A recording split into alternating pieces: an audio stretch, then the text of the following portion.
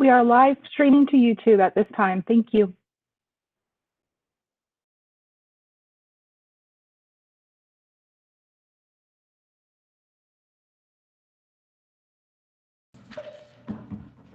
Okay, good afternoon.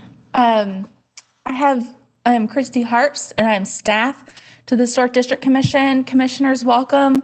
I have just a couple of announcements for you.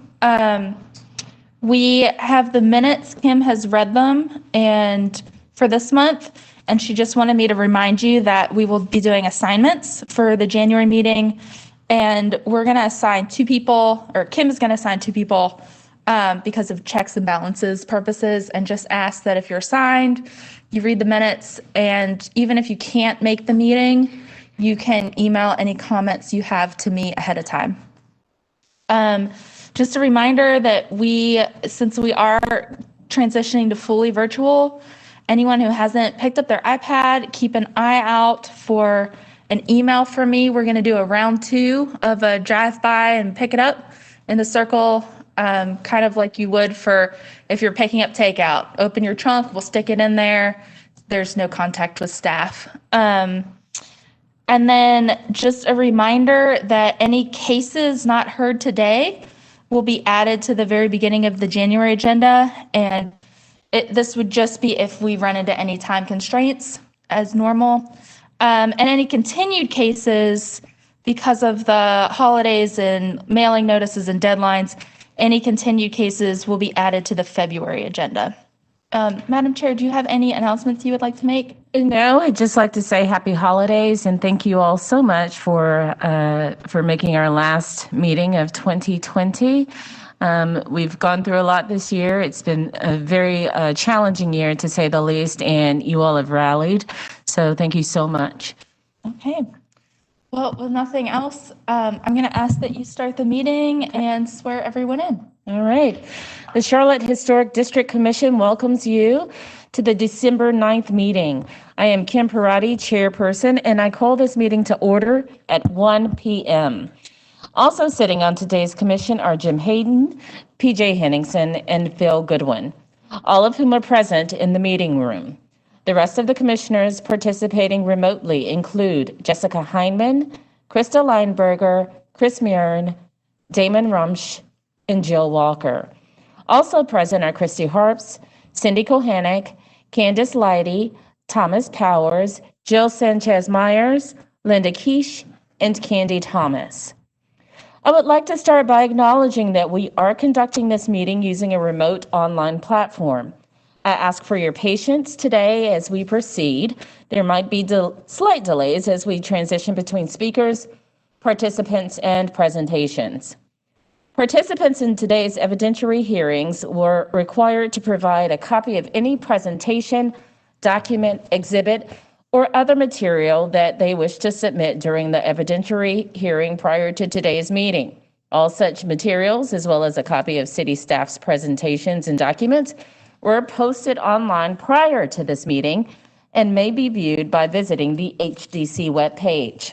No case is proceeding today in which anyone contacted the city to object to the remote online meeting platform. For everyone participating in today's virtual meeting, we ask that the following guidelines be followed. Please mute your audio when you're not speaking. Use only one source of audio, computer or phone. Do not put your phone on hold. Make sure you're in a quiet area. Please turn off or silence electronic devices and do not speak over the person talking or you will be asked to leave the meeting. Please use the raise your hand tool. Please do not speak unless recognized by the chair or staff. Because the commission is a quasi-judicial body, any speaker for or against an application must be sworn in. Due to the remote online nature of today's proceedings, any individual wishing to speak for or against an application was asked to sign up and provide any additional evidence in advance of the meeting. During the hearing, I will further open the floor to anyone who has joined the meeting today by telephone. When it is your turn to speak, please begin by stating your name and address. The review of each application consists of the presentation of the application and deliberation. The application is presented by the HDC staff. The commission will first determine if there is sufficient information to proceed with the hearing. The applicant presents their testimony for the application. Other parties wishing to speak for or against will be given reasonable time to present factual sworn testimony based on the HDC guidelines. The HDC may question the applicant and HDC staff members. HDC staff and the applicant will be given an opportunity for rebuttal and final comments. The HDC shall close the hearing for discussion and deliberation. During discussion and deliberation, only the commission and staff may speak. An HDC member may request the hearing to be opened for further questioning. The HDC will craft a motion for approval, continuation, or denial. The majority vote of the commission present is required for a decision to be reached. A final vote by the HDC will end the hearing. If you will be addressing the commission today, please raise your right hand and respond "I do" to the following question. Do you affirm that the testimony and information that you are about to give is the truth and nothing but the truth? I do. Please be mindful that we have a court reporter present who is responsible for making an accurate and complete record of these proceedings. The reporter must be able to hear and understand. Everyone present must state their names before they speak clearly, loudly, and one at a time. The reporter will interrupt only when absolutely necessary to get clarification on what was just said, or to alert speakers that they are having difficulty hearing or understanding. Are there any questions? All right, let's get started.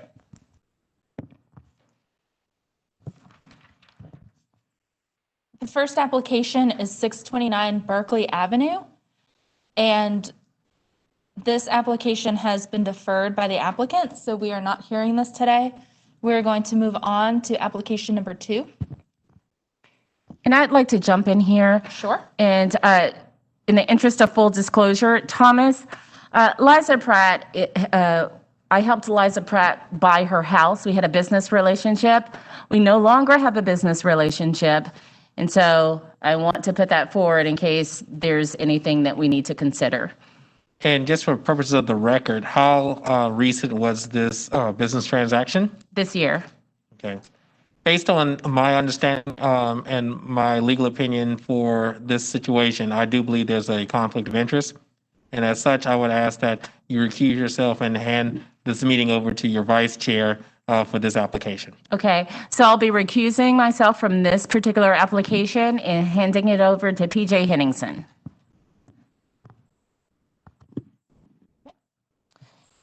Liza, are you with us? Yes, I am. Liza, were you sworn in? I raised my hand and said it, but I don't know if I was on mute or not. That's okay. You raised your hand and said, "I do." Yes, ma'am. Okay, thank you. Okay, the agenda item number 2 is 1515 Wilmore Drive. It is a request to remove 3 chimneys on the property. The chimneys are located, there is a chimney on the front elevation, as you can see in this picture on slide 19. And there are 2 chimneys on the rear. One is on the rear of the left elevation, as seen on slide 20. And the other, it's hard to see on this slide, but the other is also on the rear elevation right here on slide 21. I believe it's shown much better on slide 22. Liza, if you would, please state your name and your address for the court reporter. Okay, my name is Liza Pratt, and my address is 2201 Birchcrest Drive. I'm the Critical Home Repair Project Manager for Habitat for Humanity of Charlotte, and doing this application for the 1515 Wilmore Drive address. Thank you. Liza, is there anything else you want to add or discuss about the project? Maybe why you're seeking chimney removal, what the conditions are of the chimneys? Sure. Well, so for just a brief information about the critical home repair program, we provide critical repairs to improve the health and safety of the home for homeowners who are unable to pay for those repairs themselves. And this family has owned the home here on Wilmore Drive for over 40 years and applied for our program to address plumbing leaks, electrical hazards, lack of heat, and some major roof leaks that were causing the interior ceilings to collapse. And so especially the right rear chimney was collapsing and causing major roof leaks inside the house. And so we found those to be important to remove that right rear chimney and complete the roof replacement to prevent the ceilings from collapsing.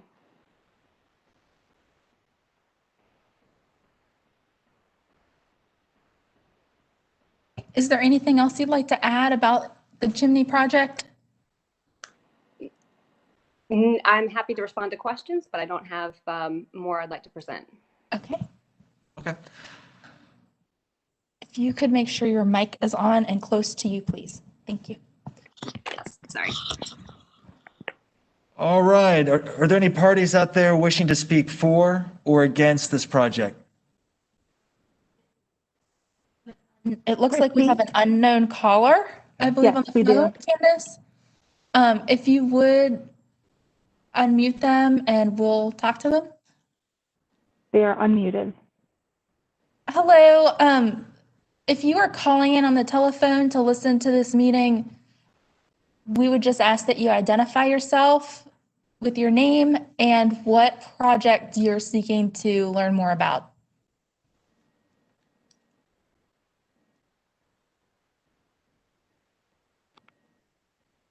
Caller, are you there?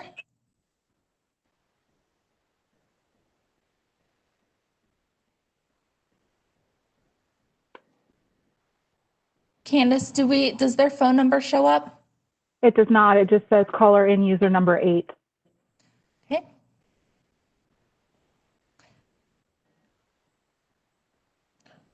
Well,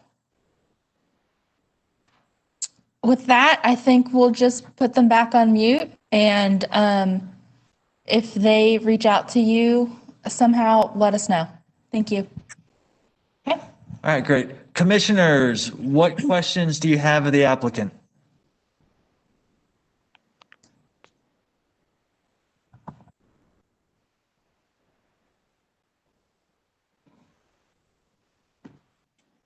Nobody?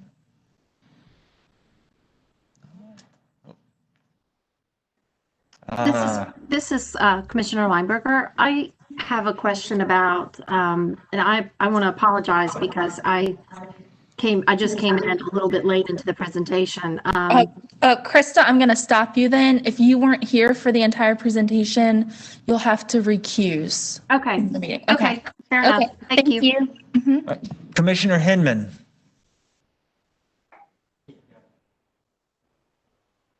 Hi, Liza. I'm going through our chimney guidelines here, and I'm wondering, the chimney that is visible from the street, what explorations have you guys done to explore repairing or supporting that chimney? I'm sorry, there was some background noise. Can you repeat the question? Sorry, I'm getting an echo on myself. I'm wondering if you can talk to us about the chimney that's visible from the street. What you guys have looked into for repairing or resupporting or reflashing that chimney. I think that the reflashing of that chimney would be possible. I think the initial write-up was to remove all 3 chimneys, but if that's not acceptable, we're open to reflashing the front right chimney. Thank you so much. That's it for me. Other commissioners have any questions of the applicant?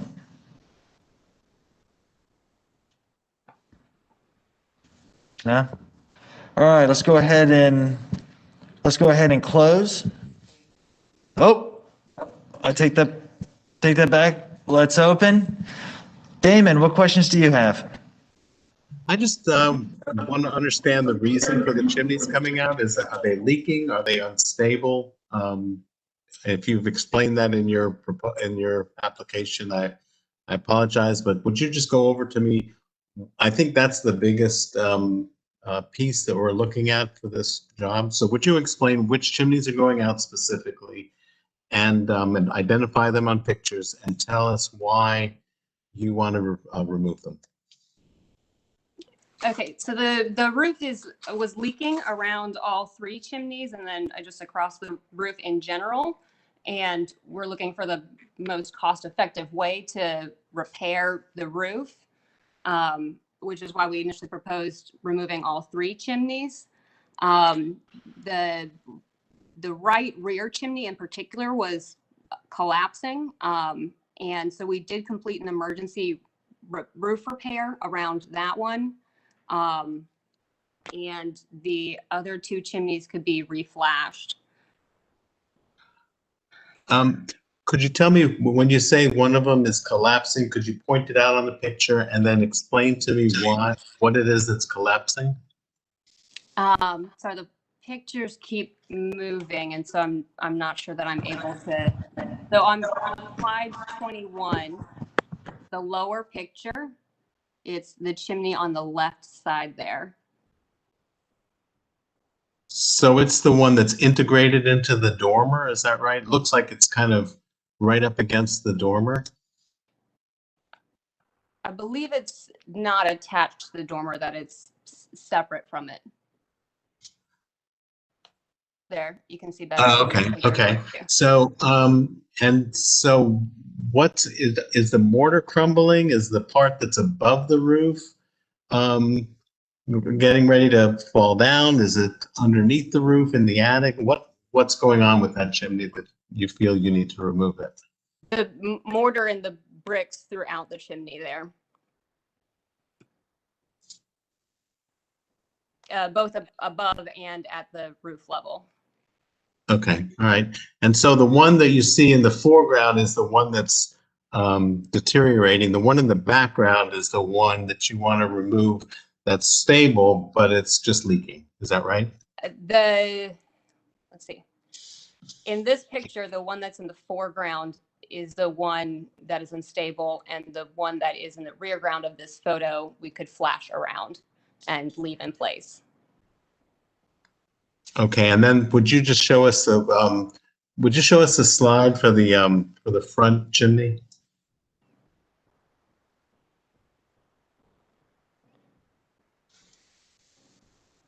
Damon, it's on slide 19, being circled by my mouse. Okay. And then it's also shown on slide 20, again, being circled. And this one is integrated with that dormer. Okay. All right, good. That's and this one could be flashed. It's in solid condition. Thank you. That answers my questions. Okay. And I have a question as well. It's PJ Henningsen. So, question for you. Are you asking for all three chimneys to be removed? Because I'm also hearing you say that you would flash them if requested. So what are you really asking for? Yeah, so on the initial application, we had listed the removal of all three chimneys, but I guess at this point, the request would be for the removal of the right rear chimney and flashing around the remaining two chimneys. Okay. And Christy, the right rear chimney, if you go to slide 19, is that the right rear chimney?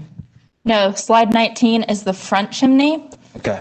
If you go to slide 22, the one I'm circling is the right rear chimney. All right. And then I'm now pointing out the front chimney on slide 22. Got it. Thank you. Okay.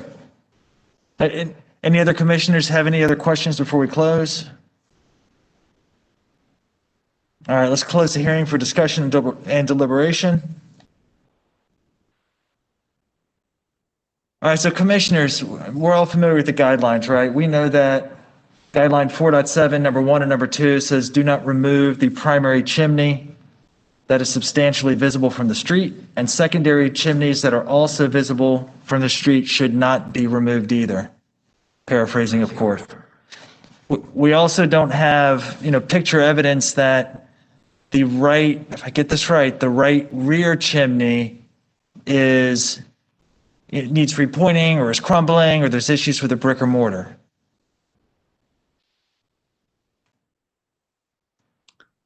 Right. So my question to you is there enough evidence to warrant chimney removal?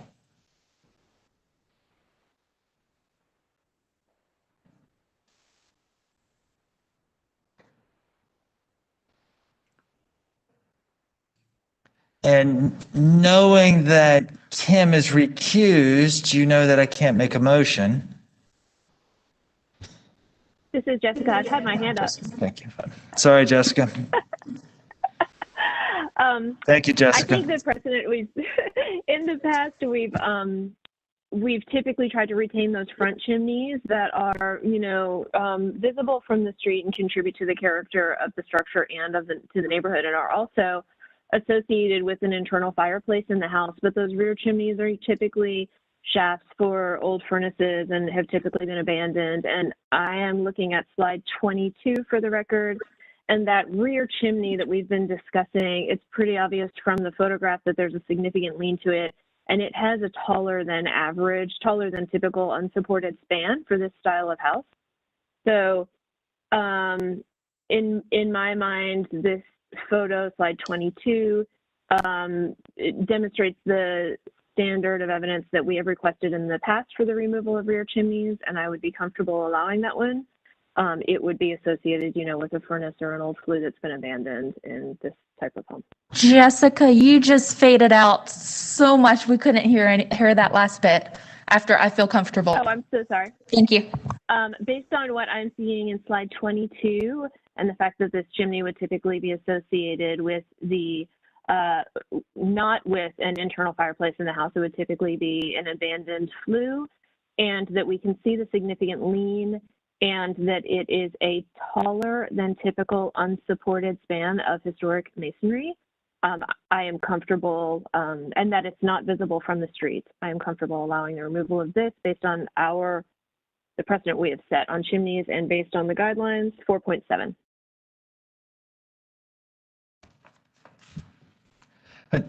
Commissioner Rumsch. I think that chimneys are a real important character of the house. All of these seem to be pretty visible from the street somehow. All of them, the reason they're coming down is because of leaks.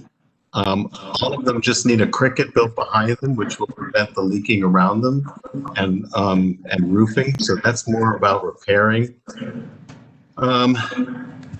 I understand that one chimney that's tall is not as significant as the others, but I just don't understand why we would allow historic material to be removed without a good reason.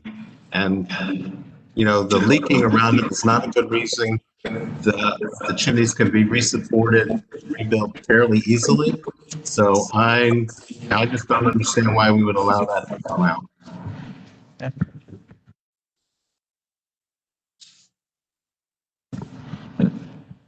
Any other commissioners?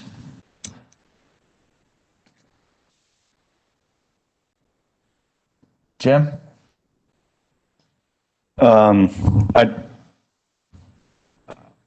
I kind of concur with Jessica that it's a very fuzzy picture, but you can see the chimneys leaning, and I'd look at the other pictures and I don't see that one from the street. So I'm okay with that one being removed and the other two being repaired. Commissioner Walker. I think it's important to maintain the primary chimney on this residence, and that the other two will normally not be seen from the street, except for the fact that they're adjacent to a parking lot, and they're completely non-functioning. So I'm okay with their removal. Okay. Any other commissioners? Does somebody feel strong enough to make a motion?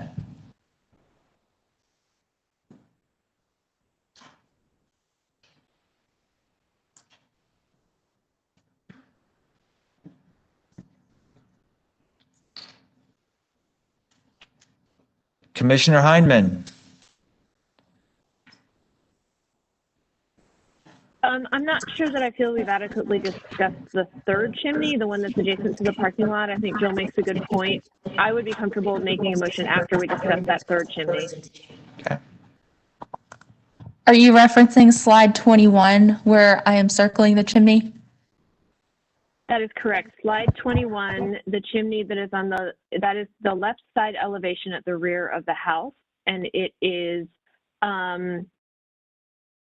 an internal lot on the block, but it just so happens that there's a parking lot adjacent to it. Is that correct?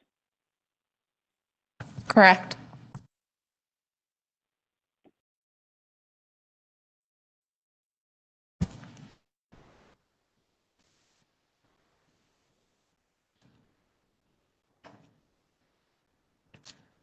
All right, commissioners, this is the secondary chimney, not quite as tall as the other one. I mean, in the absence of further discussion, I think there's actually probably a gray area in the middle on this one, that if it can be re-slashed and repointed as necessary. I think that we have typically allowed the removal of these rear chimneys that are, not fireplace chimneys in the context of either, foundation damage or risk, or, a project going in that location to avoid being visible from the street, like if there was a dormer going in or something. I think that's typically a situation when we would consider this. So that being the case, I'm leaning towards a motion that has the retention of the front chimney with repairs, the removal of the back right chimney, and the retention of the back left chimney with repairs. So I'll go ahead and float that for the commission. I move to deny. Does this need to be two different motions, Thomas? Yes, please. Okay. So I move to approve the removal of the leaning and damaged chimney on the right side rear.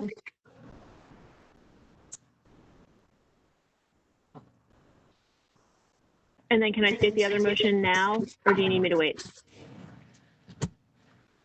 I'll second that motion. All right, seconded by Jim. Hayden? So this is, the vote is only on the chimney on the left side rear that is leaning and has the long unsupported span. Mr. Powers, should we go one at a time? Mr. Chair, as well as Ms. Hyman, at this time, you can proceed individually. You do not need to list each motion and then have a second. Depending on how the board wishes to proceed, I'm comfortable at this moment addressing just this primary issue and voting upon it. And then a board member can make a motion on the other two remaining chimneys, either individually or collectively, depending on the situation. Okay, so yes, do a roll call, please. Okay. All right. Yes, I'm sorry, I didn't address that, but yes, you do need to do a roll call on this motion. Got it. All right.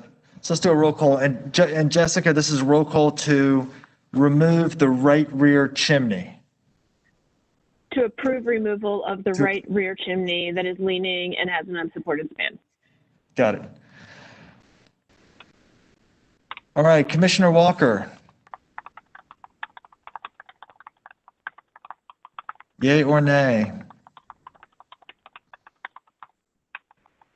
Oh, Hello. Jill, what are your Yes. thoughts on the motion?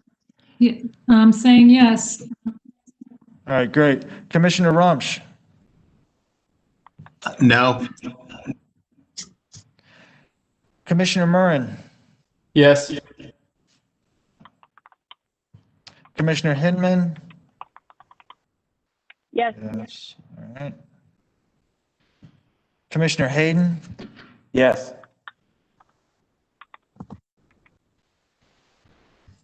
Commissioner Goodwin, Yes. Commissioner Henningsen, no.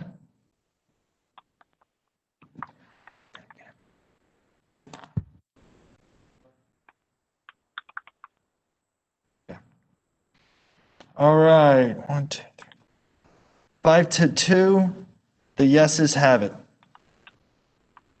So request to Okay, so approve, my next, request to approve Go the ahead. right rear chimney is approved. All right, go ahead, so Jessica. my next motion is to deny the removal of the front chimney and the left rear chimney, deny the removal of them and state a preference for repairs to those two chimneys. Second. All right, seconded by Commissioner Hayden. All right, Commissioner Walker, Yes. Commissioner Rumsch, Yes. Commissioner Murrin, Yes. Commissioner Hinman, Yes. Commissioner Hayden seconded, Commissioner Goodwin, Commissioner Henningsen, yes. 7-0, the yeses have it, approved. PJ, can I just confirm with the court reporter that on the second motion, it is in the minutes as the front chimney and the left side rear chimney? Yes, Candy is shaking her head. Thank you, Jessica. And I skipped over Commissioner much. Hayden. And I skipped over Commissioner Hayden, my apologies. Sorry. Commissioner Hayden, Yes. thank you.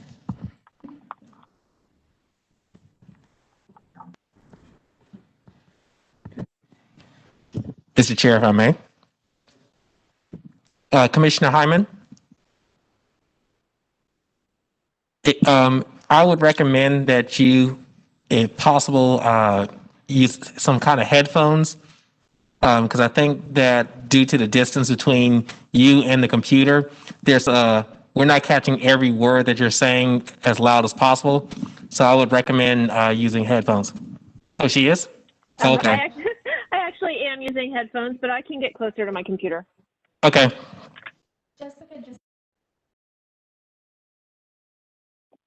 Jessica, it's just, you just fade out at the end of your statement sometimes.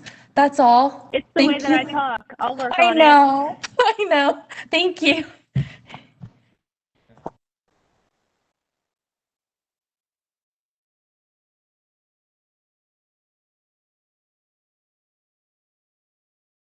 Hey, I would like to announce that Kim is rejoining the meeting as chair, and Krista Lineberger is now joining the meeting as well. We are going to move on to application number 3 on our agenda. And if I could just remind the commissioners in the room to avoid feedback, when you're not talking, just turn off your mic, and that will hopefully eliminate that feedback. So our next agenda item is 405 Heathcliff, and this is a continuance from our October meeting. And so Kathy, are you with us? I am here. Hopefully you can hear me. We can. Were you sworn in earlier? I was. Okay, thank you. So this application was continued for the front porch, the rear addition, specifically denying Easy Breeze and some changes to the windows of the rear addition and the foundation, and then also asking for an offset, the shed dormer on the rear elevation of the accessory dwelling. In accordance with our virtual meeting or our remote online meeting format, anyone who wanted to submit tweaks to their application had to do so by yesterday at noon. And commissioners, there was additional information submitted for this agenda item. Commissioners, if you were in the room, you have the paper copy in front of you with the changes to the front elevation. And commissioners, if you're joining us online, It is linked online on our website, and it is also included in the meeting packet. And I just wanted to point that out, so as we go through the meeting, that we are focusing on the new design for the front porch rather than what was originally included in the meeting packet. And I'm going to point those out just so it's very clear. They start on slide 44, and they have updated the front elevation on slide 45, 46, and then there are some 3D shots on slide 47 and 48. And they also revised the design of the roof and eliminated the brackets on the detached garage. But otherwise, the design of the garage remains the same as what was submitted in the packet that you are probably most familiar with. So if I need to clarify any of that and go over that again, I am glad to. But at this time, I'm going to turn it over to Kathy and let her explain the changes that were made and her project. And Kathy, if you would just state your name and your address for the court reporter, please. Sure. My name is Kathy Cox, and my address is 979 Scholl, Schoel Drive. Okay, and Kathy, let me know where you would like to start. Sure. So what you're seeing in front of you right now is our previously submitted design, right? And the architect was responding to my desires for craftsmen, right, based on my tastes. After receiving feedback in the last meeting for more of an small American house style, which very much want to call out Christy for helping us to get some design concepts for that. Went back to the architect and actually redesigned and came up with a simplified porch with clean, what I would call clean lines. Are you guys able to hear me? Because I'm getting quite a bit of feedback.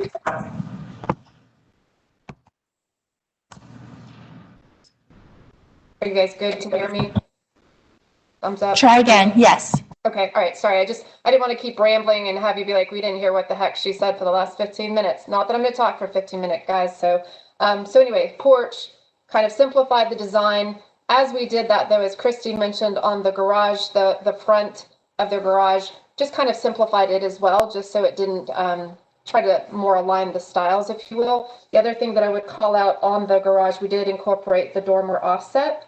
And then finally on the back porch, the architect apologizes profusely, the Easy Breeze. Now I was like, why the heck are they so fixated on this Easy Breeze? Because there was a reference left in the original, what we submitted. There was no intent to go with Easy Breeze. Christy had already told us not going to happen. And so he apologized that was left in. So has modified the back porch design, bringing the windows together. Hopefully that's what you guys were looking for based on the feedback we got coming out of the last meeting. And then also that masonry, the foundation, just kind of enclosing that and having it not be open and just kind of a little bit, I would say it just kind of pulls the house together from a streamlined perspective. So I think we hit all of the points on the continuation letter. And again, some of those designs that we've just flipped through were old. You can see on the garage here, we had that kind of overhang on the garage doors. That's now been removed. And it's just kind of a more simplified look, just to kind of stay in line with that new porch look, which I really do like. So appreciate the feedback on that front porch. It's actually going to cost me less too. So that's pretty cool too. So I'm happy to answer questions and apologize. I was hoping somebody would go ahead of me so I would know exactly what you wanted me to cover, but I'm happy to answer questions from the floor. Thank you so much, Kathy, and thanks for using our staff as a way to help you improve the project. Anyone here to speak for or against this project? No? Okay, commissioners, questions? Commissioner Walker.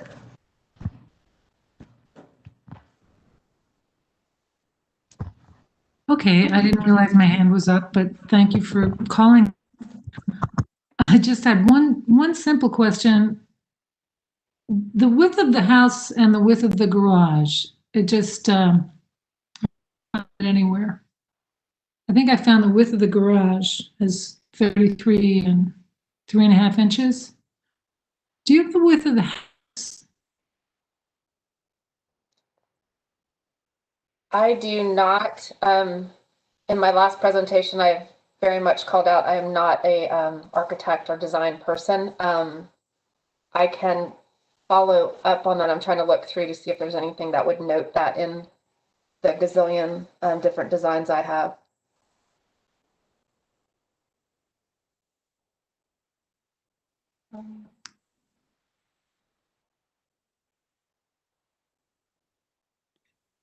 Yeah, this doesn't give me a side or length. You're talking about if I'm standing in front of the house, how wide it is, correct? Correct. Yeah. I mean, I know that the garage is way far back on the lot line. I just wondered about the difference. It appears that the garage is wider than the house, but perhaps the distance, as far back as it is, that's not consequential. That's all. Thank you. My hand down. Jill, I don't know if this is helpful. I'm looking for the width of the house, but the width of the garage is, let's be 11. It's on that slide. Thank If you look at the garage, that's feet and 3.5 inches. I found that. I just didn't find the house.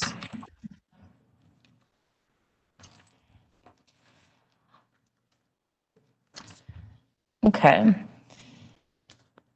I don't see that either. I don't know that we asked that the first meeting, and it is an existing house that's very, very small. Right, we didn't ask that. Why don't we, commissioners, go through what we did ask? All right. So why don't we speak to the front door and porch addition?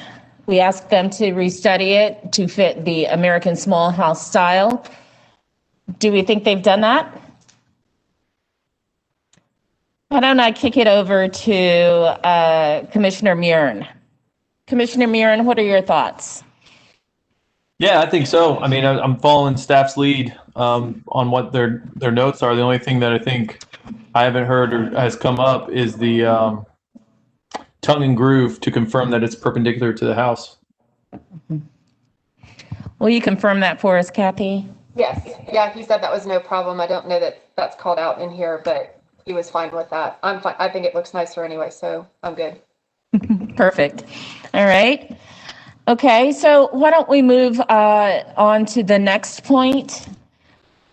So we've addressed front porch floor should be tongue and groove. Why don't we look at the rear addition? We said that it should be keeping with the American small house style. Why don't we address that? The windows being molded together, the enclosed porch, the soffit versus enclosed soffit versus open soffit. Commissioner Lineberger, what are your thoughts?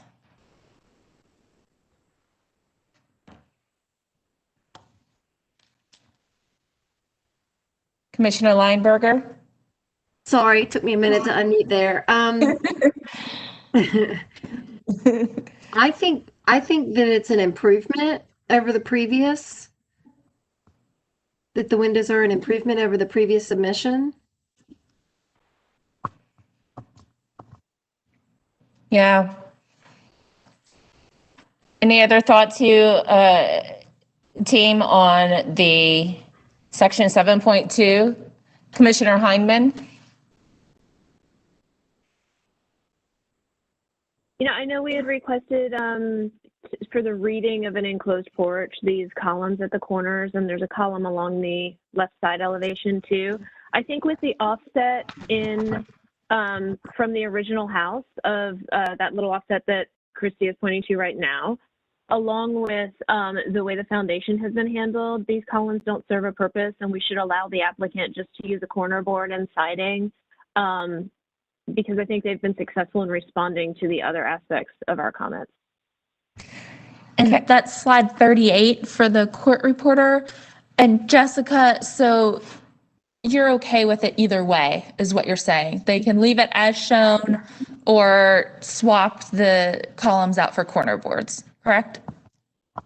Correct. And if you can zoom into that left side elevation on slide 38 real closely on the addition component, this is not a historic part of the structure. This is actually new construction on the addition. And I think you can see in this particular application, those columns that we typically request to look like an enclosed porch are not, I don't think they're necessary for the applicant. And so, yeah, I think either way is fine. Okay, thanks for that, Jessica.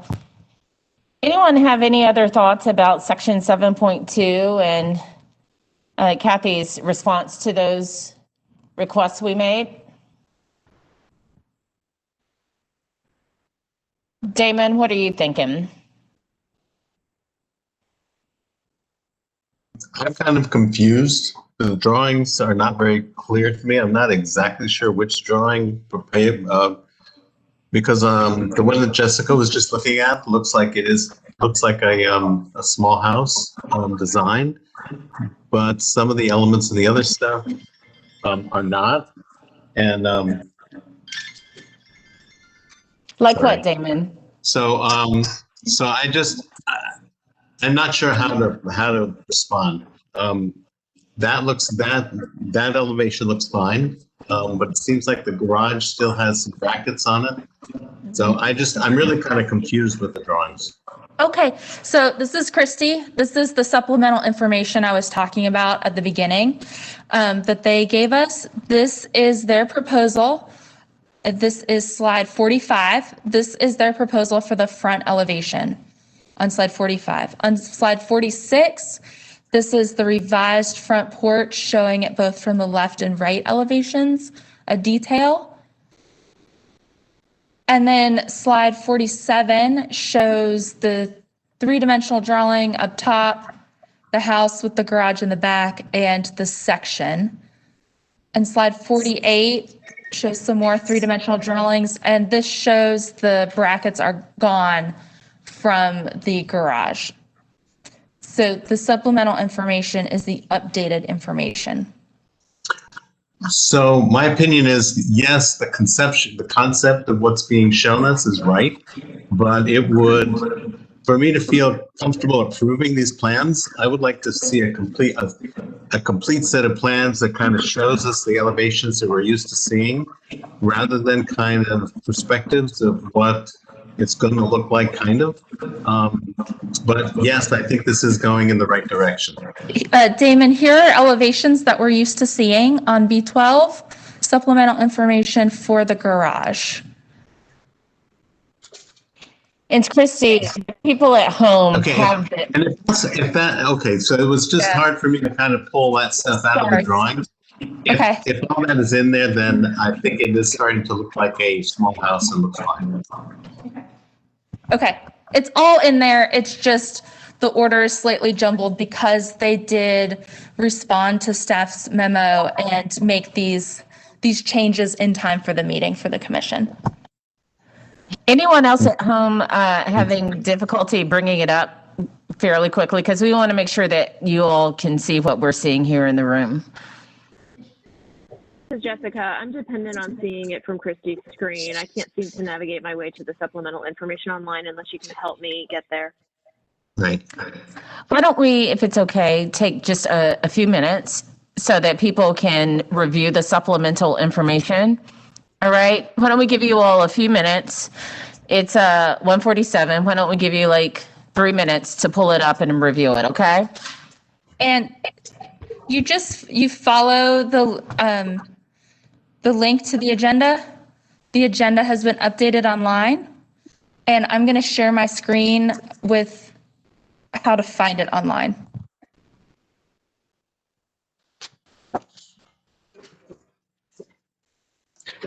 And this is Damon. I just want to say I can pull it up pretty easily. My problem is trying to decipher where the different pieces of what I'm supposed to be looking at are. So, but from what you showed me, Christy, I'm a lot more comfortable than I was when I started.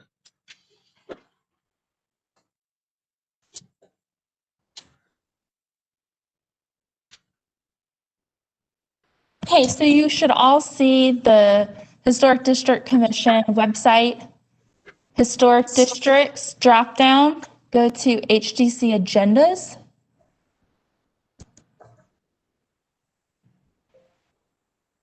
And then scroll down and click on the December agenda. And hopefully this helps everyone at home as well. And scroll to the bottom of the agenda, and there's an agenda supplement number 1. Yeah. Yep, and so I will pull that up. Here we go.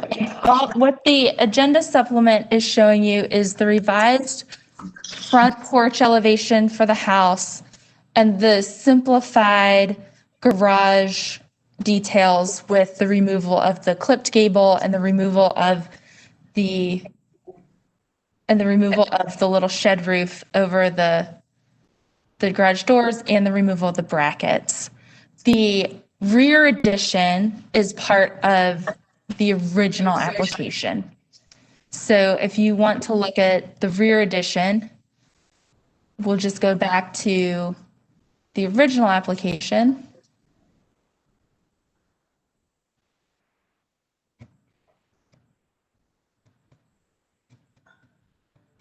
And the rear addition wasn't included because it remained unchanged. The changes were simply to this front porch was changed and the design of the details applied to the garage. The form and massing size of the garage remains unchanged. It was simply the application of the details were changed to bring it more in line with the proposed front porch. So here on the original plans, this is the rear addition that remains unchanged from the submittal. Does that help everyone? Commissioners at home. It does appear to me as if It helps me. the last item on our list of accessory dwelling unit in the rear of the yard, offset the shed dormer of the rear on the rear elevation at least 12 inches. I don't see that that's been done. So for those of you at home, Jim skipped to the last point that for which we continued the application. And so that one has not been done. It doesn't appear that it has been. It looks like, if I may clarify, it looks like what they did is they pulled it in from the side, 12 inches, but they did not pull it in the coplanar aspect of the outside wall. And that is shown on the supplemental information sheet B12. Okay, I want to make sure that we're all set, and PJ has a comment, but before we get to PJ's comment, commissioners at home, I'm just going to do a roll call to make sure that A, you have the supplemental information and B, that you've had time to look at it, and C, that you're ready to move on. Jessica, so I know you've seen it. Do you think you've had time to review it? Enough time? Thank you, Christy. I was clicking on the main link, not the supplemental information link. This is really helpful, and I've had plenty of time. Okay, awesome. Krista? Yes. You all good? Yes. Okay. Okay, Chris Meehan? Yep, all set. Thank you. All right, Damon? Good to go. Jill? I'm good, thank you. Okay, PJ? Question. So looking at the supplemental information, is the foundation under the addition, is it masonry or is it fencing?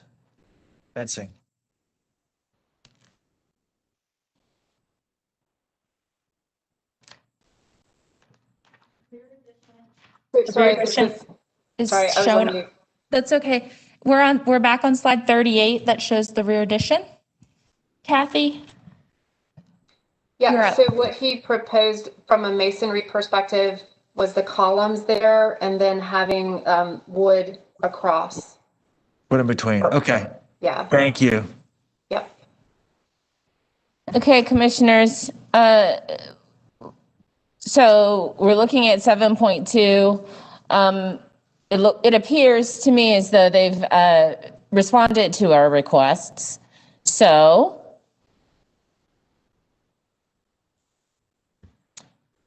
any thoughts, any questions? Anyone disagree and want to point something out? All right, let's move to pages 6.9 and 4.4 for the Masonry Foundation. We just heard that it's wood. All right, so there was a response to that, and then the main fence line on the left elevation in the front yard should stay the same in the same location. That's been answered, correct? Yeah, it stayed. It's where it is today. Okay, perfect.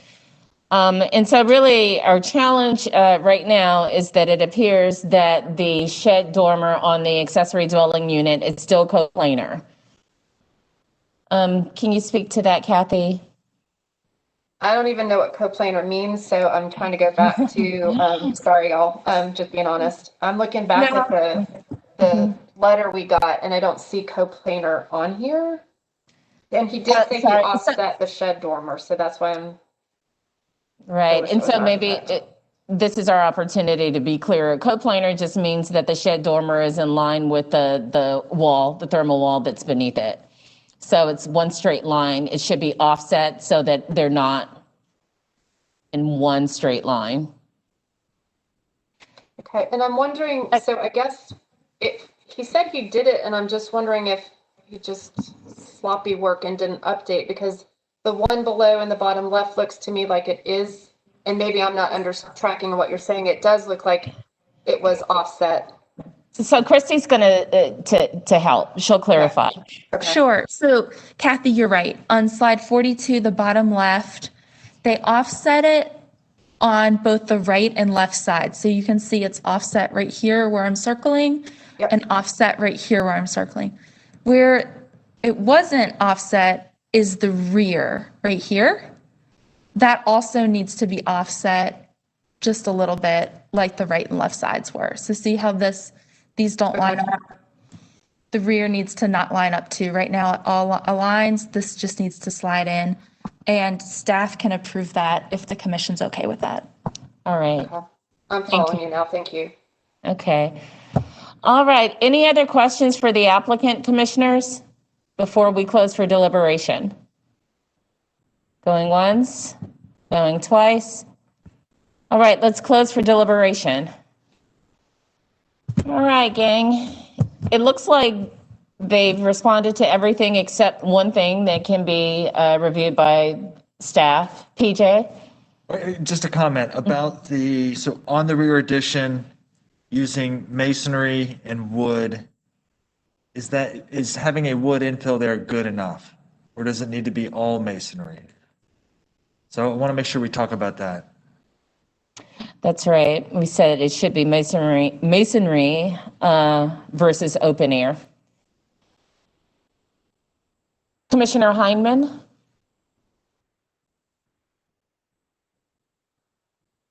You know, I have the exact same question as PJ, so I'd love just to dive into that conversation, and I'd love if staff can weigh in on that. The guideline is 6.9, number 2, that specifies brick or stone on frame buildings, but we do typically allow this wood infill on porches, and the language of this addition is in the direction of an enclosed back porch. So, Christy, can you weigh in on that, please? I think the guidelines give the commission leeway to do what they see fit. I think based on your comments earlier about, it's okay to remove the columns because of the offset, that if they want to make it look more like a rear addition, those changes might have a domino effect on the appearance of the foundation. Whereas if they keep the language of the enclosed porch, that might make this foundation appropriate, and that's going to be up to the commission.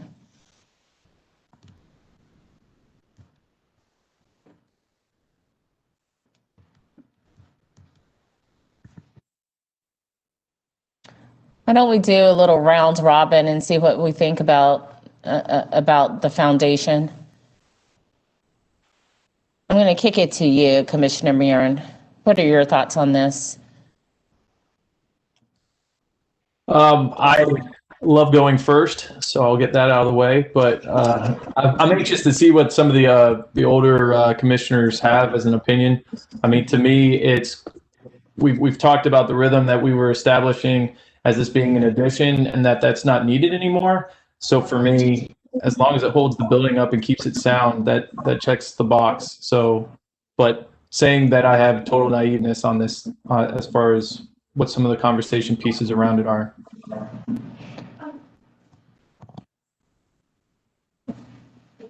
Did you have something you wanted to say, Christy? Okay, thank you for going first, Commissioner Muir, and let's kick it over to Commissioner Ramsch.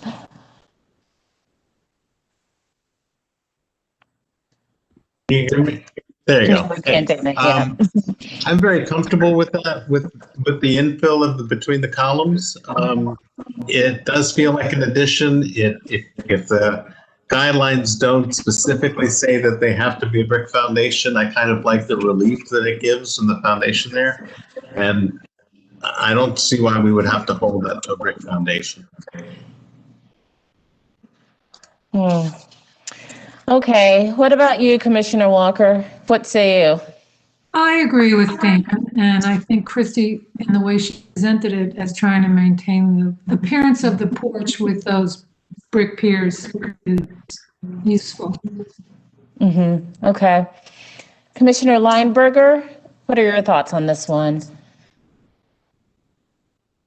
I tend to agree with the previous comments. Now, are we saying that because this comes across as an enclosed porch, that it's different as opposed to it being an addition, which, 6.9, number 2, to Jessica's point speaks to? So if we're saying that it reads as an enclosed porch, then this is permissible.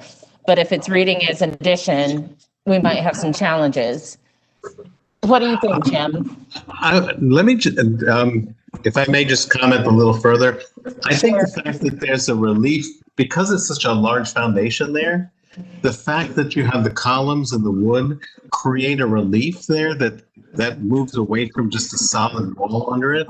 So despite whether it's an addition or a porch, I think that relief helps the look of the addition. Okay. All right, Commissioner Heineman, and then we'll kick it back to you, Jim. I tend to agree with Damon. I think if I'm looking at this rear elevation, the relief in the foundation does sort of speak, I think, to the unpretentious and light nature of American Small House in a way that I like. And it also, I think, it's not the primary mass of the historic house. And on further reading of 6.9, as a whole, including its preamble, it really reads to me that the foundation material requirement speaks to the primary mass of the structure as visible from the street. So I think the response that the applicant has given us in terms of offsetting the addition from the historic structure, right? It's very clearly an addition at this point. It's very clearly not of the historic structure. And I think it's a good response to federal guideline number 9, which talks about differentiating new from old, and is a good response to the lightness of the American Small House. And so I support this foundation that's been proposed. Okay. Thank you, Commissioner Heineman. Commissioner Payton? I think Jessica summed it up quite well. And Commissioner Goodwin? I agree. I think the primary. Excuse me. Yeah, I agree with the other commissioners. I think the primary intent is just not to have the open air foundation, and you're accomplishing that by enclosing it with a wooden and brick structure. Okay. Well, it sounds like we have a motion in the making. I'm sure someone was taking notes, right? We have our checklist here. This is Jessica. I'll be happy to make a motion. This is Jessica. Okay, awesome. Thanks, Jessica. So I am.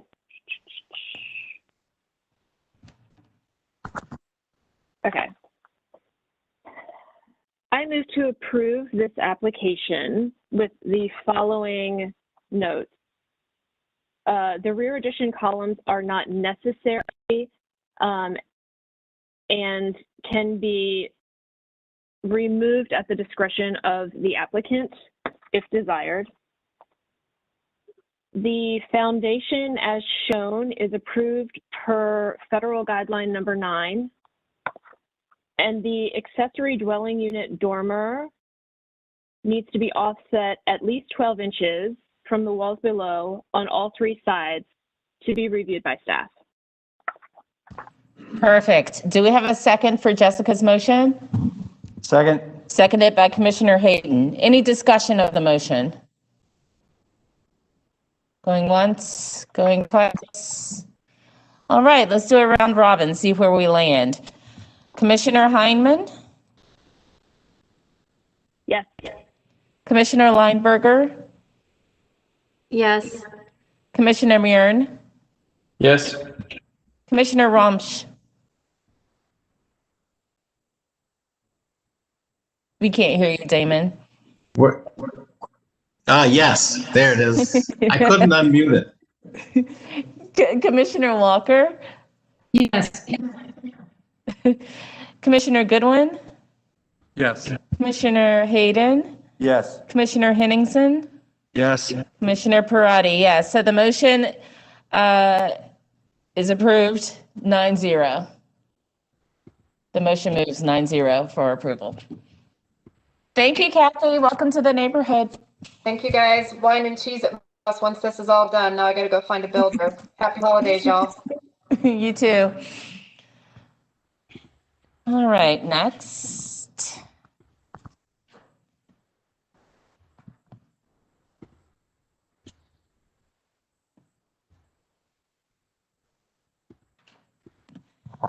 Okay, the next, we are moving on to new applications being heard in December and starting with the consent agenda.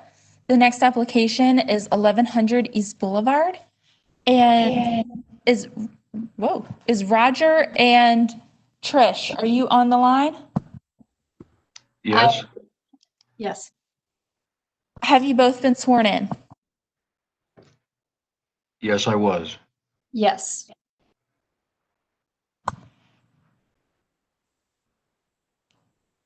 The next application is 1100 East Boulevard. This is the relatives. It's located on the corner of East Boulevard and Ewing Avenue as shown on the map. And they are requesting the installation of an access ramp. And the access ramp will run alongside the right elevation parallel to Ewing. And you can see from the pictures where it's located. This is slide 91. It shows where exactly the ramp will go. It shows the plantings that will try to buffer and screen the ramp, and then the ramp connects back to the parking lot. Slide 92 has the elevations of the ramp and of the railing.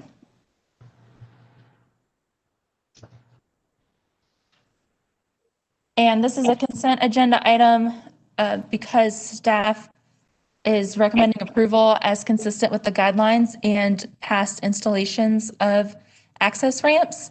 The reason it's in front of the commission is due to the visibility of the ramp in the location. Okay, so do we have anyone here to speak for or against this application? Yeah, it's consent. Anyone object? Does anyone object to this being on the consent agenda list? Jessica, your hand is still up. Is it for this? So sorry, forgot to take it down. I have no objection. Okay. And there's no one from the public. All right, and so, and there's no one for the public from the public who wants to object or speak for this. So, and Christy, I do not have our discussion leaders list. Jill. All right, Jill. Jill Walker, you're up. Well, I do not have any questions. I'm to make a motion. Perfect. Make a motion to approve this accessory ramp as it meets lines for accessory ramps, 8.10, numbers 1, 2, and 3. All right, perfect. Who wants to second Jill's motion? PJ will second your motion, Jill. Any discussion of the motion? All right, let's vote on it, shall we? Jessica Heineman?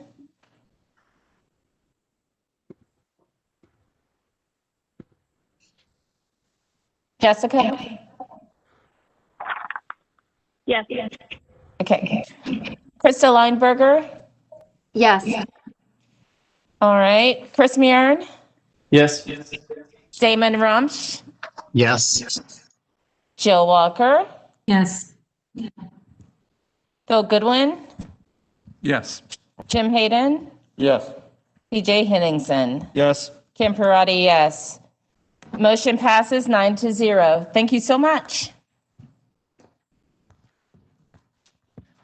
All right. Moving on to the next one. The next application is 2007 Dilworth Road East. Mike, are you with us? Yeah. Have you been sworn in? Yes, I have.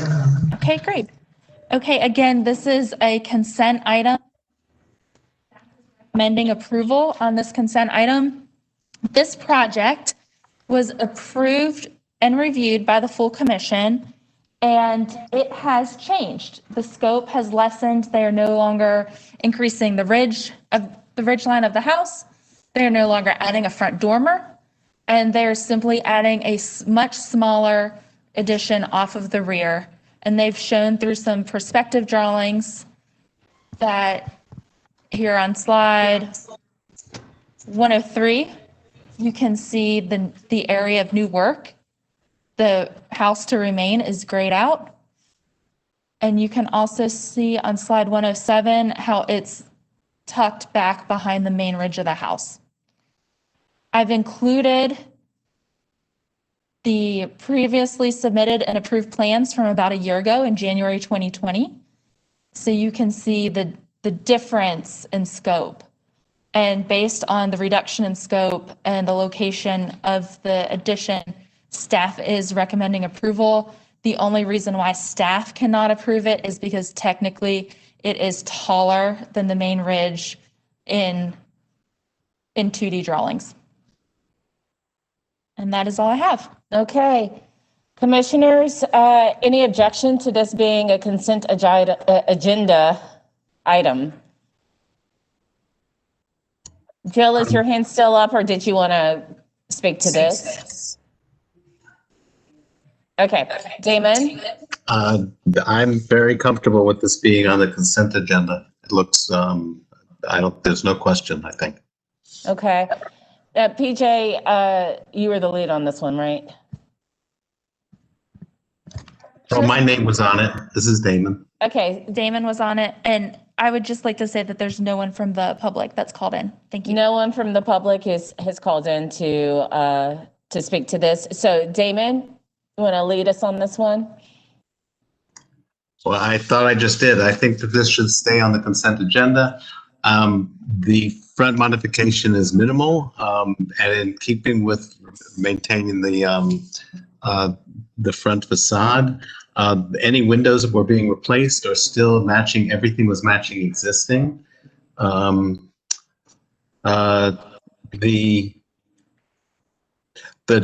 only question I had was the doors on the back were not specified as to the details on it, and I think that that's not something that staff could check, the transoms and the windows and the doors below them on the back elevation, rear elevation.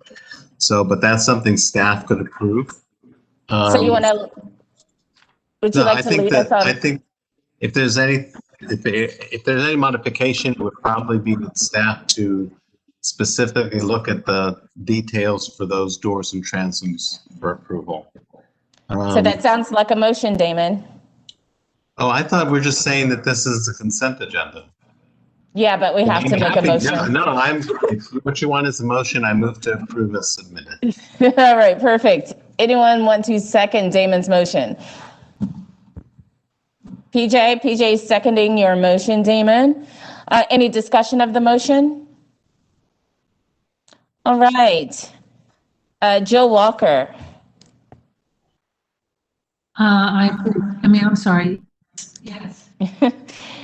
Damon, I approve. Chris Murin, Yes. Yes. yes, twice. Krista Lineberger, Yes. Jessica Heinman, Yes. Phil Goodwin, Yes. Jim Hayden, Yes. BJ Henningsen, Yes. Kim Parati, yes. Motion passes 9-0. Thank you so much. Thanks, Damon.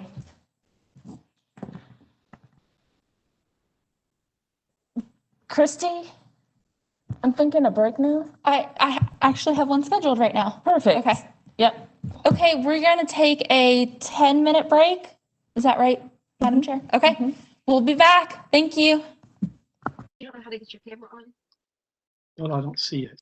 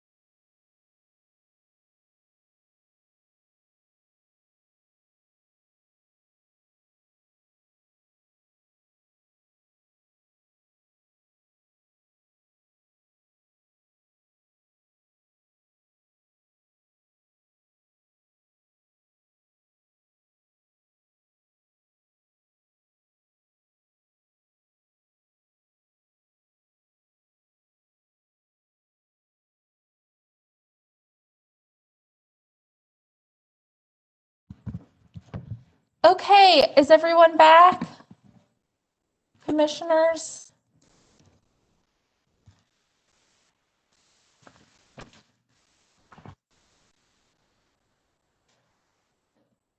Candace, are all the commissioners back?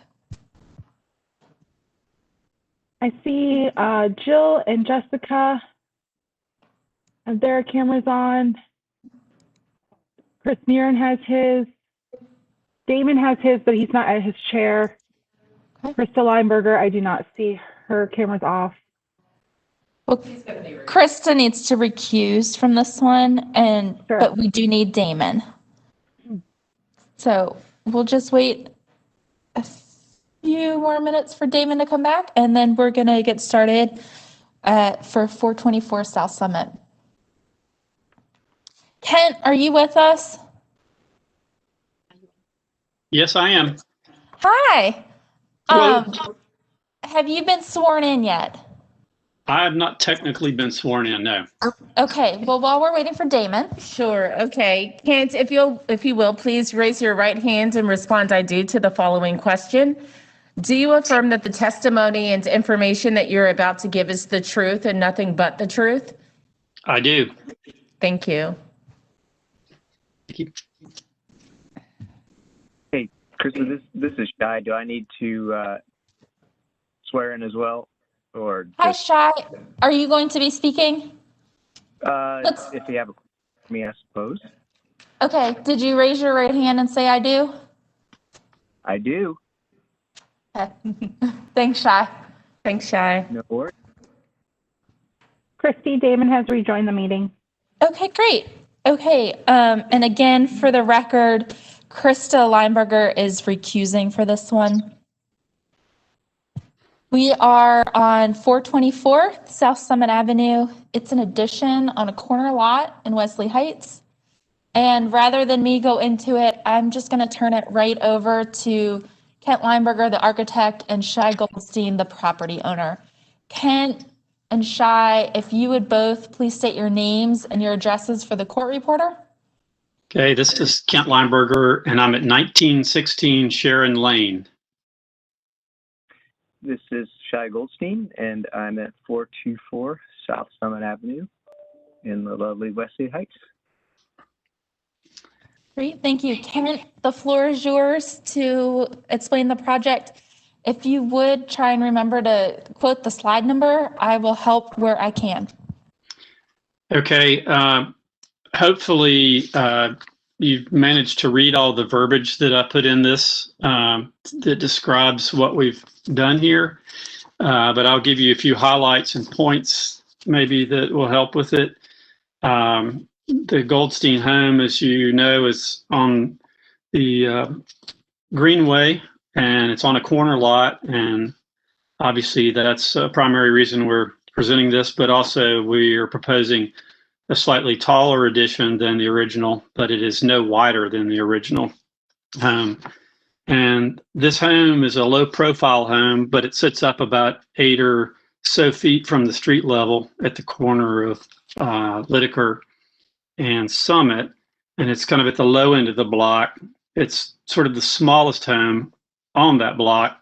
If you begin up the street just a bit, 400 South Summit, it's fairly large, 5,400 square foot or so home with wraparound porches, and then you come on down to the other corner for the Goldsteins, and it's a one-story home of about 1,700 square feet, 1,735.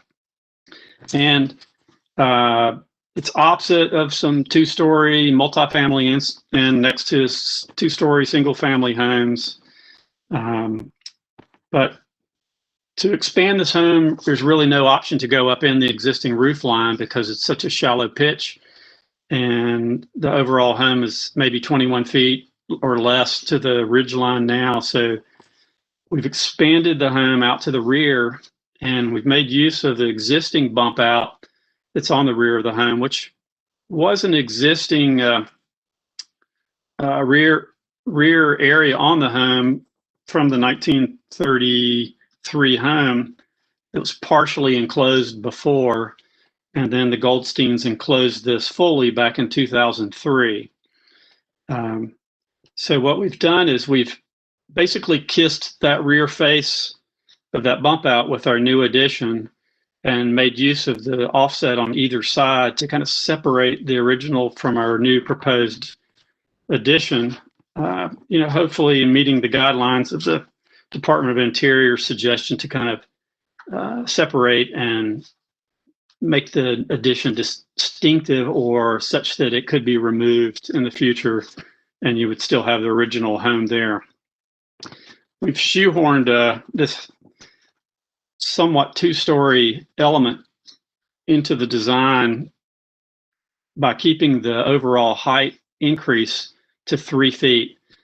Having met with Christy and folks there at the HC, our preliminary advice was that we should not exceed 3 feet beyond what was existing on the current house. And so to do that, I've sculpted a roof line with hip roofs and clip hip roofs to keep it from ever having any two-story faces, but setting anything that's on the upper level back into the roof line as though as a dormer.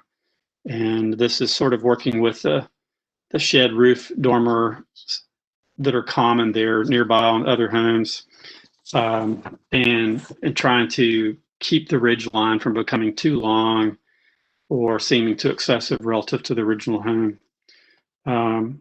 So all in all, I think what we've done is we've squeezed some square footage into that upper area for a bonus area and a bathroom. And then we've added a master suite, laundry, mudroom on the main level in our addition, and then used the little courtyard spaces in between to mask the HVAC units and some of the electrical panels. Probably, in my description, you've read that we're matching materials to the home. We're matching the eave lines, the soffits, the brackets, the casings, the trim, the gate details and door details, brackets, some of which the owner crafted in previous renovation, and we're trying to work with those, carry that theme throughout on the home. And I believe everything else is spelled out in there. Wood simulated divided light, window units, asphalt shingles. The hardy siding that we're proposing on this is what is on the current rear addition on the house, which was done back in 2003. And it was done to, as closely as possible, replicate the wood siding that's on the original body of the house at the time. So I don't know that I have anything more to say right this moment. I guess I'll be available for questions as we go. I will make one comment that in hindsight, as we've stared at this, having submitted it about 3 months ago, is that on the shed dormers that are off towards the front and towards the rear of the lot, I've kept a shallow overhang on those rakes. We've debated whether to add a small bracket at each outer corner and extend that overhang slightly so that those brackets pick up on the detail that's on other areas of the house. And that's something that you could maybe guide me on whether you would feel better with those small brackets there or not. I'm kind of could flip a coin. So that's all I have to say. Okay, thanks, Kent. Do we have anyone here today to speak for or against this application? Yes, we have one unknown caller on the line. Candace, would you please take them off of mute so we can see if they're for this application?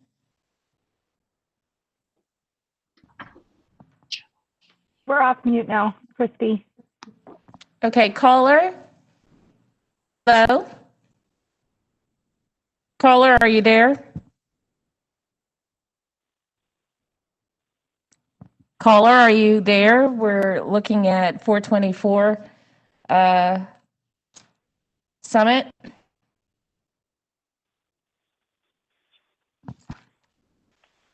So no one's speaking up. Do we want to? Okay. If you've called in, can you please identify yourself? Okay, well, hearing nothing, then we're going to move on. All right. If for some reason you're trying to speak and you can't, please send us an email and we will try and circle back with you. Thank you. Okay, commissioners, questions of the applicants? PJ. Yeah, hi, a handful, just some questions and comments. A question for you. On the hardy siding, is it smooth siding or is it the textured siding? It's the textured siding, and you can see from my photos what has been used there before, which has a bit of the grain. That was intended to match the grain on the original wood house, but I think that wouldn't really make a difference to me one way or the other if there was a strong preference. Okay, so if we asked you to change that to wood, you're saying you wouldn't have an issue with that? I wasn't saying changing it to wood necessarily, because there's already hardy on the original renovation that is the back bump out of the house, which is what we're meeting. Okay. All right, Yeah, a couple others. PJ, if you would, you were referring to slide 138. It's slide 138. Thank you. Can we go to a slide that shows the rear elevation, please? Would you like the rear elevation of that photo of the house that's existing or as a proposed with the addition? The proposed addition. Thank you.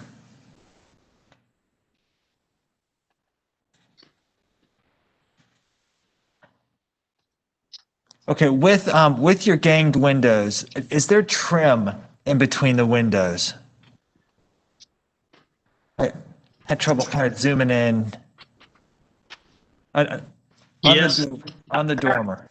I have approximately 3.5 inches of trim in between them. 3.5 inches. Okay, thank you. Yes. That's slide 149. Slide 149, thank you. And I'm glad you mentioned about the braces and brackets previously. When looking at some of the details on the addition, it looks like it's missing some of those craftsman details on the original house, exposed rafter tails, the braces, etc. So it sounds like you're open to adding, ensuring you have exposed rafter tails and braces.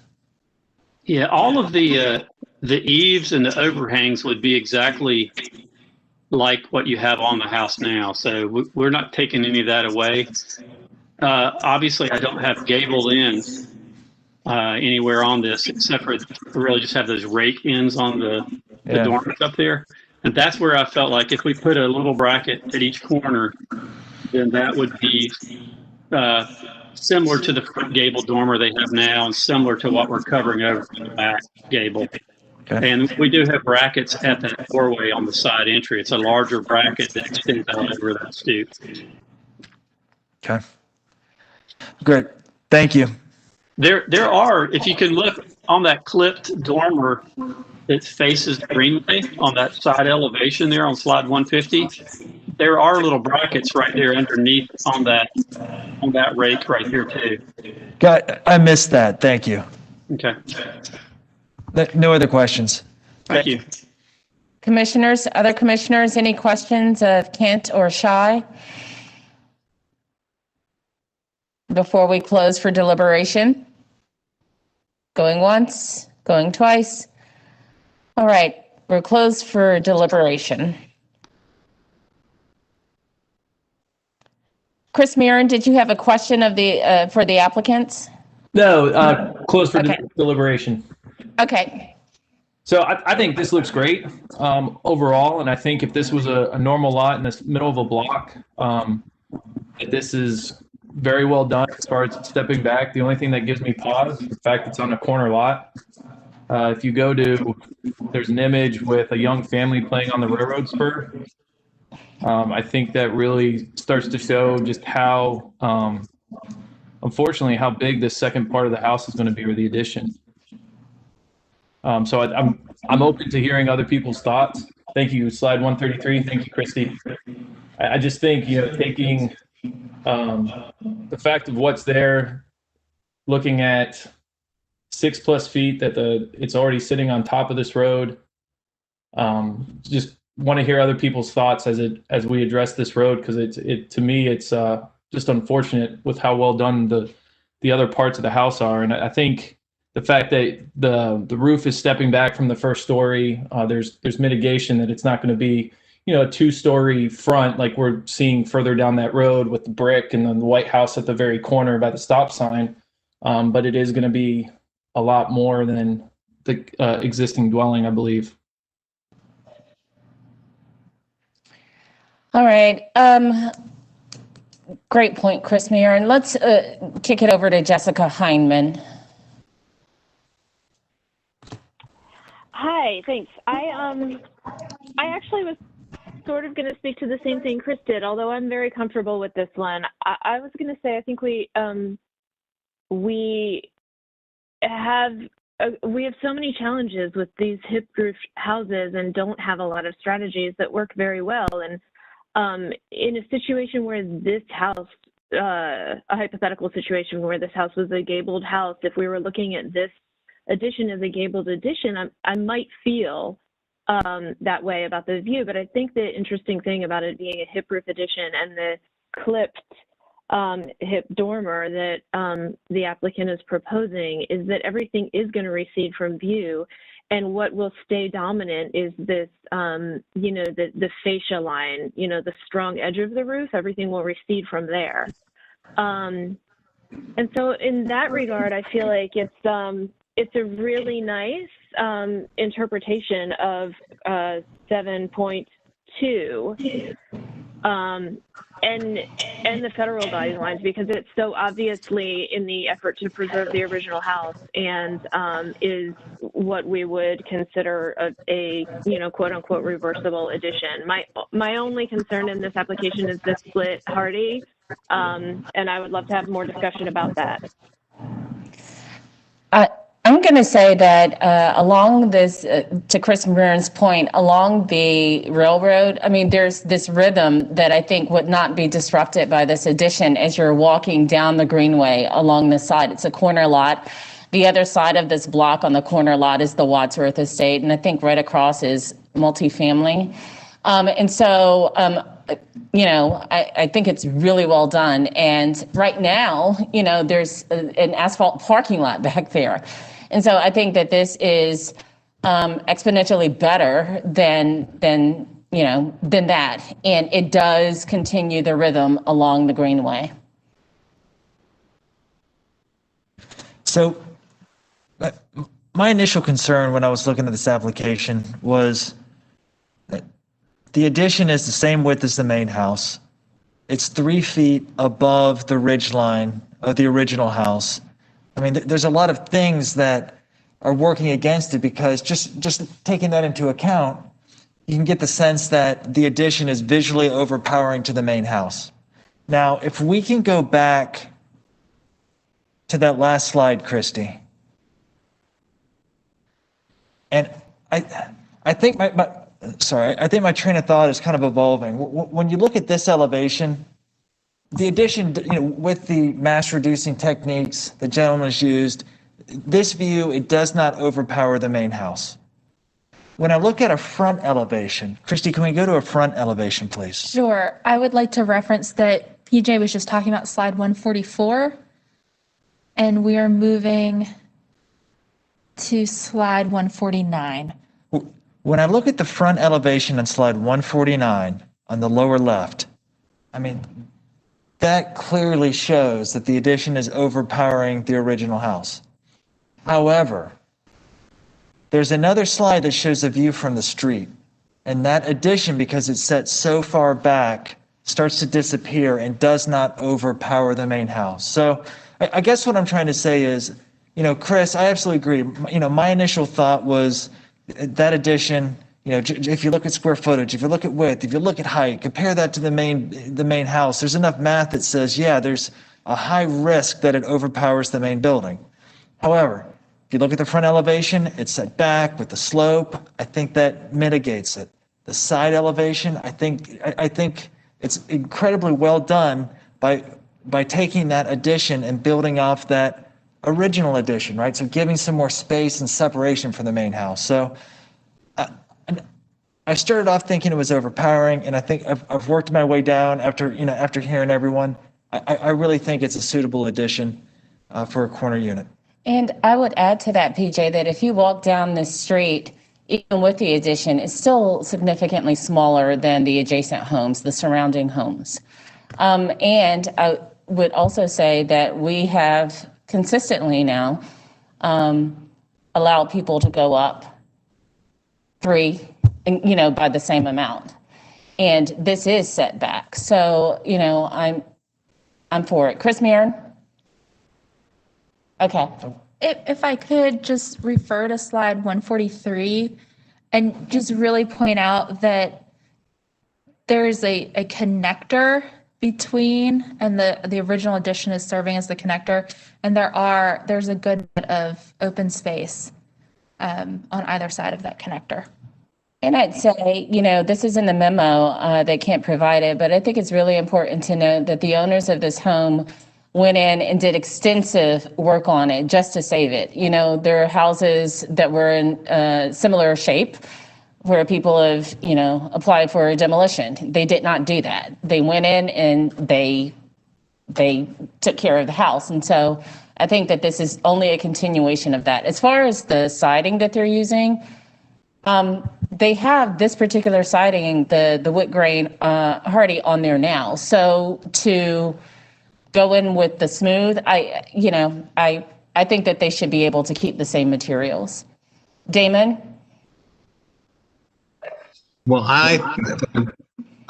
PJ's, where PJ came to at the end of his discussion about the size, I heartily agree. I think that the scaling of this works so nicely with the house, and the interest that it faces toward the street on that side. I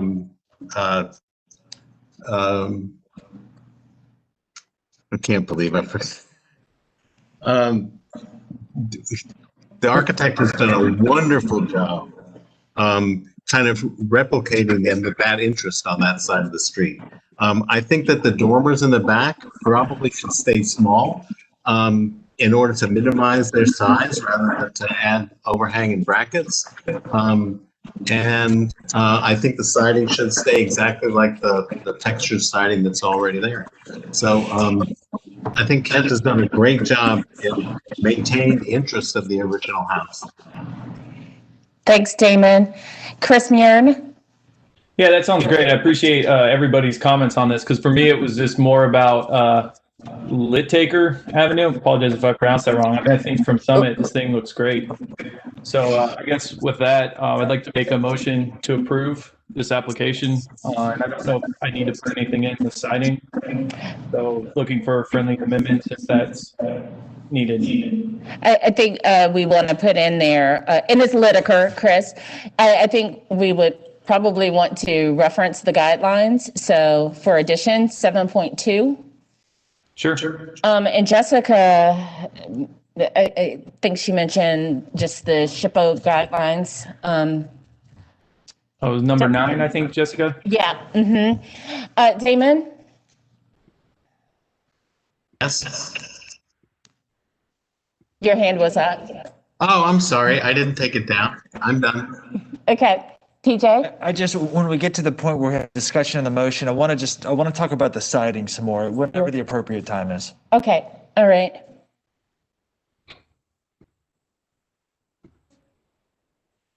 We did not.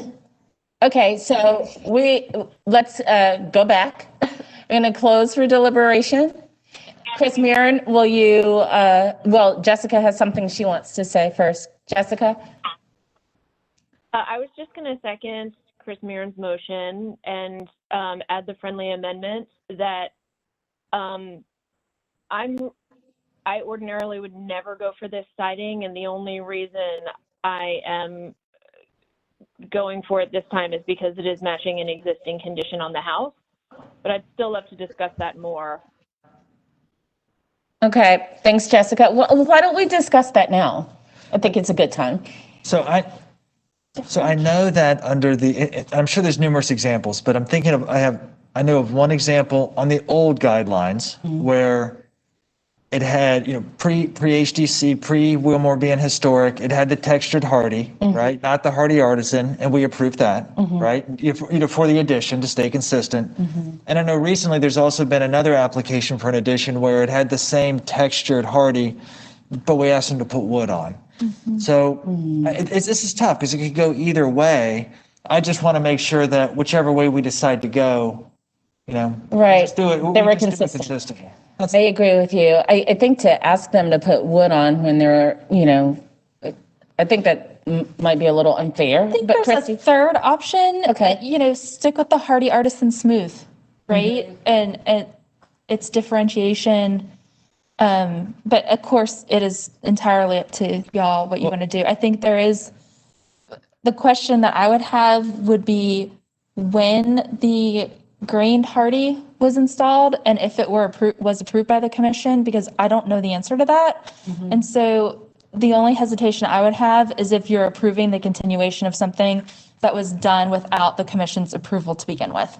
right, one part of the restoration/renovation was done in 2005 and one was done in 2018. I do think that that's a great idea, and it might be a great compromise to ask that they do this move because it provides a little, as Christy said, differentiation between the old edition and the new. And is the textured hard just on a bump out addition on the back? So it's a really small surface area that has hardy artisan. Yeah. And the whole main house is wood. Yeah. Okay. Okay, Jessica? I was just going to make the same comment PJ just did, that we're talking about a very small amount of the split hardy. And in the context of this larger project, perhaps the applicant would be willing to put in the smooth hardy in those locations. Or wood as an option. It's an addition. I mean, yeah. So they have options. Right. Okay. So any further discussion of the motion? I would request that the motion be restated since it was originally floated before you were closed. Sure. you. Okay, so Chris Murin, if you would, please restate your motion. I would like to make a motion to approve this application, looking at design guidelines in addition 7.2, along with the Secretary of the Interior's Interior Standards number 9. And I don't know where we ended on this deciding. I apologize. Well, we said that we would give them the option of doing smooth or wood. Sweet. That works. Yeah. So we should probably reference Hardy artisan. smooth hardy artisan. Will you reference a guideline for them, please? One of us, someone.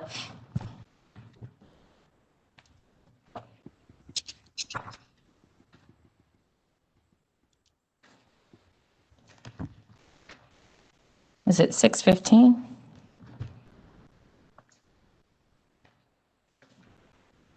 Yeah. Okay. Well, yeah. Yes, it's 6:15. This is Jessica, and I'll just I'll continue my second of Chris's motion and with the friendly amendment that the siding be smooth finish, hardy artisan, or wood. Okay, perfect. 6.15 number 2. Okay, thanks, Jessica. Thank you. All right, let's take a vote on this, shall we? Let me find my roll call sheet. All right, Commissioner Hayden, Yes. Commissioner Goodwin, Yes. Commissioner Henningsen, Yes. Commissioner Walker, Yeah. Commissioner Rumsch, Yes. Commissioner Murin, Yes. Commissioner Lineberger. Oh, sorry, she's recused. Commissioner Heineman, Yes. Commissioner Parati, yes. Motion passes 8-0. All right, congratulations, guys. Can I say something? This is Shai Goldstein. Can I say something? Absolutely, Shai.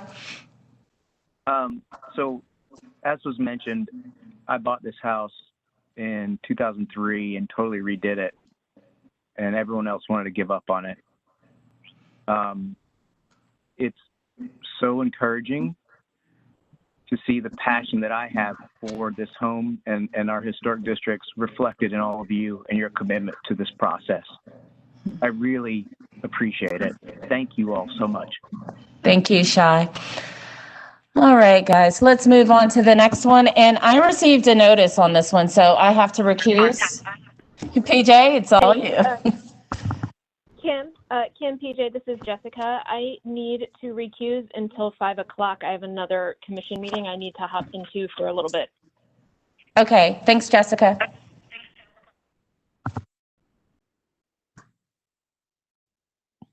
For purposes of the record, we will note that Jessica has left the meeting at 2:59.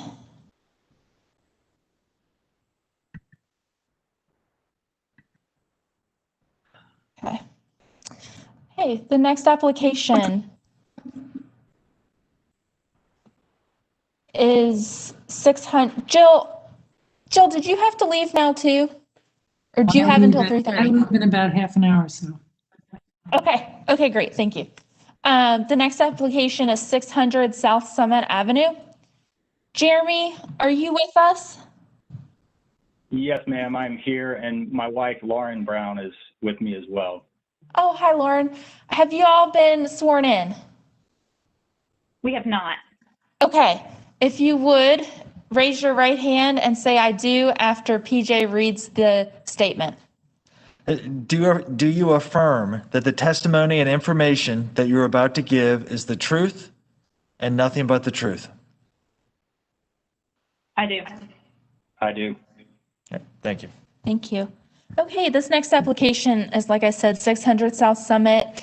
It's in two parts. It is for the addition of a dormer on the front elevation and also a rear addition of heated square footage and also a covered porch on the back.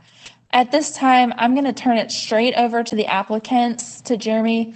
If you want to state your name and address, Jeremy and Lauren, state your name and addresses for the court reporter, and then you can walk through your application and explain it to the commission. Sure. Jeremy Brown, 600 South Summit Avenue, 28208. Lauren Brown, 600 South Summit Avenue. That's in Charlotte, 28208. Thank you. And one more note for the court reporter. I forgot to mention that Krista Lineberger has returned to the meeting. Thank you. Okay, Jeremy, take it away. Okay, so the point of this request and addition request is we have lived in this home for 8 years, and we purchased this home with the intentions of restoring it, but also settling into really putting some thought into what we wanted to do with this home.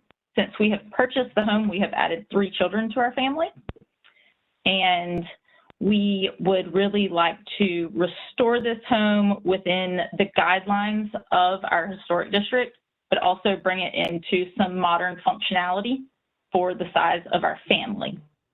So that is the main intention for the addition off the back, is improving the functionality of the home for us. The biggest reason we have bulked the home onto our existing home and building is because we use our yard. These homes were intended to be family homes and also intended to have the backyards functional as a garden. We have a huge kitchen garden in the rear, and we really don't want to take up our entire property with an extended addition off the back. We're going to remove the asbestos siding and restore the wood planking and then do the rest of the addition in the wood siding. We plan to keep all of the details the same and restore them to much better condition than they are now. We're keeping the icebox porch detail, mimicked all of the roof pitches. And so one of the biggest questions is we are looking for a little guidance with the windows.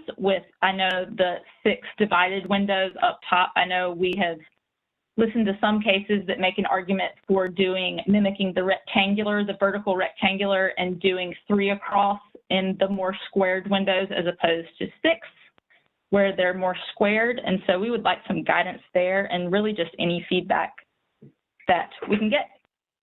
And we're open to any questions that you have. And if I say anything terminology wrong, I apologize, because I'm not a professional. Thanks, Lauren. Do you want to talk about the project a little more detail? I have slide 165 up that shows the elevations and your proposed changes. Okay, sure. So the top left view of the home, the only addition to that would be the front dormer with the windows there. That mimics the roof pitch. I believe it's positioned slightly incorrectly in the drawing.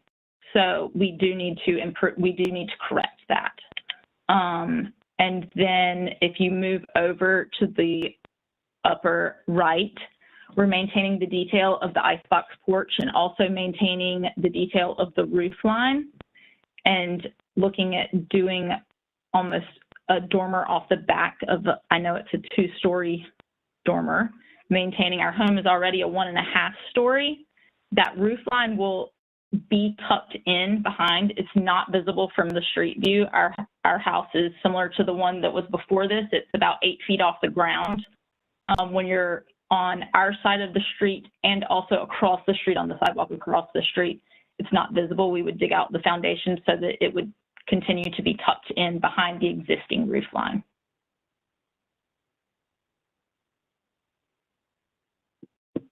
And then in the bottom left would be the rear covered porch addition. And then the bottom right is not visible really at all. That's very close to the house beside of us, and there are trees there. There's no driveway on that side. The homes are really close to each other, and the home beside of us there is a 2-story home, and it completely blocks that from street view. Any notes about materials and? Sure, this is Jeremy. Materials and all the architectural details are going to copy the original details from the eaves and soffits. The windows, currently the house has asbestos siding on it that was added 55 years ago. All of that siding will be removed and replaced with what we're hoping is a majority of existing wood siding and original wood siding. If it is not, we will replace the asbestos with wood siding as intended from the original home. Some of the smaller details of, as was mentioned in the notes here, the mullion trim in the windows, we will maintain all of that. The existing windows on the home have all been replaced at a time we're assuming is when the owners before us completely or replaced every window. So currently we have vinyl windows that do have that detail, but they are not the original windows of the home. Our plan was, because those windows are here in the house, to purchase exact replicas of these windows so that they fit with the windows currently here. Some of the other details would be, I apologize, the slide we're looking at the top left, front elevation, there is a front porch. Currently it extends half of the home on the front view. So the rear columns that we have there that are for the porch are going to be exact replicas of the columns that are on the front porch. So the details such as that, and then extending the foundation where we need to is going to maintain the same brick foundation that currently exists on the property.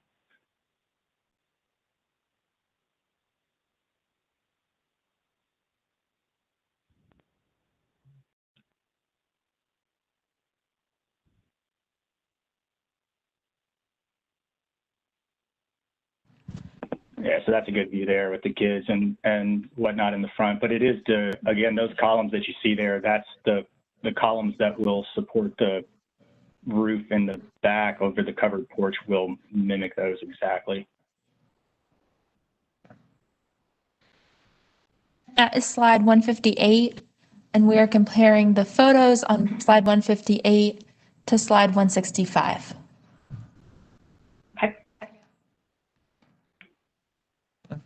Okay, great. Are there other parties wishing to speak for or against? We have no new callers at this time. No new callers. Jeremy and Lauren, are you wanting to say anything else? Or should we transition into the commissioners asking you some questions? Yeah, give me 1 second, make sure. Okay. If you don't mind, please.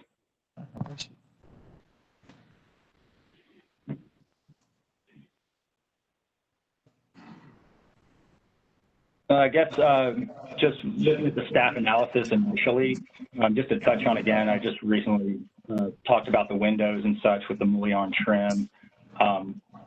Again, our plan was to copy the divided light proportions on that front dormer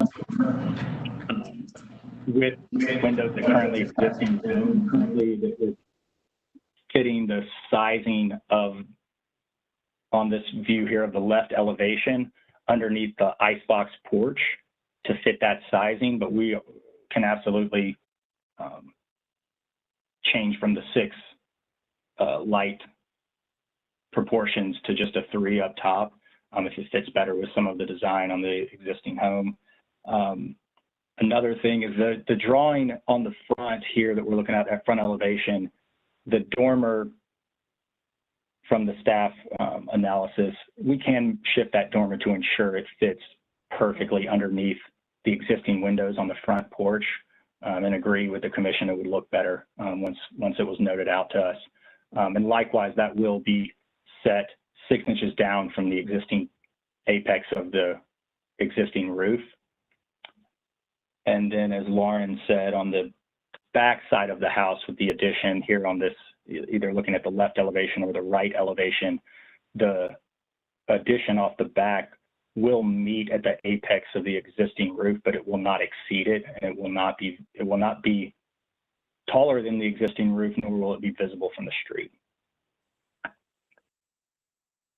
So to clarify, this window that I'm circling right here on the left elevation is the old icebox porch that you're referencing. And that's the window size you plan to match in the dormer on the front. Yes, ma'am, particularly with the, Well, the with the style, top, yeah, the the style. style and the top 6 divided light proportions.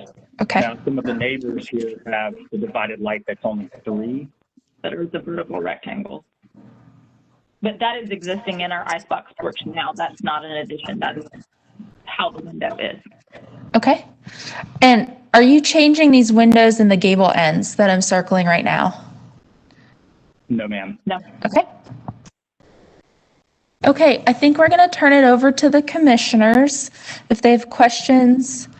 PJ, back to you. Yeah, commissioners, what questions do you have of the applicant? I see Mr. Rumsch is on the board. Damon. First of all, to the applicant, the front elevation on, I guess that's slide 165. You're not showing the chimney and the railing around the porch. Is that correct? And that's not going away. They are not shown in that drawing. Nothing will be changed about this. Okay. The chimney will be unchanged. So it's hard to tell. It's hard to tell what the massing is with that new dormer, especially if it's moved closer to the chimney, without having those details showing on that elevation. And it would help, I think it would help us as a commission to be able to see that as a total unit rather than kind of trying to imagine what the mass of that chimney would do and how that would affect it and and actually the columns underneath will probably help it because they're fairly substantial. Side elevations, is there what I'm seeing is a two-story addition onto a 1.5-story bungalow. And so even the connection, even though you're not going up any higher than the ridge, is reading as a two-story piece. And what it does is it makes it more vertical, where the house itself has a very horizontal presence. And I think it may be worth considering trying to create dormers on the back of that addition and maybe separating them a little bit from the main part of the house. If you do want to go up, I know you're trying not to avoid going into the backyard as much as possible. And I think that's to be said on both right and left elevations. It would also, I take it, so my question on this is, the main house stops at the two-story addition in the back, is that correct? The Correct. existing The main house. house is, correct. The main existing house stops at the icebox porch in the rear, and it stops at the triangular angled roof line. It is offset in the middle. The section with the roof line is offset. In addition to the dormer on the rear are both offset. They're not in line with the main home. They're offset of 6 inches back and mimicking the addition next door to us. So when you look at the rear elevation, then that two-story piece now, which makes that a very, which reads definitely as a two-story addition, a two-story piece. It goes all the way from side to side. It completely fills. It goes from the thermal wall of the existing house on the first floor on either side. Is that right? Yeah, Damon, sorry, I apologize. I can't hear you. I think we got somebody not on mute, which is fine, but I'm catching the replay for you, so I'm having trouble understanding.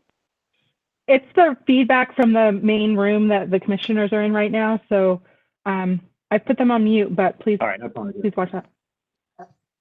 Okay, I repeat a few statements in, Damon. Sorry. Okay, so the two-story piece of the addition is going the full width from side to side of the existing house, correct? Correct. No, sir. No, it is. Side to side on the rear. It's not. It's slightly offset, up about 8 inches. So the icebox porch, if you're looking at that left elevation, that's yes. Where you have the icebox porch, then looking towards the rear of the addition. The icebox porch itself, when it was enclosed, remained or kept the offset that existed from the original home. So it's already offset it's less than a foot, but it's offset some inches there. And we tucked the new addition in even further offset. Now it's not a lot, but it is I think the 8-inch minimum that's offset so that it's not even with the existing to really mark the difference between what's existing and what will be the new addition. Well, I think that helps, but I think it doesn't go far enough. And I think that this reads so much like a two-story addition that I think you should consider making it more of in keeping with the rest of the house as a 1.5-story, and maybe making a separation between the roof lines from the ridge, the original house, and the ridge of the addition. Anyway, those are partial comments and partial just getting feedback from you. So thank you. Yeah, thank you. Great, thanks, Damon. Commissioner Lindberger. Hi, Jeremy. I had a few questions about the square footage. What is the existing square footage of the house, and then what is the addition? Existing square footage is 1,850 square feet of heated and cooled space, and the addition adds just slightly over 1,100 square feet. Okay. And then my other question was about the siding, the asbestos siding that's existing And then just a little more detail. I know we touched on that, or you touched on that, but is that existing siding going to be replaced, the asbestos, with new siding, or are you just? No, ma'am. So I can. Well, sorry. Go ahead. No, go ahead. Okay. Yes, all the siding currently is asbestos siding. The plan is to remove all of that asbestos siding and replace the siding with wood siding that fits the time period. We are hoping, we don't know what's underneath the siding currently on the original. We're hoping, what we've heard from various people is there is likely some siding, original wood siding, that we will be able to use, but a lot of it will need to be replaced. Similar to our eaves and soffits, a lot of that wood is going to need to be replaced, but it will be replaced exactly as it currently is, just with new wood, new paint. Okay. Thank you. And I go ahead. Sorry. Some of the architectural details, it's hard to see in some of the photos that we provided, but when the asbestos was added to the house, it actually took away from some of the architectural details, because it was just kind of, it became a Band-Aid over the existing siding, which then pushed the siding out. So on some of our soffits, for example, and even the trim around the windows, there will be more of an architectural detail there once that siding's removed and the siding's actually tucked against the house like it should be, instead of a two-layered siding that currently exists with the asbestos. And there is wood siding underneath the asbestos, and we will simply duplicate that wood siding. We're not going to change any of that. Okay. That was going to be my next question, was if you knew what was underneath.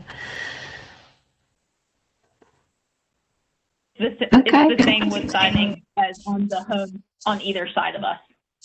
Okay. Thank you. We hope. Yeah. We hope. We won't know for sure until we get in there and do it. So. Okay. Thank you. Great. Thanks, Commissioner Lineberger. Commissioner Walker. Thank you. Yeah, I see on the that it looks like there's a pretty substantial oak to the right side of the house, but I don't see it anywhere in any of your drawings. The question is this, I also don't see any driveway, so I guess you're gonna have some challenge to have all of the material get back there. But I wondered if you considered any kind of a tree protection plan, given how you're gonna proceed with your construction. No, so the oak tree, there are two oak trees there from the front view to that right side of the house. Those oak trees sit directly on the property line, between our home and the home to the right adjacent of ours. We don't have any plans for removal of those trees. They're both very healthy. We had someone out even recently, and he does as well, the homeowner next to me. There's nothing that we would want to we don't want to take away those trees. As far as, we do have a driveway, it's on the left side of the house. It's carriage track driveway. We do have the ability to drive machinery into the backyard. From that left side. From the left side of the driveway. On the right side. Yeah, there is, you're correct in your assumption. The right side of the house does not have any access point for any sort of vehicle to access the rear yard. But from the left side, it's the opposite holds true. We can get machinery back there. Yeah, so I guess my only thought is whether be some kind of a tree protection plan for that, should the heavy equipment be driving too close to its root base. That's all.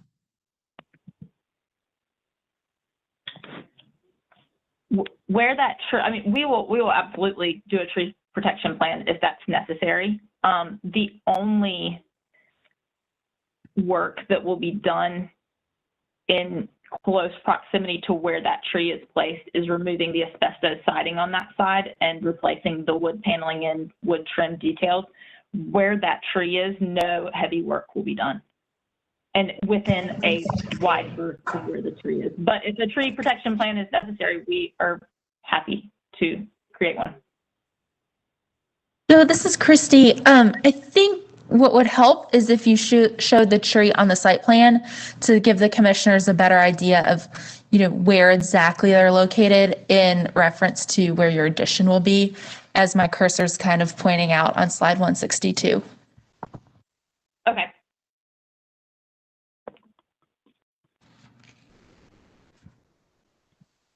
Commissioner Walker, any other questions? No, that was enough. Thank you. Okay, I know I had a couple of questions. Other commissioners, anyone else have any other questions, comments? Okay, all right, question for you. The windows, are all of your windows on your original house today vinyl? Yes, sir. Okay, and what type of window are you proposing to be installed in the addition? Our plan was to install the same windows that currently exist on the home, the vinyl windows, exact same color, exact same make, exact same model. These windows were installed before we purchased the home. If Sure. we need to change, if we need to upgrade the new, we're open to doing whatever meets the requirements for windows. Okay, no, great. Perfect, thank you. Two more questions for you. The brick, are you going to be able to match, for the foundation, are you going to be able to match the brick? It also looks like I don't know, maybe the mortar on the original house is tinted? I'm just curious if you're going to try to match brick and mortar color. Yes, that will be the plan. There is that photo is a good example there on the left side of house, the rear half that we're looking at. That, when again, going back 15 years, when this house was redone by someone else, that's where some of that change in color came. It appears they went in and did some foundation work there. But yes, for anything we're adding onto the back, the plan is to, or anything we're adding that's not currently existing, is to match exactly what already exists. So in that case, the original, not what someone did 15 years ago. Great, perfect, thank you. And last question, I know Commissioner Rumsch had brought this up before, and this is a great slide, Christy, to leave it on, is, again, I'm a little concerned about the addition. There not being enough separation between the addition and the main house, and as a result, the addition just really massive. And I think one solution would be to pull in the walls a little bit more than the 8 inches on that addition, just so that there's more separation between the walls, so the walls aren't coplanar between the original house and the addition. I guess that was really more of a comment, not a question. But anyhow. Right. That's understood in the drawings, and we appreciate all the feedback because we did have a lot of correspondence with the HDC office prior to that. And we did do our best for these drawings to offset it. But we do appreciate that feedback, and something we're absolutely considering. My only question that may be something that could be discussed, it may be something that is absolutely not up for discussion. Our home is very unique, that there is no home that looks like ours in Wesley Heights. There are other Craftsmans, obviously, but there are no homes, and we failed in our drawing to include the chimney to show that specific detail. Is in the photograph, but there are no homes that street face like ours in the neighborhood. I guess there are Craftsmans that do the bulk of the addition separate from the main home off of it, which tend to be the Craftsmans that are on either a flat lot, and then there are Craftsmans that are on a downward sloping lot that are able to do a 2-story addition because it's thrown in with the basement and it tucks back underneath in a 1 or 1.5 story Craftsman, that they are able to do the 2-story addition because of the way their lot is set up. Our lot is set up on an upward sloping lot, and the reason we knew that this was really pushing the guidelines and bringing things into modern day functionality, but we really wanted to try to do this, as it was a unique situation that we were trying to come up with a unique solution on a separate lot. And if that's not a possibility, we absolutely need to go back to the drawing board.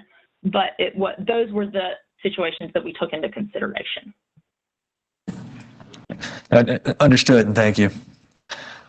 Commissioners, any other questions of the applicant? All right, let's close the hearing and open it up for discussions and deliberations.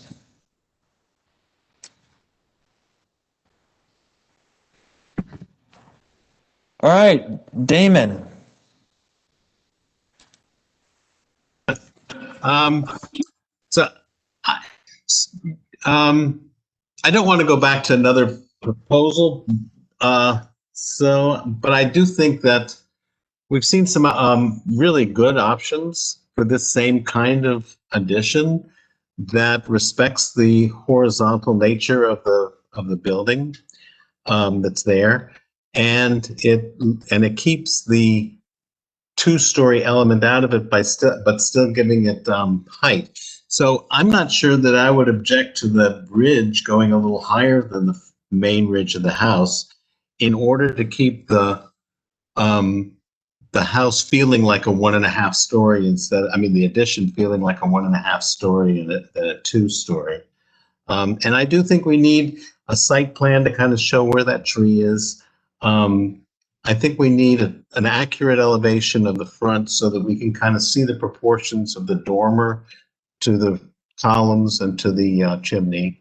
But I really think that the addition, I think it's very doable. I just think it needs to be tweaked a little to give it more of a horizontal nature and to make it look more like a 1.5 story instead of a 2-story. Okay. Commissioner Walker.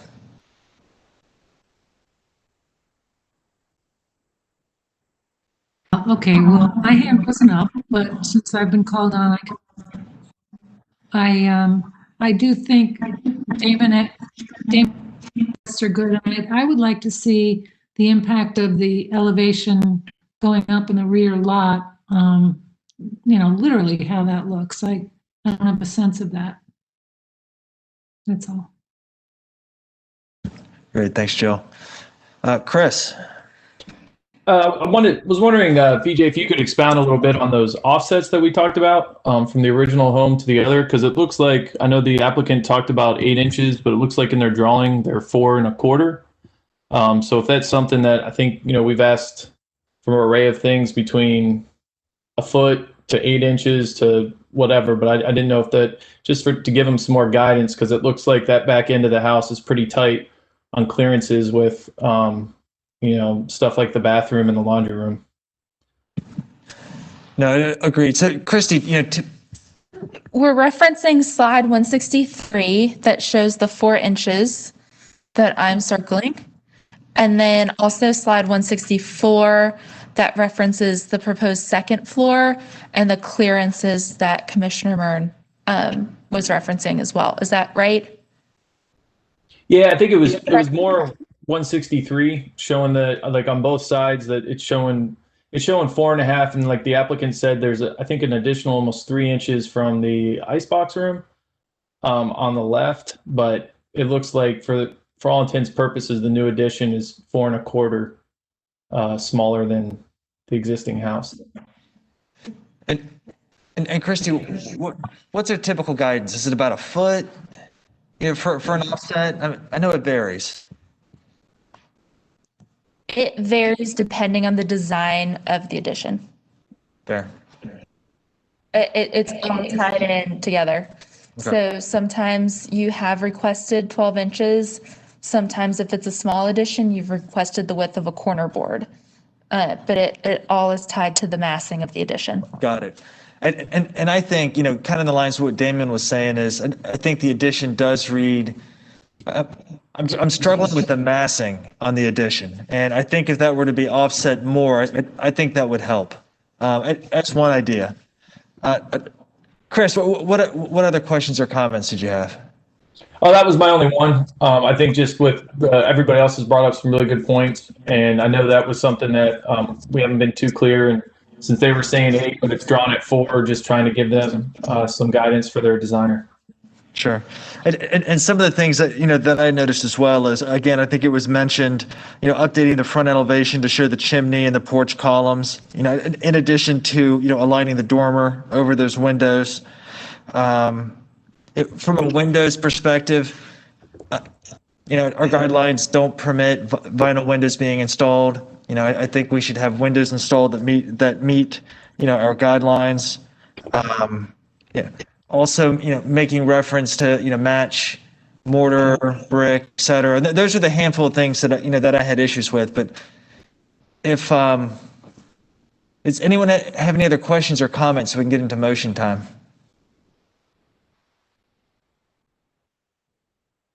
Okay. So Chris, I'm looking up at the screen and your video is the first one I see. You comfortable with making a motion? Is this like alphabetized, or how is this working?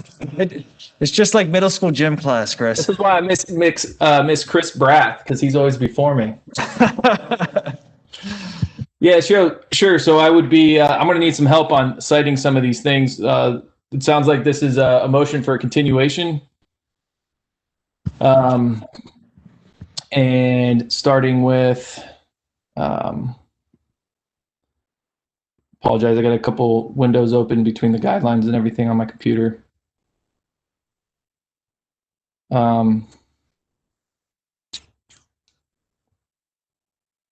I guess a more detailed front elevation showing materials and missing elements shown in photographs. And then looking at additions, 7.2 for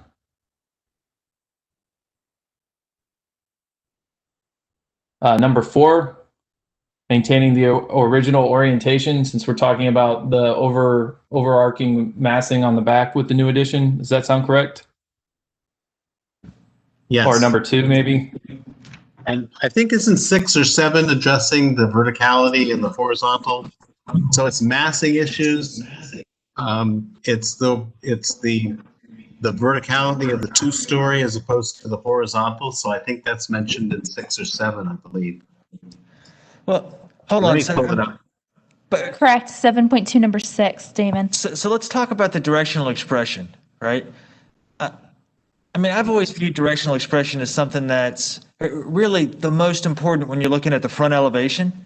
But when you're looking at a side elevation, every addition is gonna go back, right? So it doesn't matter how vertically expressed your building is. When you're looking at a side elevation, you put an addition on it, it's going to transition horizontally. Well, no, if it's a 2-story, then if it's a 2-story, let's say it's a 2-story original building, when you do a 2-story going to the back, you're still maintaining the height of that. And although you are adding width to it, it's still maintaining the relationship, that height relationship. When you look at this side elevation, the left elevation, let's say on slide 165, where you've got a very conventional gable end 1.5-story building, all of a sudden you're adding a very vertical element to it.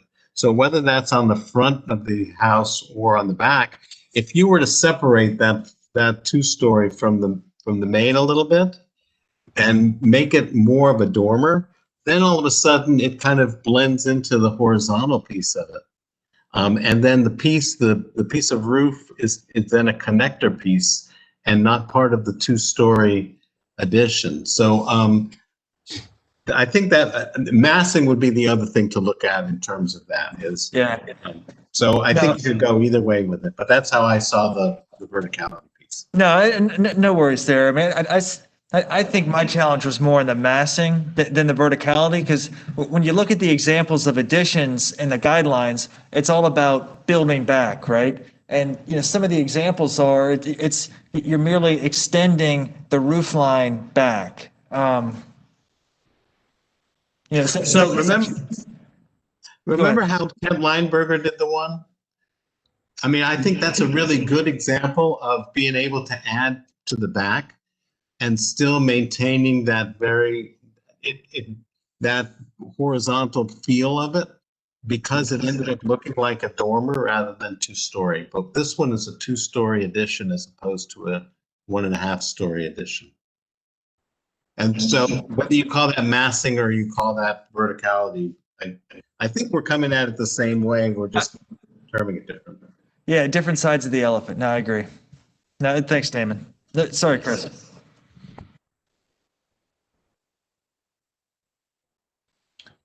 No worries. I'm a little lost now. So we're citing 7.2 number 2, and then there was another one there. I'm starting to take notes. I realize this is probably gonna have to be read back. What was the other one, Damon, that you were citing? We had 7. Chris, I think if you just do all of 7.2, that would capture it. Oh, I like the sound of that. That works. Okay. Yeah.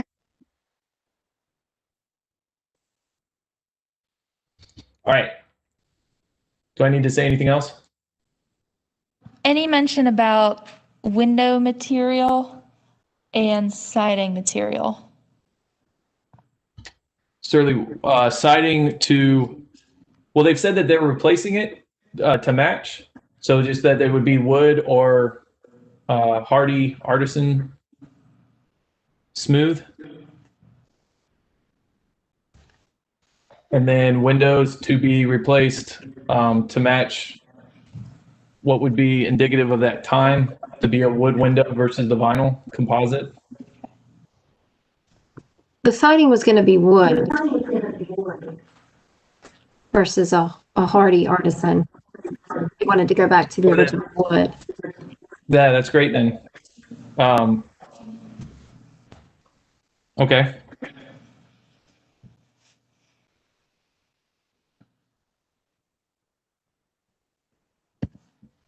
And then talked about with staff's analysis, the front dormer to be 6 inches below the main roof line and centering on the glazing below on the first floor.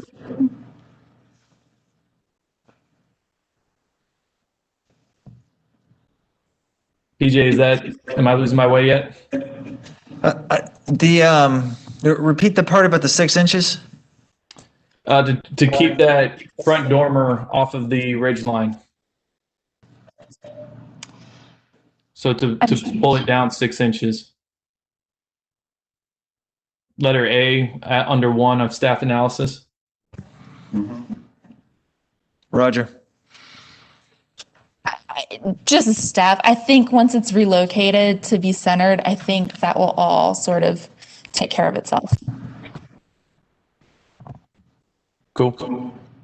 I want to make sure that the front elevation is revised to include all of the existing conditions related to the chimney and the front porch columns. And then in turn, I thought I heard the applicant say that the columns on the rear porch would be columns that would match the existing front columns.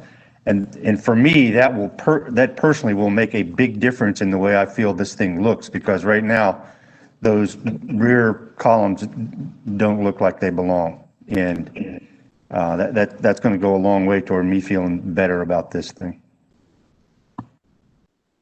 And I also think Damon indicated that about the dormer as well, that it's hard for y'all to even comment on it without seeing how that massing relates to the massing of the chimney. Okay, thank you. Chris, why don't you repeat it, and then we'll adjust with the friendly amendment. Can I add one thing? It seems like we might just need to add a revision of all the drawings, because I don't know that there's a mention yet of the site plan being revised to show the tree, and then possibly adding a tree protection plan for the tree that is on site. So maybe it's a revision of all the drawings to show the columns. I agree with Jim, showing the columns on the rear elevation that match the existing on the front.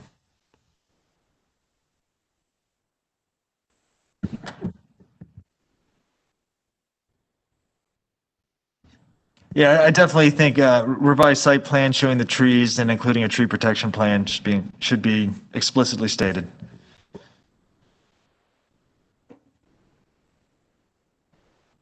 All right, Chris, give it a whirl and we'll help you out.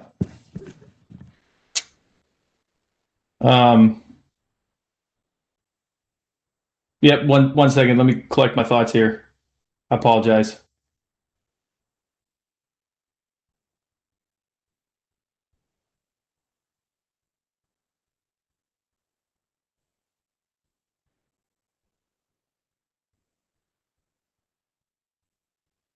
All right, we'll try this.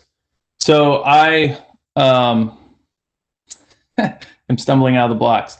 I move to continue this application under 7.2 of the guidelines, looking for an update to the site plan and a tree protection plan for the trees we talked about sharing with the neighbor, a revision for the front elevation for missing elements, example, the columns and chimney, the re-evaluation of the location of the front dormer on the front elevation, on the both right and left elevation, an update to those showing the matching columns as stated by the applicant during this process, and the massing of the addition in reference to the existing structure. And on the rear elevation, showing the setback from the existing to new, and for a detail of the chosen windows being of a wood material that would have been original before vinyl was introduced through some construction project. Is that close? I think that's good, Chris. Would you be really specific about the fact that the massing is something that needs to be addressed by them? Just a short statement about that. Like a friendly amendment to restudy the massing and the rear addition? Yep, So friendly amendment accepted. And are you specifying wood windows or just a staff approvable window? Staff approvable sounds best, but I guess strong suggestion would be wood or something that would be more of the time period and not just what was installed in whenever this was updated. Well, I second.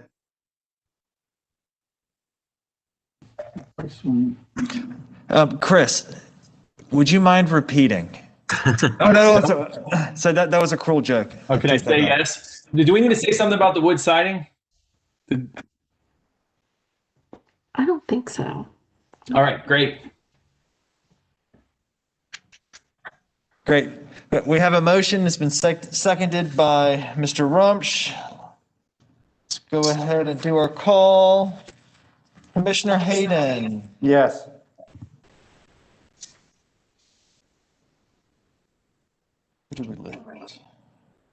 Commissioner Lindberger. Yes. Commissioner Murray. Yes.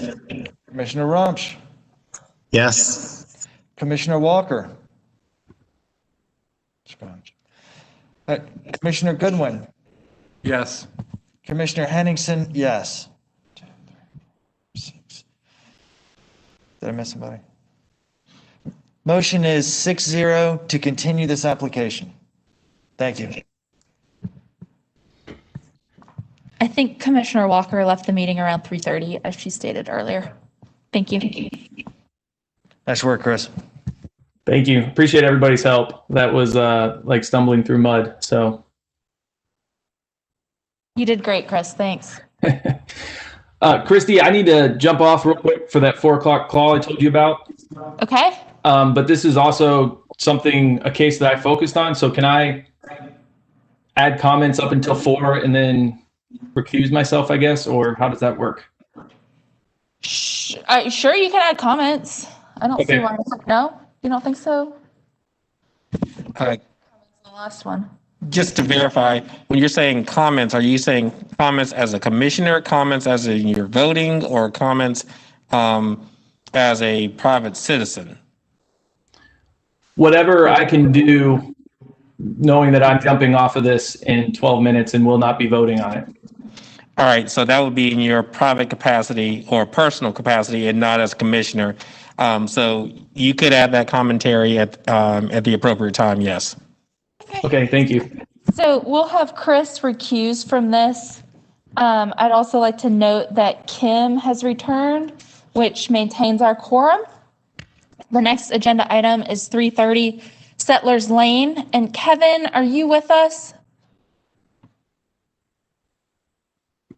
I'm looking for Yeah, can you hear me? Kevin. Yes, hi Kevin. Awesome. Good afternoon, Commission. Kevin, have you been sworn in? No. Okay. We'll swear you in now. If you'll raise your right hand and respond, I do, to the following questions. Okay. Do you affirm that the testimony and information that you're about to give is the truth and nothing but the truth? Yes. Thank you.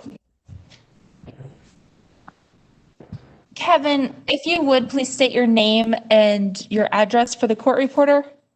It's Kevin Annison, 330 Settlers Lane, Charlotte, North Carolina, 28202.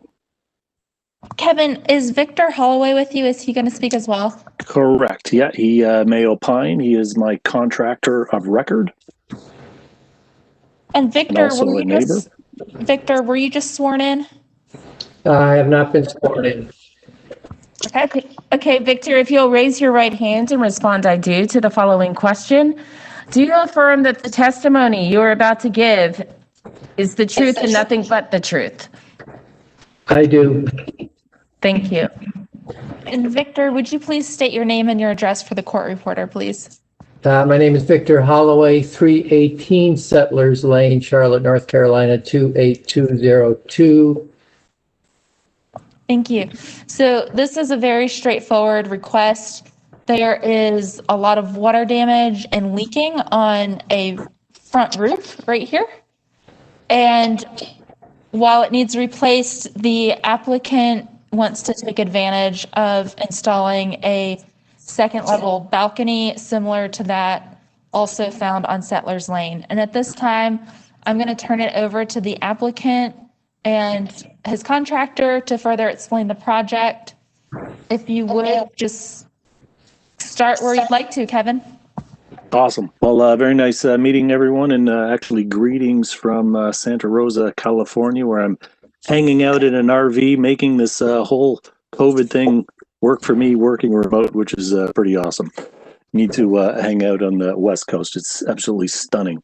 Anyways, as what was just mentioned is, yes, I have some water damage that is evidenced a little bit further down along. And what I would like to do, instead of replacing my roof, that is a hip roof, as it's stated here within the brief, that I'd like to just create a flat roof with a terrace that is similar to pretty much all my other neighbors that are on Settlers Lane. My batch of units where I am were built a little bit after, and they did not have these terraces as depicted within a number of these photos. So again, looking to do something very simple.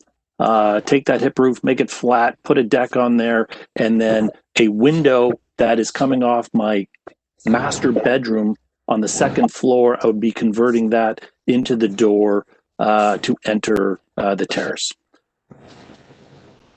That's pretty much the summary. And if want to go through in this, the elevation pictures that are there, you can see from side view and then also the front view. Again, real simple. And the main goal here is, of course, match the look, feel of all of the other units, the townhomes along the street with similar railing and, flooring, if you will. All right. Thank you so much. Anyone here to speak for or against this application? Yes, I believe Chris Murn, who has left the meeting, would like to speak on it. Chris Murn? Yeah, thank you. I guess some thoughts for the commissioners to look at and think about asking in all this. For me, there's an image that's shown on an existing patio, and I believe that's what the applicant was referring to there, 181. I'm curious what that material is and what that assembly is, and if that's possible for this project. I think from the details that were shown in this application, the substrate looks pretty good and everything going on, but I think the introduction of a new material into the district is not something that we would look at. On one of the last images, it appears that it is a wood kind of finish there on slide 183. So I know there are other materials out in the world that kind of err more on epoxies. If concrete, it's like a concrete topping wouldn't work, such as like a Condec, but Armor-Track, epoxy stuff that would simulate what a concrete finish would look like. You can even get textures, kind of the same stuff you see that's like sprayed in garages. That's on a second story, I think would look like a concrete product from below, and hopefully would have better weathering for the applicant than a traditional concrete pad with freeze-thaw and that kind of stuff. I would ask just to double check that there's brick behind this roof. There should be. The brick should come down to some type of steel lintel or something to carry all that weight. But just to be sure before we start ripping things off, to make sure that we don't have to match brick as well. And I think that there is a new door called out here that looks like it's not something that would also be kind of belong in the district, but something that could be reviewed by staff from what I understand. So that's all I got. Thanks, Chris. Okay. So we have one more speaker. We have one more, okay, who wants to speak for or against the application? Chris Herring, are you with us? I am, yes. Hi, Chris. Have you been sworn in? I have not. Okay, we're going to do that first, and then we'll let you give your notes on this project. So, Chris, if you'll raise your right hand and respond, I do, to the following question. Do you affirm that the testimony and the information that you're about to give is the truth and nothing but the truth? I do. Thank you. All right, you can go. Great. My name is Christopher Herring. I live at 332 Settlers Lane, Charlotte, North Carolina, 28202, right next to Kevin. And I just wanted to speak in support of what an exciting option this might be for our neighborhood.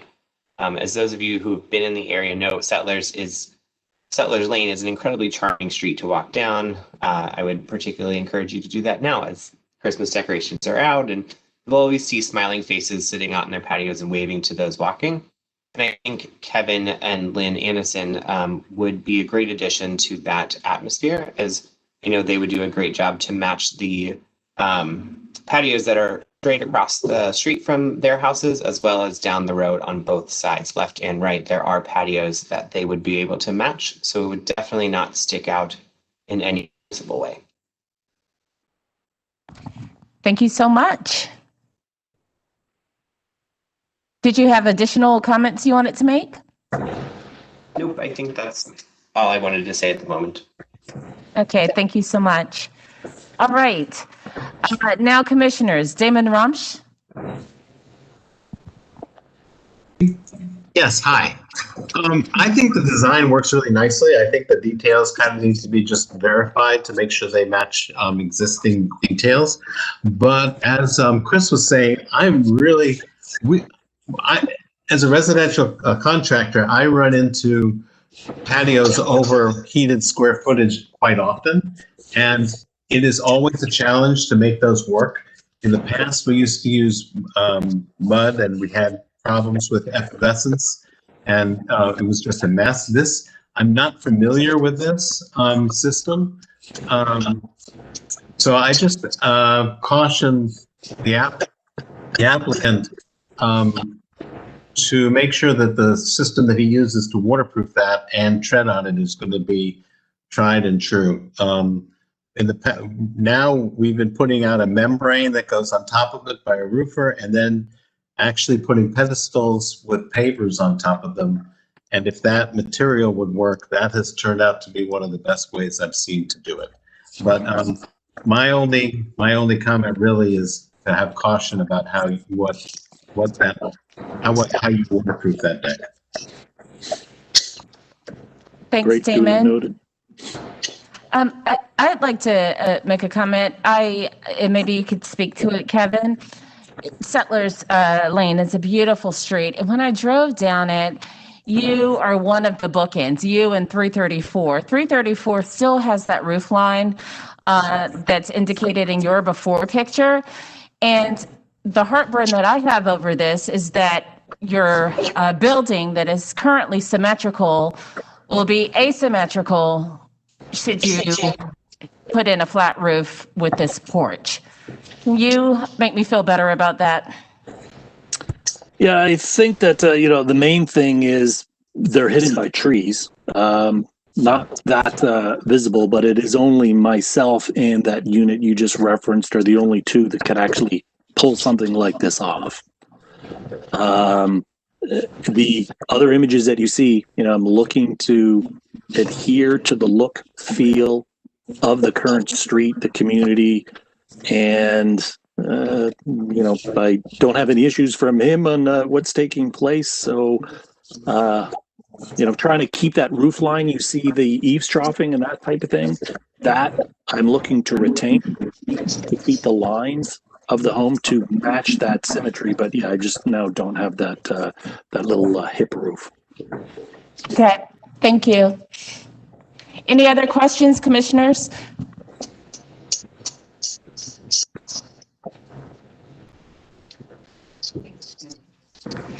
Damon, did you want to make a comment? And your hand is up. No, but I'm really the fact that the symmetry is kind of an issue. I guess we should talk about it in closed session. But I didn't even think about it. Yeah. So why don't we close now for deliberation? So, I know Kevin says that it is hidden, but it was pretty clear to me. I mean, I would love for him to have a side porch. However, there is this symmetry that's working between his unit and 334. And so it would become asymmetrical and change the look of the context of that area should we choose to allow this. And we always talk about context when we're making these types of changes. That and there is in 4.5, number 2, preserve original roof shapes. Now, having said that, this was built in 1988. Should 334 come back and want to do the same thing? Well, then maybe it would be different because it would be symmetrical. And quite frankly, looking at 334, there's some water damage along the flashing of that roof line. So who's to say that they wouldn't come back in? They wouldn't come in after Kevin if we granted this. I just think that we should be mindful of it because it's a situation. Contextually, it changes the language. Can I speak, Kim? Absolutely. It would be nice to be able to view the building in total so that we can actually see how strong that symmetry is. I think it is pretty strong symmetry, but I can't see the picture anymore. I guess I can. Christy, can you put the picture back on our screens? I'm going to do you one better, Damon, and I'm going to pull it up on Google Street View. Okay, good. Okay, well, I can keep talking then. So the first thing I thought about that balcony is it's so important for our neighborhoods to be walkable.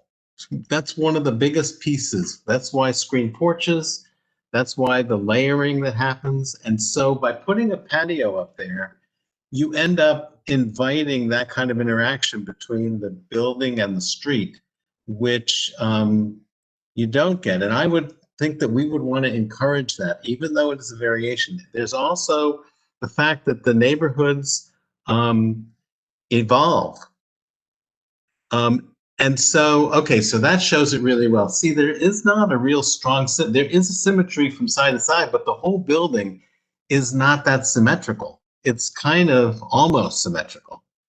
And, you know, given the fact that it encourages that interplay between the public and the private, and the fact that it is not a strong symmetry across the front of that, where the driveways are, I think we should really consider it. I think that is, I think that's an improvement to that. So I'd like to see us make, I know we don't make exceptions, but I don't think this is an exception. I think and there's one that's there. So I don't think the symmetry is as strong as you think. All right. Anyone else want to make a comment, or Jim? It would be my feelings that the symmetry really is not as obvious as it you might think it was going to be. The fact that the buildings on this side of the street, of the side that we're proposing to look at this, are different than the buildings across the street, and their patios are there, and they were always there, and they're very asymmetrical. I really think this is probably a solution that we're going to see people coming back asking for, because I can't believe this is the only building in that complex that's having water intrusion. So I think it's a viable alternative, and really, I don't think anybody's going to notice that I mean, there's no symmetry there. There's no symmetry in that building. I will say that when I drove by and did a field visit, it felt like symmetry to me, but that's my interpretation of what I saw in person. Any other comments, commissioners? I think, yeah, general comment. I mean, I really think there's 2 points. One is, just having a front terrace in that location, is it not incongruous with the neighborhood? And I think there are examples of front terraces that make that change okay. But materials, what about materials? I mean, hearing the person in the audience, Chris, I think his name was, talking about some of the different materials or techniques for patios over living spaces. I guess my question is, whether it's wood, whether it's what was proposed, is that the right material for longevity and that's going to wear well? I don't know. So I'm curious what other commissioners think about materials. Anyone have any additional thoughts on materials? Phil, you have any ideas? It looks like the wheels are turning. And if you will. Yeah. Are you referring to the material for the deck itself? All the above. Are you referring to the material of the deck itself? Yes. The surface material.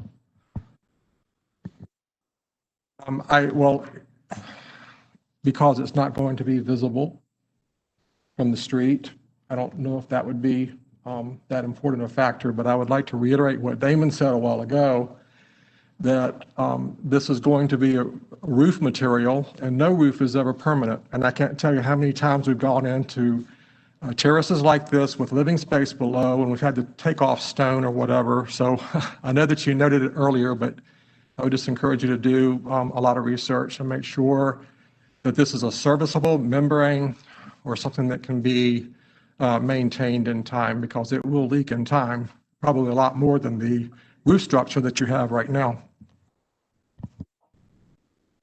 Thanks, Phil. All right, Damon? Yeah, given the buildings, a wood deck doesn't seem like it's the right material. Now, I'm not sure whether what I'm seeing as a finished material is wood or not, but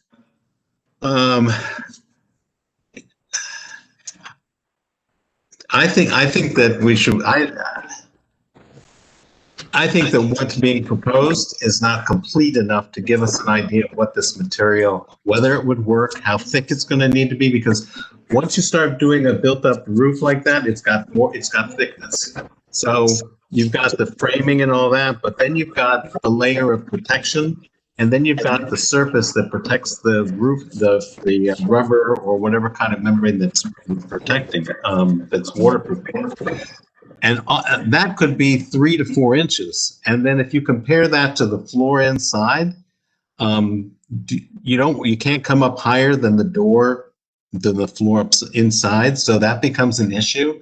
So I think that in order for this to be approved, I think a more specific, maybe even a section of how the floor system works in relationship to the existing second floor, and a good description of what the surface that's going on top of it is going to look like. Because I don't think this is kind of a generic kind of, this is kind of what we're thinking about doing. So I think it's got to be a lot more specific. So that one kind of shows it, but how does that build? Does that work in this situation? You know, how thick is it? Where does it, when you have that finished material on slide 181, when you finish building it up, is it really going to be lower than the second floor? So anyway, I think there needs to be more information about what the material is and how it's going to be constructed. And I think that that's addressed again in 4.5 for roofs. It talks about retaining original roof materials, preserving original roof shapes, retaining original architectural features, so on and so forth. All right, any other comments? Anyone have itching to make a motion? This is Victor Holloway, the contractor. I do have a comment. Victor, hi, sorry. We're closed for deliberation. Mm-hmm. Okay, we'll reopen. I would mention, if someone will help me justify my motion, I'd be happy to stamp. Damon, before you make your motion, we're going to open it up to let Victor speak. Okay, Victor, you have the floor. I just wanted to indicate that one of the options that Kevin and I were talking about for the roof material is effectively a fiberglass. It's a mesh down over the plywood with a 2-part epoxy finish, and then it can be rolled with the appropriate color, which is in one of the pictures of 181.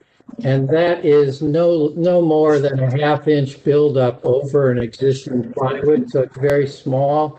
I've used that extensively in buildings in California where roofs are very common, and it's like a boat. It's a fiberglass related product, and it will last for 20, 30 years without a problem. So I can assure you, if you went to something, used a similar material, what's in 181, that will last a long time. Okay, thanks, Victor. We'll reclose. Damon, you want to make your motion? Okay, so I would like to make a motion to continue this for more information. So to continue it for the concept so I'm approving the concept of putting a patio roof there, but I'm asking for more information about what that is going to look like. So that's just one motion? Okay. Is that right?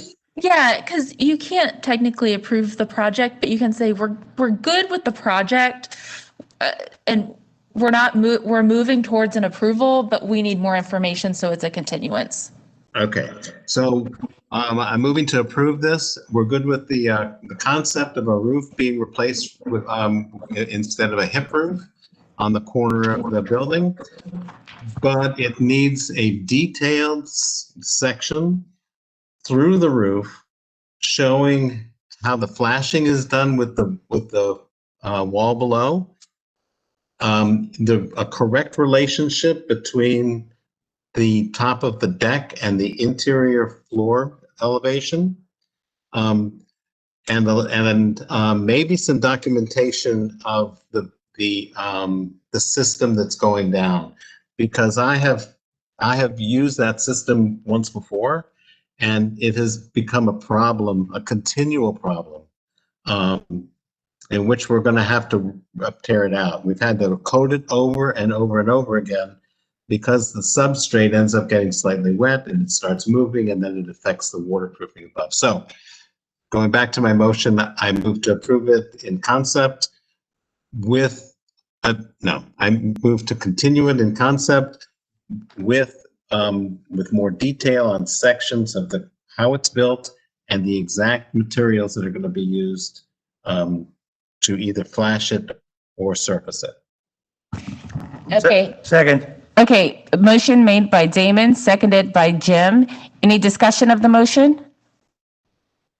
All right, let's take a tally. Krista Lineberger.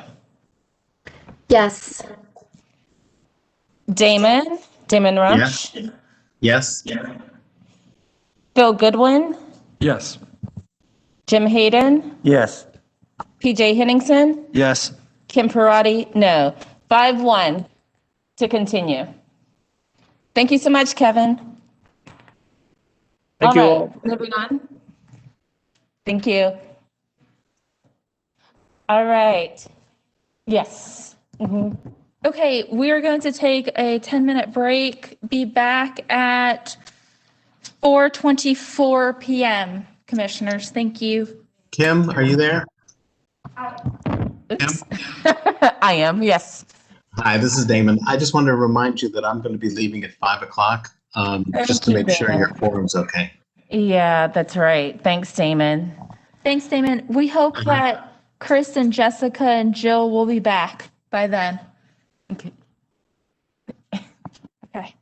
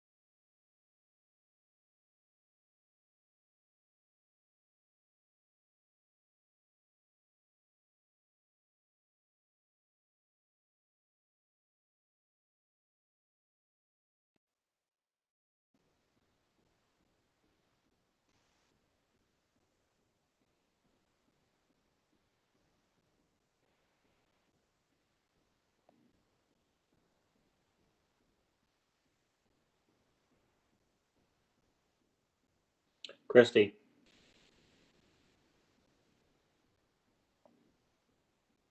Candace, how can I help you? Hey, it's Andrew Woodruff. Hi, how are you? Good. How are you doing? Good. I just unmuted my microphone to make sure I was working. Okay, you are. Fantastic. you. Thank you. All right. Christy, are you still there? Christy, this is Damon. Are you there? Damon, it's Candace. Oh, hey, Candace. I'm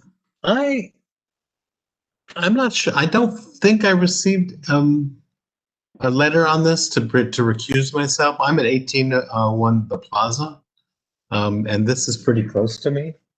We're doing Thomas Street next, right? Correct. 1724. The Plaza.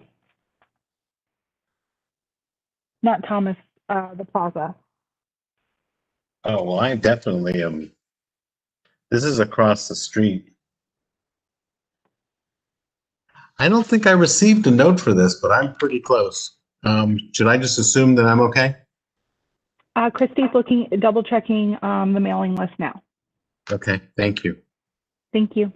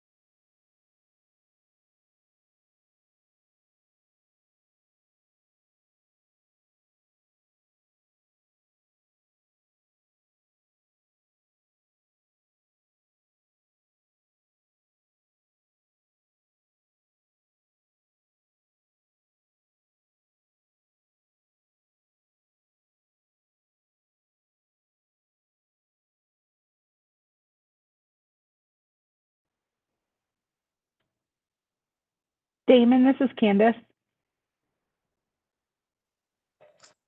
We double checked. Yes? Oh, hold on one second. Chrissy's going to I get back mean, with you. it's two doors, it's two houses down and across the street.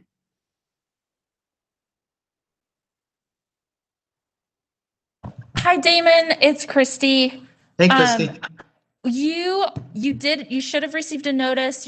We checked, you're about 160 feet away. Yeah, Our yeah. cutoff's about 300. Okay. So, I was talking with our chair, and with the loss of you, we have lost quorum for this project. So Maybe. we're not going to hear it. We are definitely going to hear it.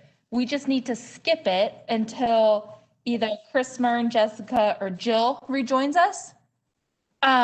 So I need to know if, yes, I need to know, Candace, is Robert Hannigan on the line? Yes. Okay, great. Okay, so hold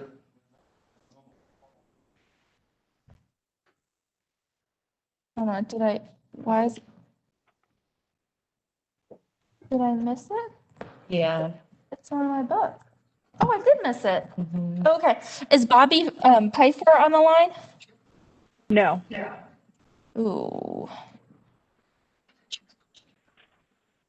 Okay, I will email Bobby. Okay, y'all, here's the update. We have lost quorum for number 9. We need to wait. So Andrew Woodruff and Andrew Knott, we will come back to your case. We have 3 commissioners who had to excuse themselves for conflicting meetings, but are returning. And as soon as we regain quorum for your case, we will swing back to yours. Number 10 has withdrawn. Number 11 is not on the call yet. Number 12 has withdrawn. So we are skipping down to number 13. And this is 709 East Tremont. So, Robert, are you there? Yes. Hi, can you hear us? Yes, hi. Robert, have you been sworn in? No, I have not. And I'm here with my wife, Eileen, as well.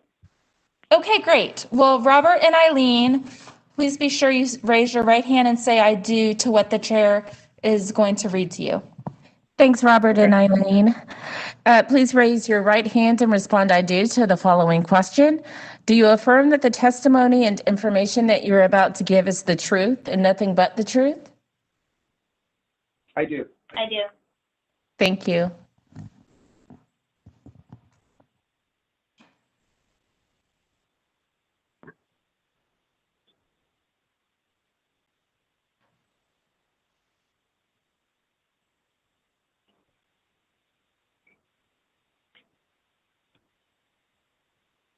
Okay, we are on agenda item number 13 to remind everybody. It is starting on slide 254 and it is 709 East Tremont Avenue. The project is a request to remove a mature canopy tree.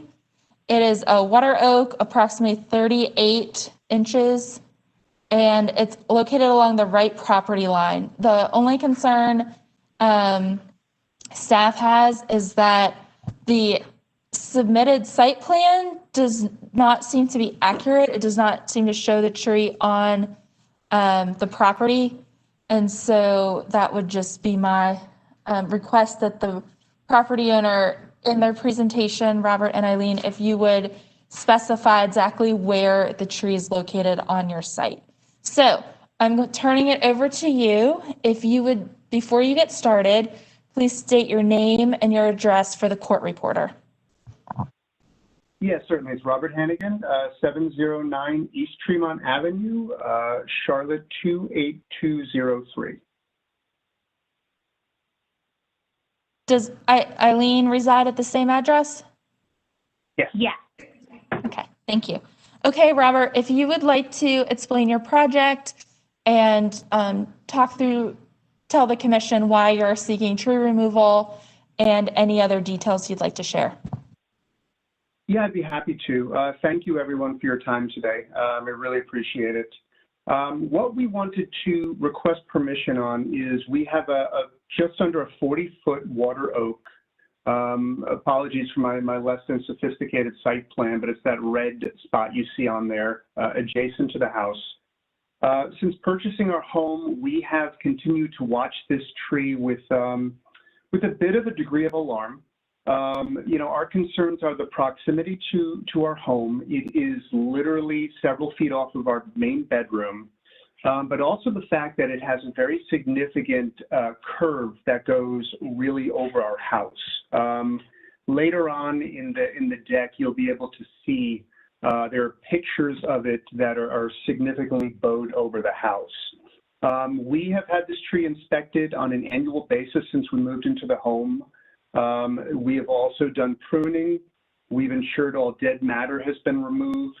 The people we have spoken with, the arborist we've spoken with, Heartwood is the company we've used over the last few years. They've noted the tree is stable, but there is a presence of root rot. We have also done in-ground root treatments to make sure that the tree remains as healthy and as stable as possible. And as the inspection report that you'll see included in that application also notes, they've essentially cut it back as far as they possibly can at this point. So as time has gone on, we have continued to watch similarly sized trees in the Dilworth and the Myers Park neighborhoods, damaging homes during you know, major storms and high wind days. We've also been concerned with our next door neighbors, whom it's their property fence that the tree is bowed under, have told us that they actually shelter in place with their young children every time the weather is bad, just because of that that presence of that tree. So we wanted to explore our options and just see what we can do to safely remove it and remove it as a hazard. The report from the arborist does note it, you know, the entire house and the neighbor's house is in the impact line if the tree did come down.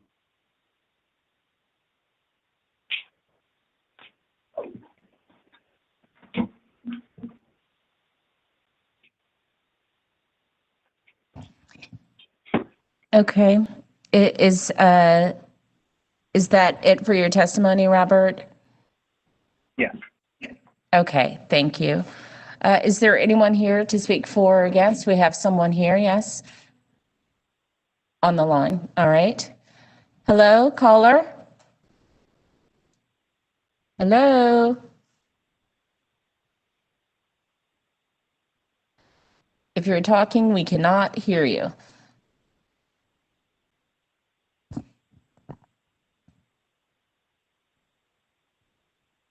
Hello, it appears that there is someone calling into the meeting, and unfortunately at our end, all it shows up as is unknown caller.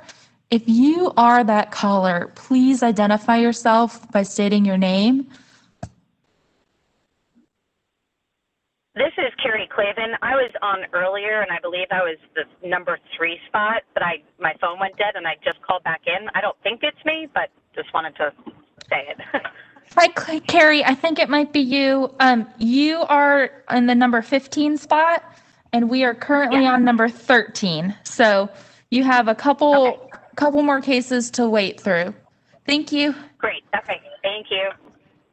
Okay, so we don't have anyone here to speak for or against this application. Commissioners, Damon? Yes, hey. Robert, I have my first question is just to clarify, Heartwood has not found any disease or any reason that this tree is not going to live. Is that correct? I mean, you've done all the limbing, you've done all the maintenance that you should be doing. They think that if it did fall, it would crush your house and possibly hurt someone. But they've not said that the tree is sick. Is that right? Yes, they've said that the tree is stable at this time. They Yeah. did note the presence of root rot. We did do an in-ground treatment to try to circumvent that. Okay. Well, I must say that I lived at 2143 Park Road during Hugo, and a tree, probably a little larger than that one, fell on my house and split it in half. Trapped my wife in the bathroom, and she was in intensive care for probably a month and took a while. Anyway, she had quite a few injuries and almost died from it. So when I look at that tree and I can picture it falling, you definitely have my sympathies. The problem that I think we as a commission have is that there are a lot of trees in Dilworth that if they fell on a house would damage the house and possibly hurt people. And we as a commission have got to balance that concern with the need to protect the trees that we have. You have my sympathy and possibly even my vote to take this out, but it is going to be a hard sell to say take down a healthy tree. So I just wanted to tell you that before we started going into our discussion. Thanks, Damon. Krista Lineberger.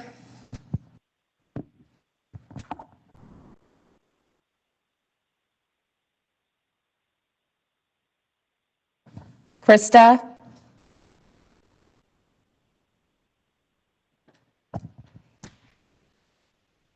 Does Krista still have her hand up or?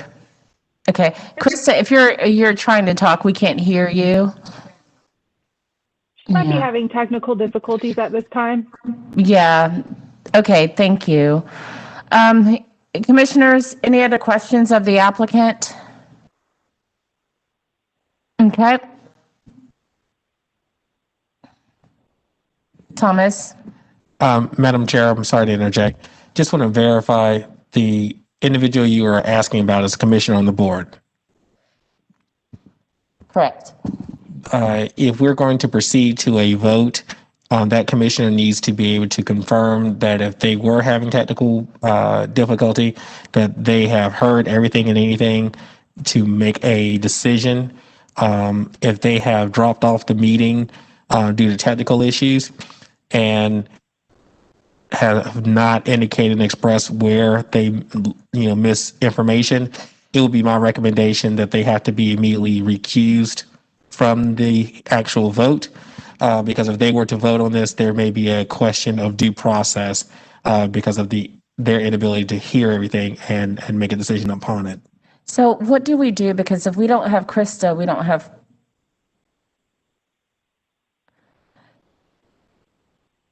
Hey, Chris Marin. Hello.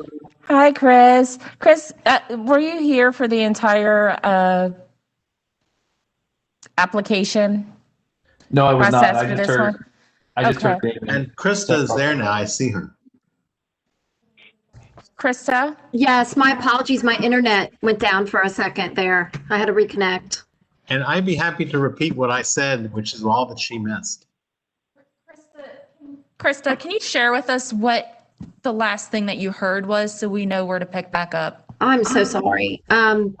The last thing I heard was Damon's comments about the challenges of the older trees in our these neighborhoods. So maybe the last comments he made, it was just out for about maybe 2 minutes at the most. Just so that we have a little bit of overlap, Damon, if you don't mind just recapping what you said to the applicants. I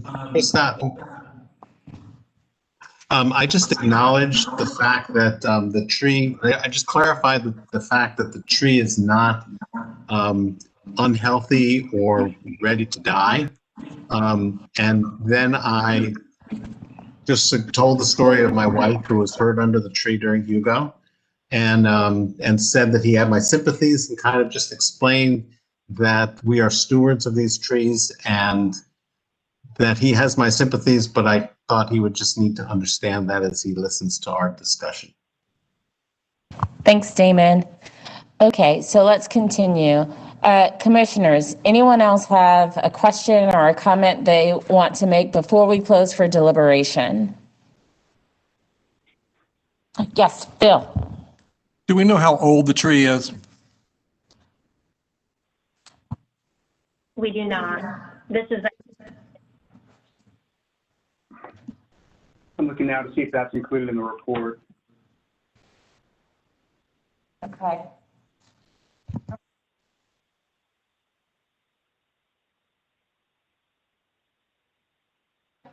We have one. I would just like to say, Chris Mern, welcome back, but we ask that since you didn't hear the entirety of the presentation, that you refrain from any discussion or vote on this case. Thank you. Yep. Thanks, Christy. Okay, so let's close for deliberation. Jim, I'm coming straight to you. Yeah, I knew that. I am, as everyone on the commission knows, I'm one of the ones who wants to preserve as many trees as we possibly can. And I also note we have an application a little bit later in our agenda today that has a much more complete risk assessment report done by the same company that did this report. This is a very cursory, seat of the pants. It's my professional opinion that this tree is healthy, but it's at risk. That's not quite good enough for us to feel real comfortable about this tree being able to come down. I looked at it in great detail yesterday, and it prompted me to take a trip all the way through Dilworth and look all over at the conditions that are out there. And, you know, the reality is trees like this are becoming rarer and rarer in Dilworth. The bulk of the trees that we want to protect are actually street trees and front yard trees. Trees that are in the backyards and side yards like this are very rare, particularly trees of this size. And it's a you know, I mean, I'm torn. I understand. I lived in Dilworth too. Somebody told me that Hugo took the tree out of my yard before I got there. So I didn't have the fun of having to take it down myself. I've had to take big trees down in Wilmington. And I understand the dilemma here. And I understand the risks involved, and I'm really torn.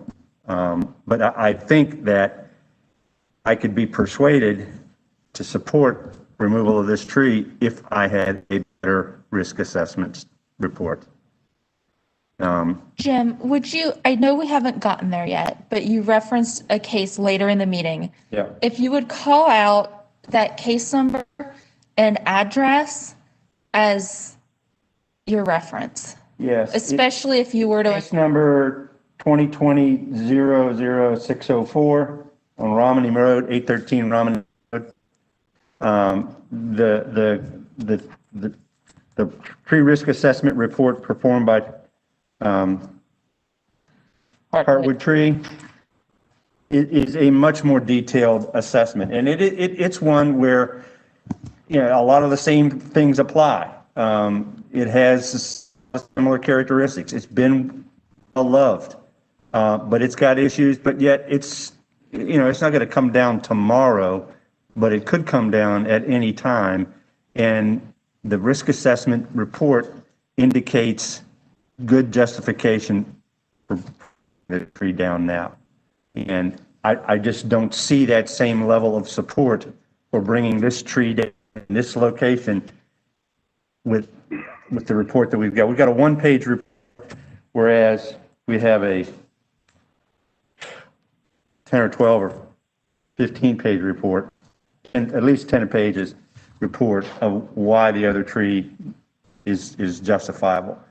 I would personally feel a whole lot more comfort supporting removal of this tree if I had that report. We're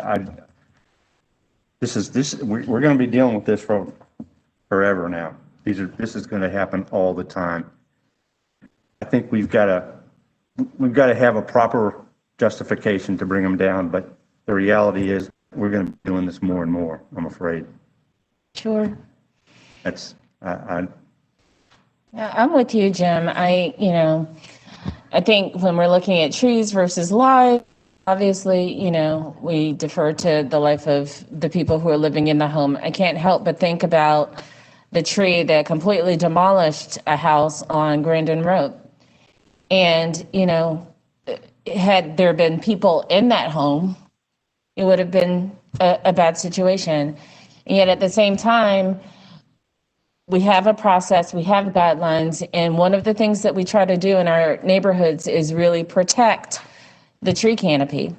And so to take a tree out means that we have to have something, some in-depth level of information and justification so that that's the precedent we set moving forward, just because we are going to have more and more of these cases coming before us. And there are a number of reasons why people can come before the board and say, I fear for my house and in my life. I feel that way about the black walnut tree in our backyard. So I feel like we need more information. PJ, what do you think? I mean, first off, I'd like to commend Mr. Hannigan for all the steps he's done over the years to help, maintain and preserve the tree. It's important, right? Because it also shows intentions. But I agree, we need more data. Okay. Krista, what do you think? I tend to agree with Jim. He certainly is the expert on this, and I trust his opinion. And I do also appreciate the efforts that have been made. I have old, large trees in my yard. I have the same situation where every storm I'm in fear of, gosh, is one going to fall down on the house? And we maintain them and we have them checked. So I appreciate that Mr. Hannigan has done that. But I understand the dilemma. But I agree, more data. Okay. More information from Heartwood, possibly. Damon? I know you shared your thoughts at the beginning. Anything you want to add? Yeah, I think we live in these neighborhoods because of the trees. And that's kind of one of the things that we take on. And as horrible as it sounds that one of us could get hurt because of a falling limb or a tree, we really have kind of opted for that when we chose to live in these neighborhoods. So my introduction was more for an understanding of the dilemma, but I agree 100% with Jim. And if there's a letter that Heartwood can put to us showing that there's more liability, more possibility that this will fall, then I think we could, but I don't think we can choose to remove that tree on the information we've got. All right, thank you. It sounds like we have a bit of a motion, Jim. Yeah, Oh, sorry, Phil. I was just going to add to that discussion. When I first saw the pictures of this tree leaning over the house, the proximity of the tree, the age of the tree, 38 inches, it's probably ending near of life, nearing end of life. I was thinking that probably I would vote for it to have it removed. But I think that after seeing the other report that was mentioned in the other case, I think that we need some kind of a standard for evaluation of the risk of these trees. And so I'm agreeing with the other commissioners. A more detailed report is needed. Thank you. Thanks, Phil. I'd like to make a motion to continue this application and have the applicant provide a tree risk assessment report by a track certified arborist. I second. Damon seconds. Motion made by PJ, seconded by Damon. Any discussion of the motion? All right, let's take a vote. Phil? Yes. Jim? Yes. PJ? Yes. Krista? Yes. Damon? Yes. Kim Parati, yes. Motion passes with the continuation 6-0. All right. All right. Thank you, Damon. It's almost 5 o'clock, so if you want to go a little early, you can, because I don't think we'll get through the next case in 8 minutes. You've got quorum, so I can go? Yes, sir. Okay, thank you, and goodbye all. Bye, Damon. Happy holidays. Thank you, you too. Okay, so for the record, Damon Rumpsch has left the meeting at 4:52, and Chris Mern has rejoined the meeting. So we now have quorum for case number 9, 1724 The Plaza. So we're going to go back in our agenda and circle back to agenda item number 9. So Andrew Woodruff and Andrew Knott, are you both with us still? I am here. Andrew Woodruff. Andrew Cott. Thanks, thank you both. Okay, have you both been sworn in? I have not. No, I haven't. All right, if you guys will raise your right hands and respond I do to the following question. Do you affirm that the testimony and information that you're about to give is the truth and nothing but the truth? I do. I do. Thanks, guys. Okay, so the next item is 1724 The Plaza. It's for the removal of a dilapidated garage carport accessory structure that's in the rear yard and the construction of a new accessory building that echoes the design and style of the original building. And at this point, I'm going to turn it right over to the architect and the homeowner. Andrew Woodruff, Andrew Cott, you can, if you would both state your names and addresses for the court reporter, and then you can start where you'd like to with the presentation. All right, I'm Andrew Woodruff, and I'm the architect. I'm 2301 Greenway Avenue, Charlotte, North Carolina, 28204. Yes, hi, and I'm Andrew Cott.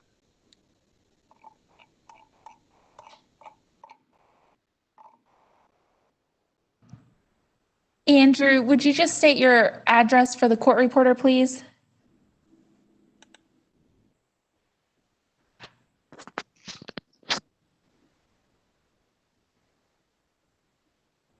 Andrew Cott, are you still with us? Sorry, what did you say? I missed Would that. you state your address for the court reporter, please? Oh, yes, sorry. 1724 The Plaza, Charlotte, North Carolina, 28205. Great, thank you. Andrew Woodruff, the floor is yours. Very good. I'll make it brief and kind of take you guys through. Hopefully the drawings are fairly self-explanatory. What we have is again, a dilapidated structure on the plaza, an accessory building to a main house used as a carport and a garage. Structural inspections show it's beyond repair, and my visual of it is beyond repair. So what we've done is we want to rebuild it with the basic theme and idea of it with the new structure. It's too small currently to accommodate modern cars and that sort of thing. So we're basically going to expand the footprint from 18 by 18 to 22 by 26. In doing this, we will need to slide it back on the lot about 20 feet. It's basically in the middle part of the lot right now and very close to the house, as you can see in the photographs. We're going to push it back, make it more appropriate as it sits next to the main house. The other thing we'd like to do is to flip its use. Before, the carport side was on the property line and the garage was facing the house.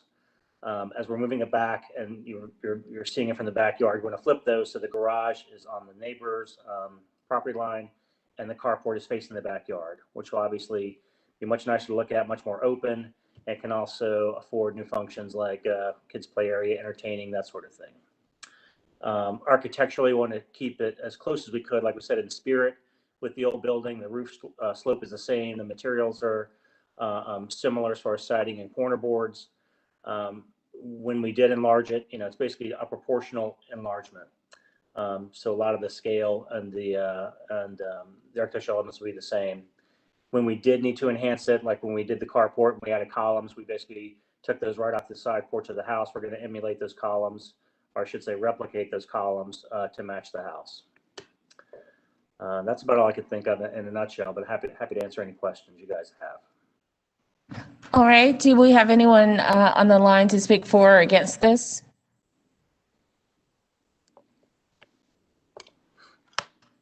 No. Okay. All right, PJ. Sir, what's the material? I saw Hardy. Is it Hardy Artisan or just normal smooth Hardy? I mean, I personally prefer the smooth, kind of working in historic neighborhoods. I think it blends better. But I think that, Andrew, the owner, and I would be up for whatever the committee would find appropriate. Yeah, we would recommend smooth Hardy Artisan or something similar. Yes, I agree with that completely. Okay. I'll make a note Cool. of that. Thank you. All right, Krista. Hi, Andy. I just had a question about the setback, the line on the site plan. I see the dotted line on the site plan. I don't know if Christy, if you can go back to that slide. But just I just noticed there wasn't a dimension called out for that. I assume that's what that's showing. Slide 204. Is what the yes. But Right. that dotted line showing the setback. That's the 3-foot detached structure setback for the city of Charlotte, and I added an additional foot for the overhang. The overhang's 8 inches on that side, but I added, extra 4 inches there. Okay. I think it's a really sensitive design to the house. I'm very familiar with the house and familiar with this carport, and I know the condition. Yeah. But I think it's really sensitive, and it's a really nice nod to the house and the style. Thanks. That's what we were going for. I like hearing that. Thanks, Krista. All right, anyone else? Any comments or questions for the applicant? All right, let's close for deliberation. Krista, I completely agree with you. I visited the site, and I think that this is really a consent agenda item. And it would be in line actually with the adjacent garage. So, I'm all for it. Anyone have concerns about this particular project or? No? It looks really like it was what should have been there all along. Mm-hmm. Yeah. Well, since we don't have questions and we like the project, PJ? I'd like to make a motion to approve this application. It meets our guidelines 8.9 for accessory buildings, and to specify that the material should be smooth, hardy, artisan, or an equivalent. Okay. Anyone want to second? Seconded. Seconded by Jim Hayden. All right, any discussion of the motion? Well, let's take a vote, shall we? Phil Goodwin, Yes. Krista Lineberger, Yes. Chris Muirn, Yes. PJ Henningsen, Yes.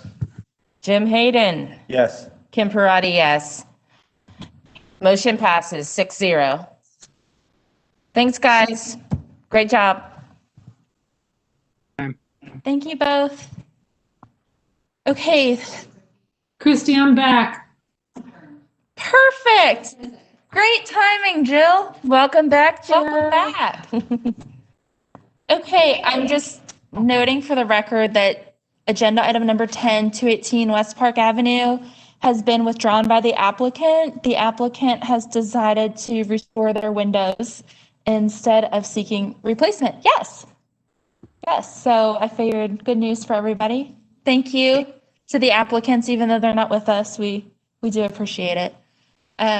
We are moving on to agenda item number 11, and it's 1724 Wickford Place. Bobby, are you with us?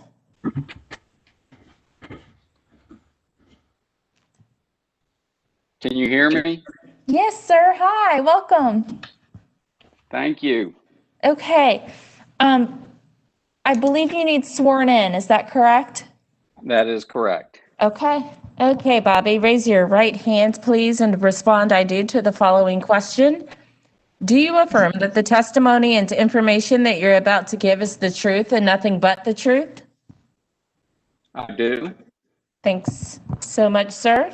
Okay, so this application is an after-the-fact application, but as you know with those, you consider it as if the work has not been done. It is for window replacement. Unfortunately, this building suffered a fire, and it's an accessory building in the Wilmore neighborhood, and you can see from the main building fronts on West Boulevard. We're looking at 1724 Wickford Place, which is directly behind it.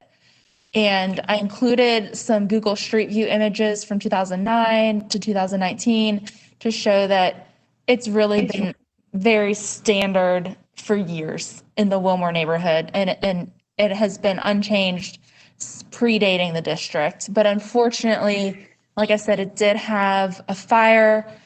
Staff worked with the property owner to approve replacement of some of the asbestos shingle with a matching modern fiber cement, as the commission has done in the past.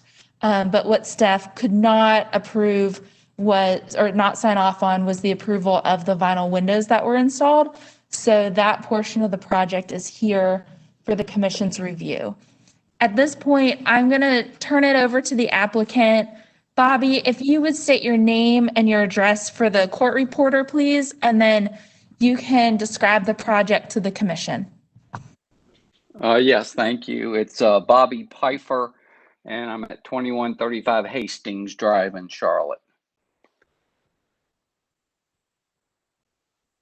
Bobby, is there anything else you want to add about the project?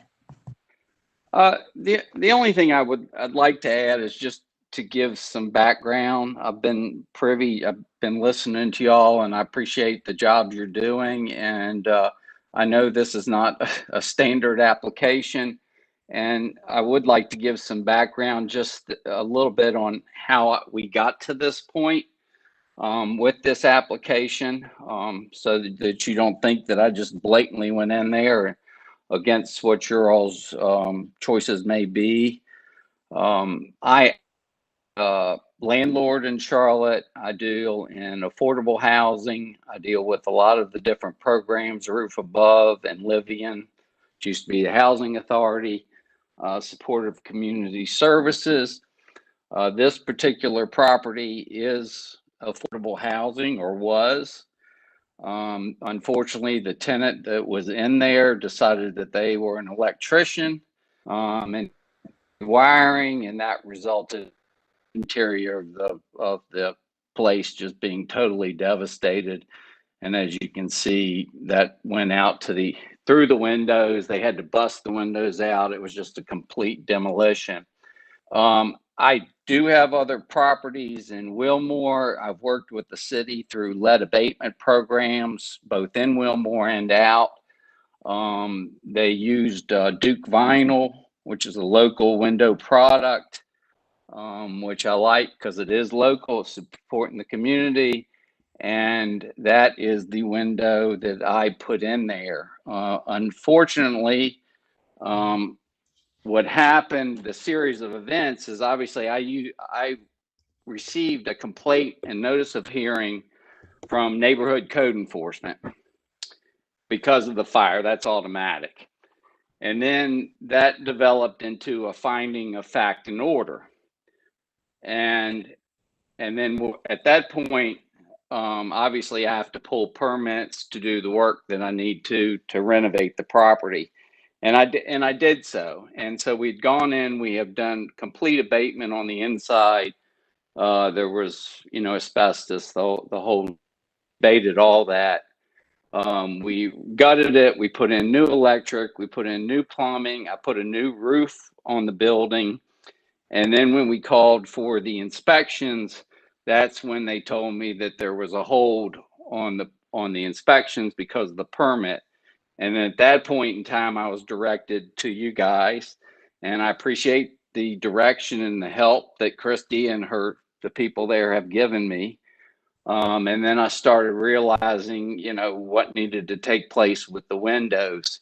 So one suggestion I may add is that when a complaint or notice of hearing occurs in an area with a historic district, that is noted on that. Because I get those for areas that are not in historic districts, and there was no difference in the notice for this area, so that people know that this is something that they're going to have to work through during the process. And that would just be my suggestion on that. That's a side note.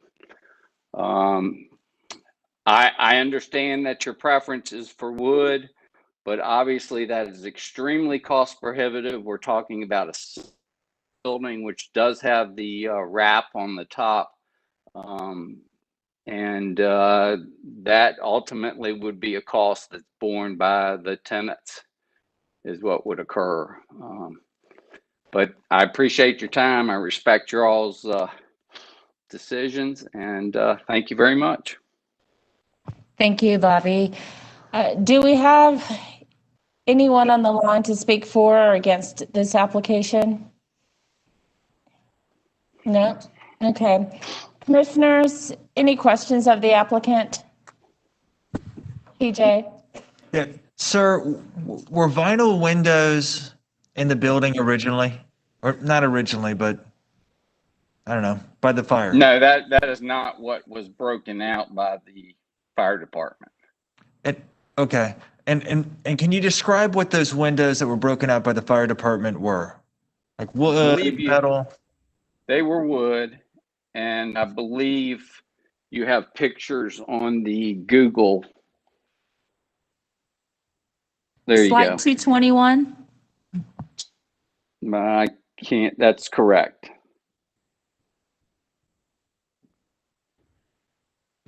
Thank you. Yes, sir. Any other questions, commissioners? Crystal Lineberger? Yeah, I just have a quick question about the enclosed, the windows that appear to be enclosed. I'm just curious, really. Are those is that painted over plywood that were previous windows on the first floor, on the lower level? It is. So is that a separate unit? Are there two units? There is a separate unit down. That is storage, is what that is. That's not a livable unit as is. Okay. Thanks, Krista. And that was part of my point for including these photos, was to point out that those have been closed up predating the Wilmore District creation. Okay, commissioners, any other questions of Bobby?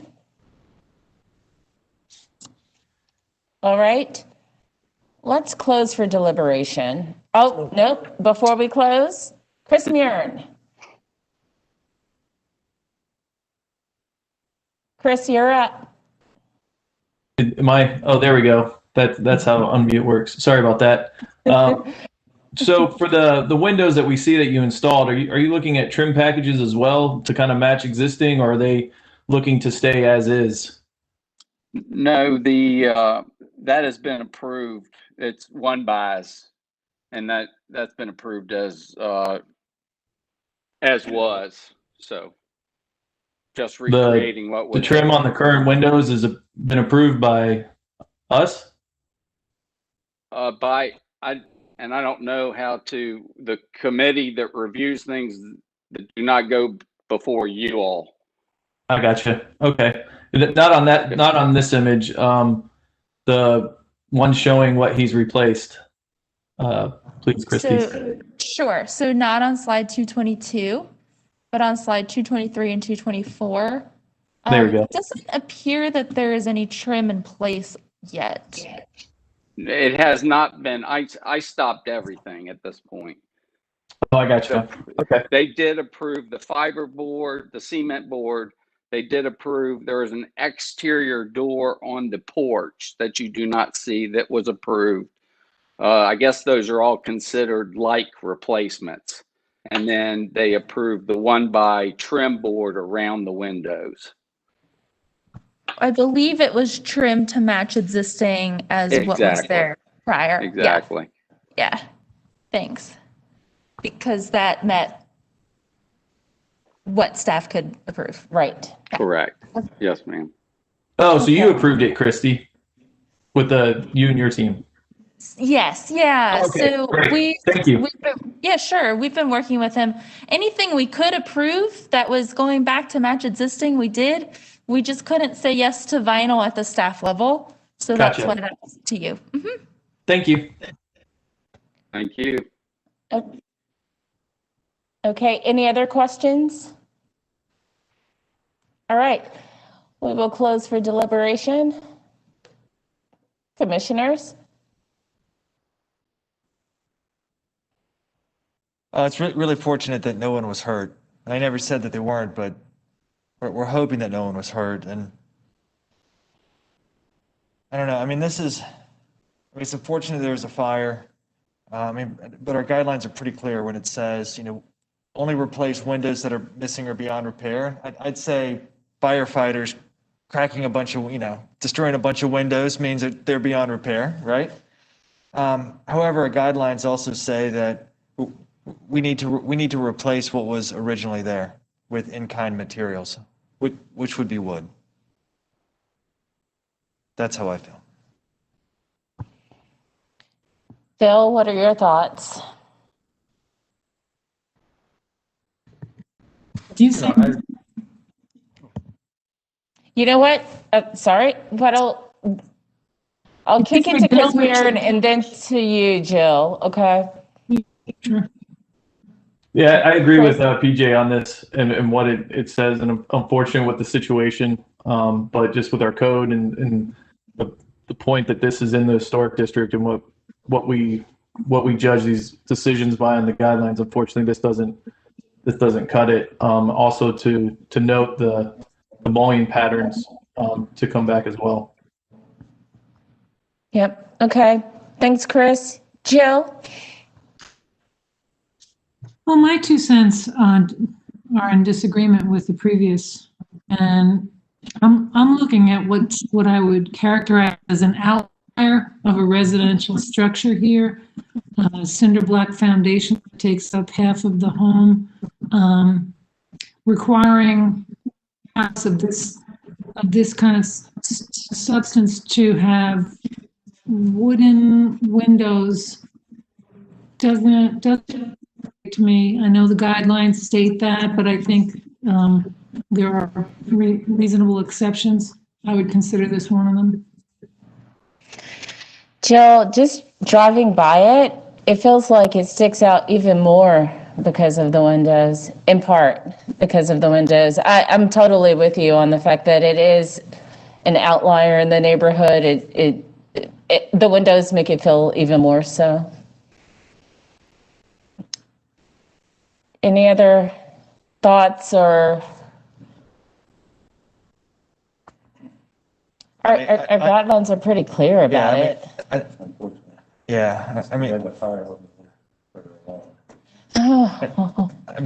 Guideline 4.14 for windows said number 19, replace a wood window with a wood window where possible. And number 17, maintain the original number and arrangement of panes. And and I don't have it pulled up, but our guidelines, which by the way was put together by the communities, not us, but by the communities, go even further to say no vinyl. So I feel like there's but so much we can do given the situation. Okay. And if this helps, it is an extremely difficult situation. Your charge is to vote on this project as if it has not occurred. And they're given the low income status of this rental. Staff is glad to work with the applicant on connecting them with maybe city resources that can assist. Similar to what we've done, I can think of 2 other projects in Wilmore. One was for replacement siding and another one was for vinyl windows that were replaced. And I don't know if this meets the threshold, but there are also tax credits that you can, no. Not for Wilmar. It's not a national register. That's right, yeah. Okay, anyone, someone?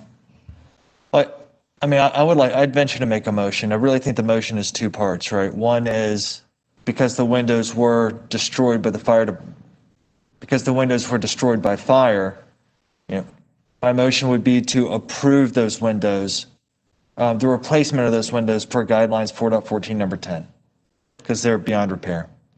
And to second to that, I would approve the replacement with wood windows matching the original number and arrangement of panes per guidelines 4.14 number 17 and 19. All right, so you all heard the motion? Second. Seconded by Jim. All right, any discussion of the motion? Why don't we take a vote then? All right. Commissioner Goodwin? Yes. Commissioner Lineberger? Yes. Commissioner Walker? Commissioner Mirren? Yes. Commissioner Hayden? Yes. Commissioner Henningsen? Yes. Commissioner Parati, yes. So the motion passes 6-1. Thank you, Bobby. Good luck. Bobby, I'll be in touch with you to talk over some options, and we'll get you the approval certificate, and this is not something that needs to be done tomorrow. Appreciate it. Yep. Mhm.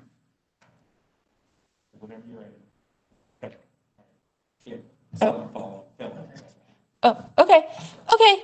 Sorry. Bit of confusion in the meeting room. The next application is 1901 The Plaza. And this application has also, this was for window replacement. It has also been withdrawn by the applicant at this time. And so we have already heard application number 13. So that means we are skipping down to application number 14. I have a break in here. Does anyone need one, or are we good? Restroom? Okay. 5 minutes, okay? So quick break, be back at 5:25, and we'll get started with agenda item number 13, 331 East Boulevard. Thank you.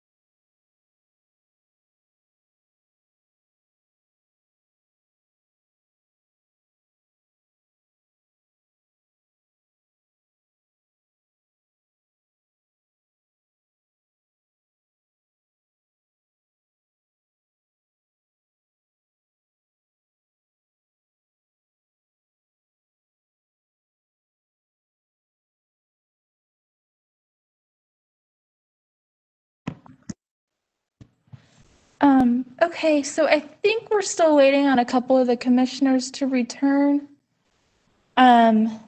We were having, just so the commissioners know, we were having a bit of a discussion on the level of information needed for trees.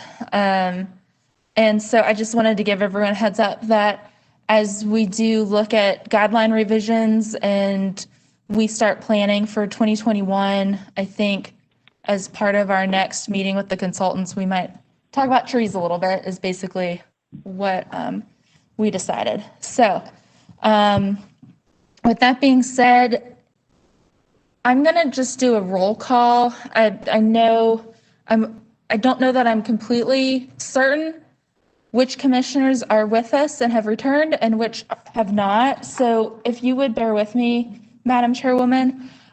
Chris Mern, you are back, right? Yeah. Hi, okay, great. Krista Lineberger. I'm here. Okay. Jill Walker. Here. Okay. Jessica Hinman, are you back? I am back. Okay, Jessica returned to the meeting, and you were not here for the last application, right? So you returned at 5:33? That is correct. I returned 3 seconds before you guys took the break. Okay, well, we'll count you as returned at 5:33. Okay. Excellent. I think that's it for everyone joining us on video. I apologize. You are tiny in the corner of my screen and I can't see all of you. If I miss someone, please let me know. Okay? And then we, in the room, just to reiterate, we have PJ Henningsen, Jim Hayden, Kim Parati, and Phil Goodwin. So we are back up to 8 commissioners. We should not have quorum issues for the rest of the meeting. And I appreciate everyone's patience, especially the applicants, as we've had to rejigger some of the order of the agenda. So with that, I would like to see if Rob Presley, are you on the line? I'm here. Hi, Rob, welcome. Thank you. Okay, and I don't think you've been sworn in, is that correct? That's correct. Okay. Okay, Rob, if you'll raise your right hand and respond I do to the following question. Do you affirm that the testimony and information that you're about to give is the truth and nothing but the truth? I do. All right, thank you, sir. Okay, so this next application is for 331 East Boulevard. Staff received a couple of emails from neighbors just questioning the project. So for the record, I want to make it very clear, this project is not about the demolition of the property that occurred, I guess, what was it, August of 2020? It is not about any new construction on this lot or the vacant lot that's next door to this. This is simply about when the house was demolished, there was a mature canopy tree on the lot that was also taken down that was not previously reviewed by the commission or approved by the commission. So again, the demolition happened because the COA had run out of time, and in order for the applicant and the property owner to not have to reapply, he decided to move forward with demolition, and that has already occurred. We are not here to talk about that. We are just here to talk about the tree removal and to evaluate the tree removal and what, if anything, is required to be replanted. I believe, Rob, you're going to have to correct me if I'm wrong, but I believe that the ask from the property owner is to hold off on any replanting requirements until new construction plans are brought forth for both lots. But it's also my understanding that I am not aware of a timeline for redevelopment of the lots as well. So that is something to bear in mind and something to maybe talk over with the applicant's representative. So with that being said, Rob, if you would state your name and your address for the court reporter, please. It's Robert A. Presley, My address is 2320 West Moorhead Street, second floor, Charlotte, NC 28208. Great. Thank you, Rob. Rob, is there anything else you want to add? Do you want to walk through the presentation? I have the map up on slide 265 showing the former location of the property. Yeah, if you don't mind. Sure. Let me first note that I am not the property owner. I'm a representative of the property owner who, unfortunately, or fortunately, if you're him, is out of the country this week and asked me to step in for him. I am intimately familiar with everything that's occurred. He is a longtime client, and my company is the real estate broker who has been working with him going all the way back to the petition for the certificate of appropriateness to demolish the structure, which goes back maybe 4 or 5 years ago, 4 years ago. So I'll let you know that. But so the owner of the property, their family has owned this property for decades. It was never their desire or intention to tear down the structure. I will also let you know that they own the property 325, which is the adjoining vacant lot, which used to have, for those of you who've been around for a while, the old costume shop on it. And that property was condemned at some point many years ago. The current managing partner of this property is a brother who oversees the family's affairs. The mother and father owned both properties for many, many years. The fourplex that was recently torn down was a rental property. And structurally, it had a number of issues with it. But even despite those, a lot of effort has been made over the last 18 months to save the property. And this is relevant to the tree. The seller, the property owner, went under contract twice with 2 different buyers and went through an exhaustive process with architects and engineers to try to save the structure. No one could figure out how to do so and make it financially feasible. And with the clock ticking on the COA for demolition, the property owner, after losing the second buyer, finally had no decision in his mind other than to go ahead and demolish the property. And so he did so and it was never the intent to remove the tree that was in the very back corner of the fourplex. In fact, part of the tree's roots and foundation were under the back of the fourplex. The tree, as you see in the picture on the screen, while other trees retained leaves, this tree was not in good shape, and it had been losing limbs for a long period of time. Being that tree was over a power line, immediately adjoining a power line, underneath the structure and abutting up against the soffit of the structure, the demolition crew who removed the structure was hired in part because they are a tree removal company as well as a demolition company.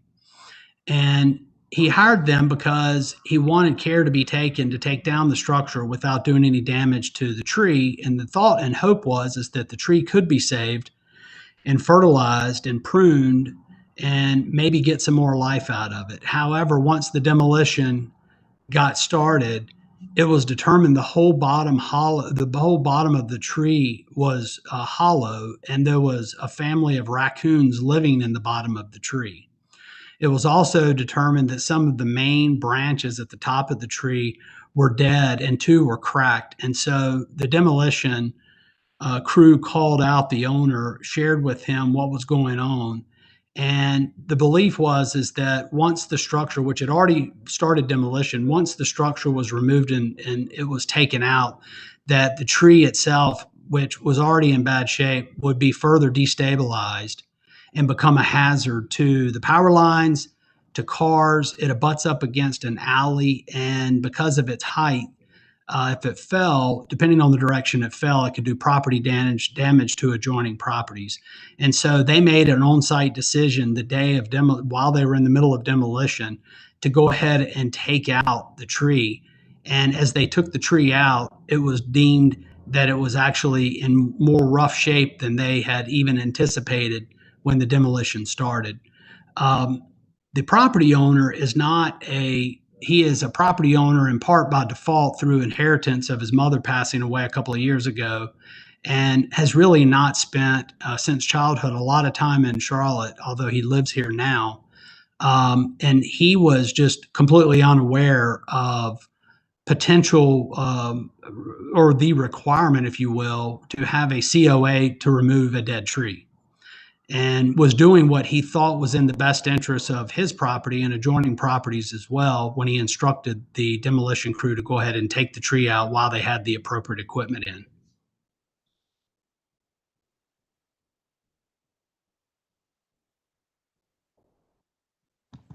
Okay. Is that all you want to share with us right now? Yeah, I'm certainly willing to ask questions, but that's Sure. just kind of a recount of how this went down. And I think most of this has been at least conveyed in some correspondence between you and Mr. Fairley. Okay. All right. Do we have anyone on the line wanting to speak for or against this? Before we get there, I just want to make sure for the record that the slide that we were most recently on and being referenced is slide 269. And I would also like to share that there is a letter on slide 266, photos on slide 267, and another letter on slide 268 that the commission should review. At this point, someone has signed up to talk on this project. I am not sure if they're with us, but we do have an unknown caller on the line. So caller,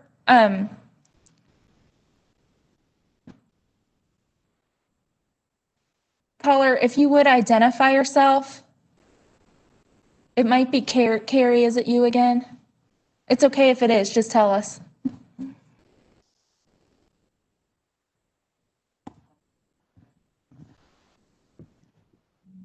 I know, but the caller is unspecified. Oh, I see what you're saying. She's caller 15. There's a new caller. Okay. Oh, okay. I can't see that. Okay, this caller is showing up as caller number 17 on the WebEx.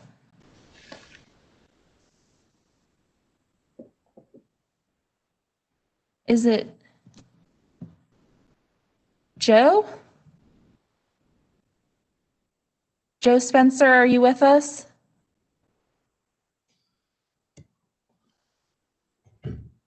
Okay, well, with nothing, we had, I will just state for the record, Joe Spencer had signed up.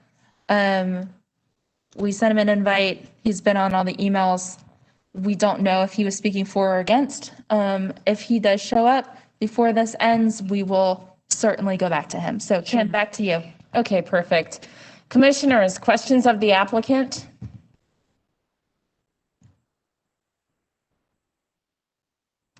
Okay. Let's close for deliberation. So, what are your thoughts on this? Commissioner Walker? Yeah, I did have a question, but I didn't do the process quick enough. I didn't see any. I'll reopen it for you, Jill, if you want. That would be great. Thank you. Okay, perfect. So I'll reopen so that Jill, Commissioner Walker, can ask her question.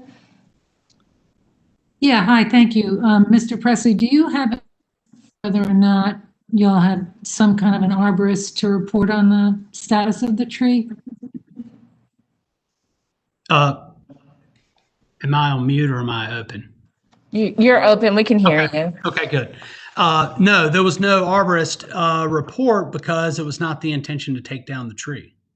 The report that we do have that was on one of your slides came from the demolition company, which is also a tree company, Avenue Demolition and Tree Service. Right, but I think they're just tree removers. I'm not sure they're arborists. I was just curious only because I'll say this. I mean, it's just an ipso facto kind of scenario. But as far as I'm concerned, and our tree expert can clarify, I don't think a hollow interior necessarily suggests tree in poor health. But I think it would have been helpful just to understand the health of the tree that got lost. That's all. In retrospect, had I been involved and known that this was the fate of the tree, I probably would have been able to step in and suggest maybe some other suggestions. But the parties involved, the owner of the property and the tree service demolition company, were better informed than I was because they were on site and saw the condition of the tree. My experience with trees is when the bottom root and main trunk is hollow, it then at that point becomes a liability. I would just like to state for the record that we are referring to the letter on slide 268. Okay. Jim, we're going to kick it over to you. Is there, Jill brought up the fact that a hollow tree doesn't necessarily mean that, it's going to come down. So, but I want him to be able to speak to our applicant. So thank you. So do you have any thoughts on that? Well, I think that there's documented evidence that a hollow tree isn't necessarily a dead tree. It perhaps could be in some form of decline, but it might last a long, long time if it's properly looked after. So this tree was not being properly looked after. At this point, it's gone.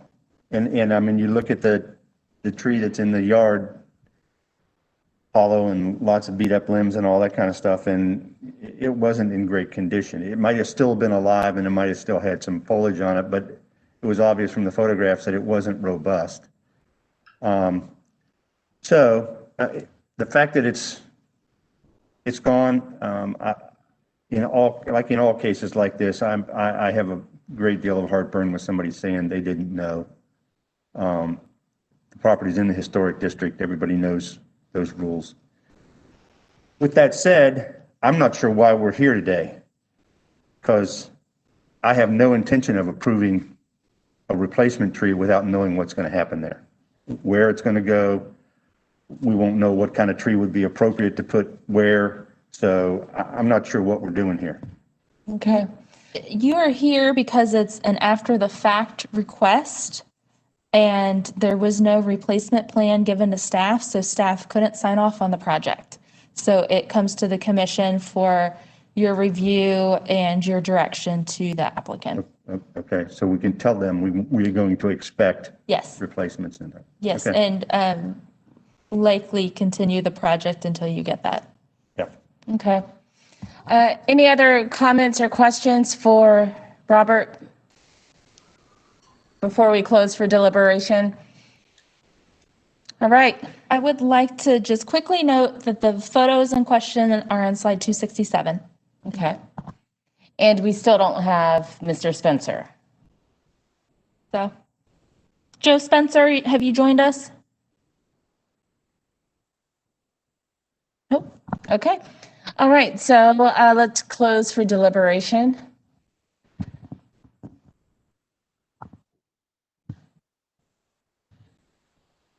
I believe we can go ahead and make a motion to continue. But let's let Krista, before we get to. Krista? Yeah, I just wanted to clarify, is there any pending submission for the site? No, For any Christy structure says- on the site? We haven't seen anything. We've not had any correspondence from anyone, and there's nothing in the queue in our application cycle. I mean, that would be a potential question to reopen and ask the applicant. Why don't we do that? Why don't we reopen and ask Mr. Presley? Mr. Presley, do you have plans for the site that are in process? I'm glad you asked. I just raised my hand. Funny enough, just this morning, we seem to maybe have a buyer for the property who wants to develop a structure on the property. The owner of the property and the buyer, who is a Dilworth resident, are in discussions at this point. No plans have been drawn. I don't have a clear idea of what it is, but I do know it's his intent to operate his business at this location, and specifically wants to be on East Boulevard in Dilworth, and appreciates the neighborhood and most likely will be very sensitive to what's built there. Okay. Thank you. Krista, do you have additional follow-up questions? No, that was it. I just wanted to understand what the potential was for the site. Okay, perfect. Thank you.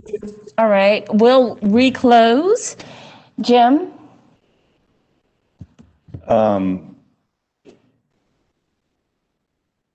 It seems to me that a motion to continue is in order, and with the, I'm not sure how to word this, that we will have an expectation that once we have a site plan, we would then be given a proposed landscape plan. And I think in this case, we would want to at least see 3 trees to be 3 shade trees, 3 large trees from the city of Charlotte list to be put back on the site. Okay. And that should be part of any application that comes forward for certificate of appropriate. So if I can just clarify, the commission, you have a number of avenues you can take. You can, retroactively approve the tree removal.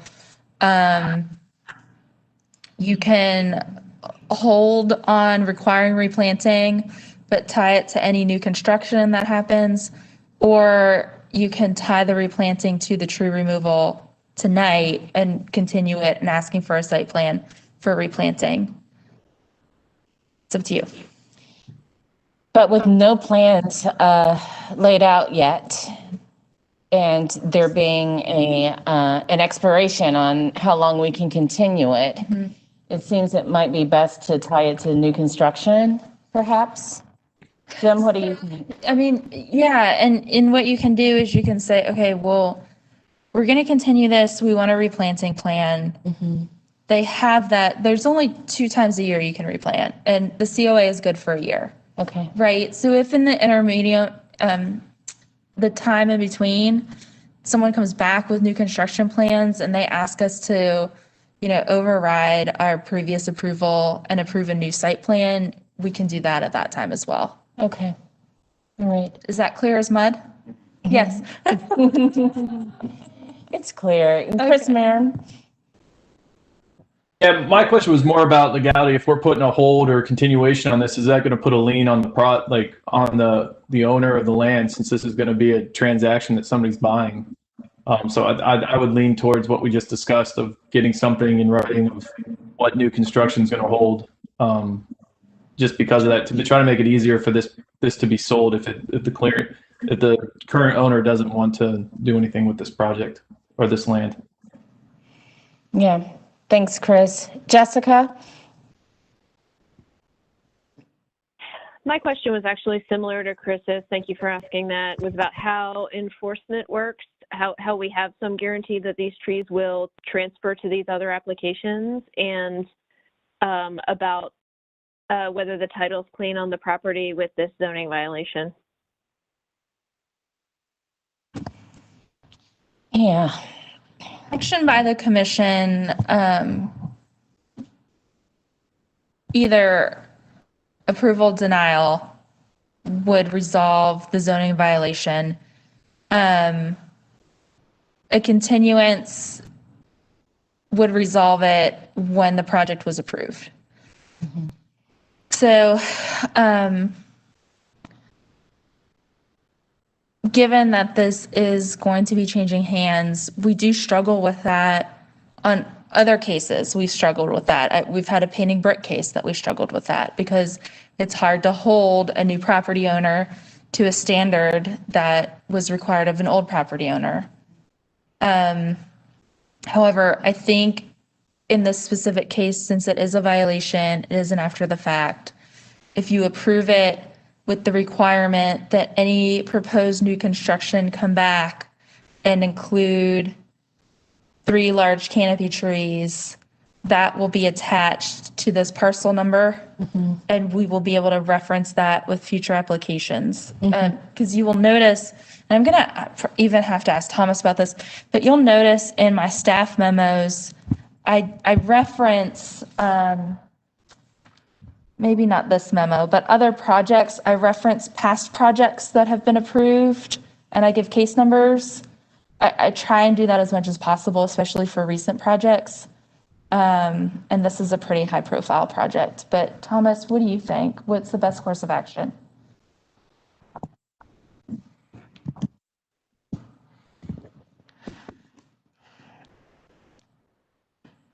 What I'm trying to balance is many of the points that Christy has already provided to the commission.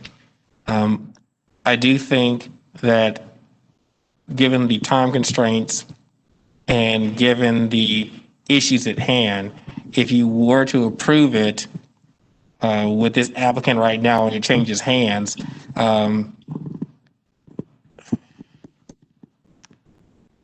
may I, Madam Chair? Please. We're still in open session. Close, but she can reopen. Yes, I'll reopen.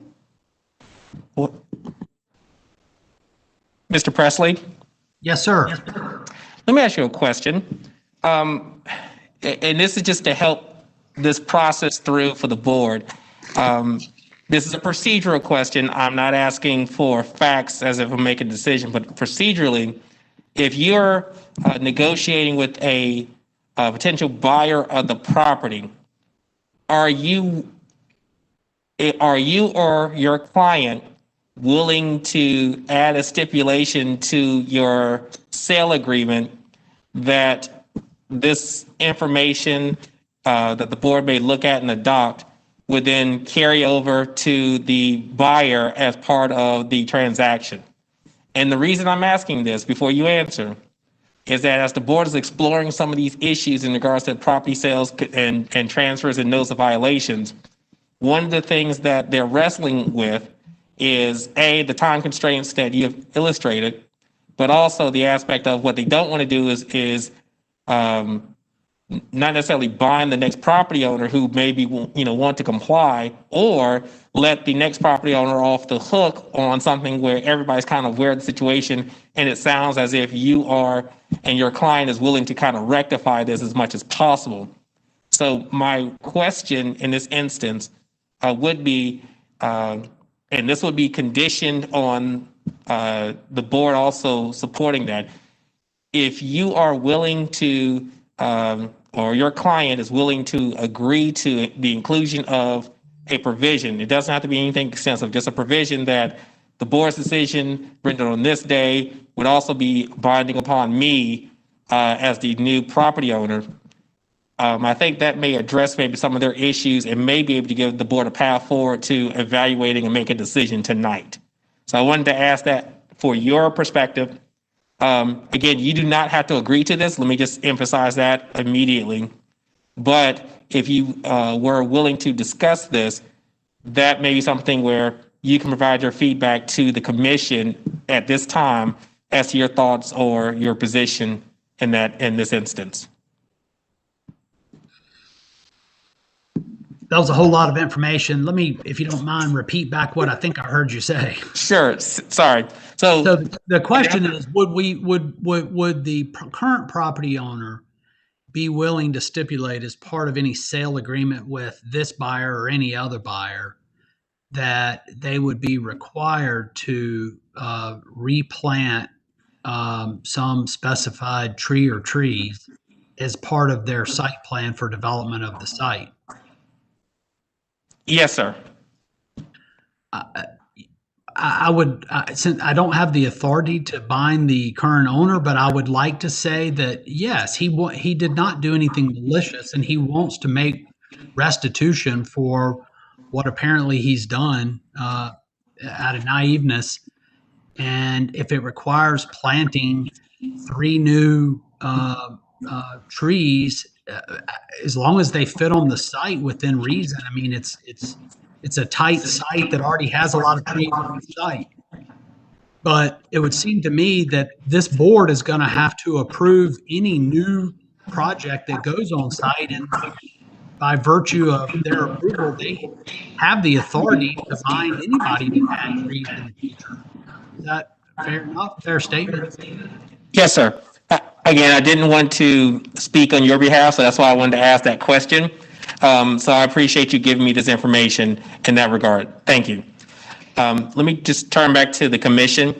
I think that, again, the applicant's representative has given you a answer to that question. So I do think you do have, based on his information, 2 paths. One, you can go ahead and approve the removal of the tree and then wait for the application in the future for a new construction and then deal with any kind of landscaping issues at that time based on that design. I think as the applicant's representative has expressed, depending on what the design may be, it may not be conducive now to mandate a certain number of trees at this time versus the design then may mandate something different. Path 2 is you can still make a conditional now that you remove it and then you have to actually plant some trees. My recommendation, even though I'm not being asked, my recommendation to this board would to be go with path 1, simply because you still have that legal authority in the future. And that would make it cleaner for the applicant's representative in that regard. And then the future property owner, hopefully they will disclose this to them, being that this is a public meeting in that regard. But if nothing else, they are at least aware of our concerns about landscaping for that parcel. Okay. And let me just also say to the staff, is there any issues or concerns from you in regards to my legal recommendation from that standpoint? No, sir. Thank you so much. Okay, thank you. Thank you, Mr. Presley. We're going to close again for deliberation.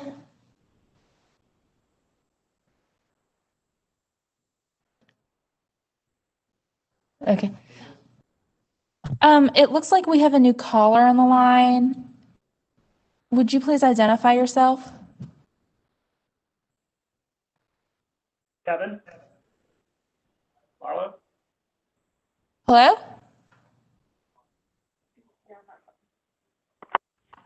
Caller? This is Kevin Marlowe. Hi, Kevin. What project are you calling about? Redwood? Or... Okay, great. Hang tight. We're not quite there yet. Okay, thank you. Thank you. Okay. And so just for the record, we are closed for deliberation. Chris Meehan?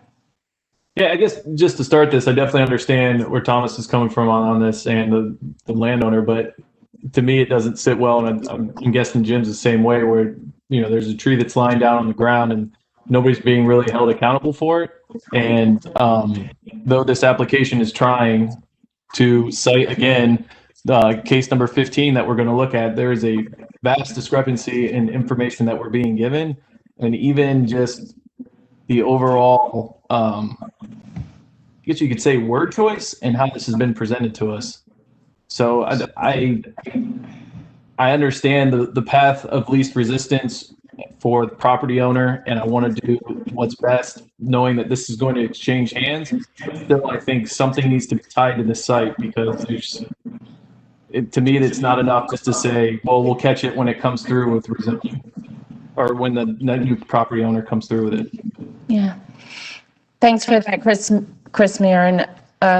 Was there another commissioner who wanted to say something? I'm sorry, I thought I heard someone. Jill? Yeah, I guess I was a little confused with Thomas's statement, but I'm not sure how, if we choose option 1, we have any legal recourse to do anything. I guess that kind of confused me. Commissioner Walker, I apologize for my lengthy explanation. Let me try to synthesize this as much as possible. To your immediate question, option 1, there would be no legal recourse against the current property owner due to this removal. So to answer that question, you're correct in that regard. It would be the recourse would be shifted to the subsequent owner whenever the subsequent owner comes in with a new construction plan that the board would then review. So you're absolutely right in that regard. Option 2 that I emphasized as well would be you would put the immediate onus on the current owner to plant new trees while they are owning the property right now. And they could handle that on the back end if they wanted to with the subsequent property owner. But being that we are anticipating new construction in the future with this particular parcel, that subsequent owner could turn around and ask to remove those very trees you're asking to plant today as part of that new construction. So my recommendation was only on one because of the administrative aspect, but I think the issue is still within the purview of the commission to make the final decision. But again, I apologize if my explanation was confusing and too lengthy. To Jill's point, we do have a third option, right? Like he doesn't have to plant trees now, but it could be tied to new construction because yes, even though new construction will come before us and we can talk about a tree plan then, to Chris Mirren's point, something I think needs to be done because we can't, you know, take a step and then beg for forgiveness. At least the next owner will know that this trees being planted is tied to this particular parcel. It also sets up a loophole that anyone looking to sell their house, let's hurry up and get rid of the tree. And then, you know, we don't want to create that system for any future. Right. We just told applicants who were fearing for their lives that we didn't have enough information, so they couldn't take out their tree. And because this one is already down and because it looks horrible, I know that my reaction is to say, well, it looks like it was dead anyway, so let's just forgive it. But again, thank you, Chris, for speaking up, because then what's to stop other residents in our neighborhoods from doing the same thing? Yes, we will look at a landscaping plan when new construction comes before us, but why not have a fail-safe where we've already tied it to that? Knows how long the property is going to be vacant. Yeah. Jim, what do you think about that? Tying it to new construction? It seems like there should be some way to do that, but I'm not exactly sure how it gets done and how we do it with something that is transferable and goes with the property. And maybe this will help. Maybe if we think about it, when we look at demolition and new construction, they are two separate applications. They're not tied together, right? Right. Same thing here. This is a completely separate application from any conjectural new construction at some time in the future. So I think if you ignore what I said to you earlier and just you're looking at this application on its merits, and we cannot predict the future, know what's going to happen on this lot. So let's just address the application that's in front of you. How does that feel?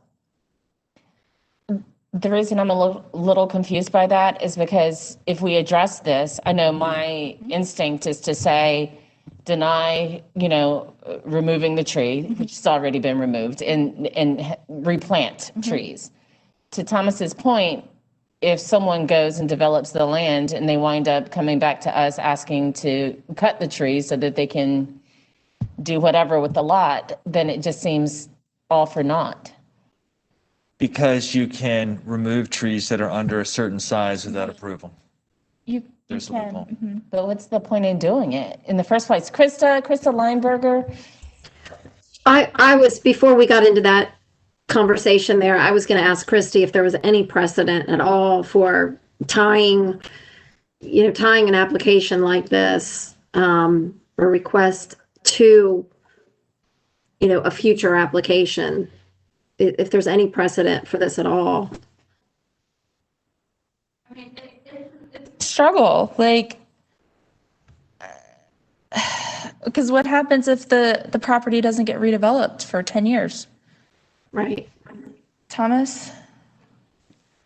Yes, so Commissioner Lineberger, to Christie's point, this has been a gray area for the HDC for several years, where we've come across these type of situations.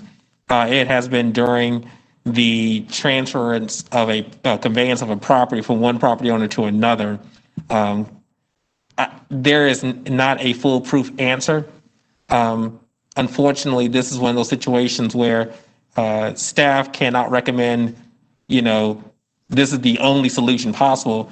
It's literally a situation where you have to balance the multiple variables and the circumstances that's presented to you. Christy and I have wrestled with this over years in other situations as well.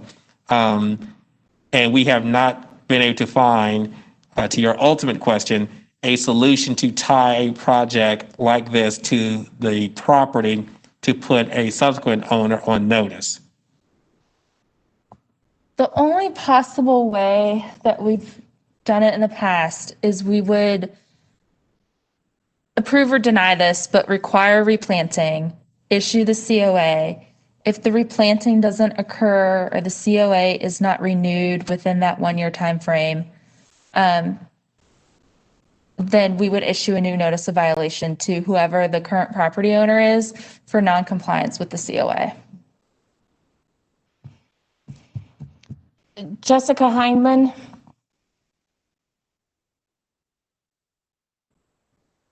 Jessica? Yeah, I think one of the reasons I'm struggling with this is, I do think we are charged with finding a path towards resolution, but I think without tying this to the title on the property, we have no ability to protect the tree canopy, which is really what we're required to do. And so in some ways it feels like Christy, there's a zoning hold on this property with that violation, correct? And anyone who submitted any plans for permit would have to get that zoning hold released, correct?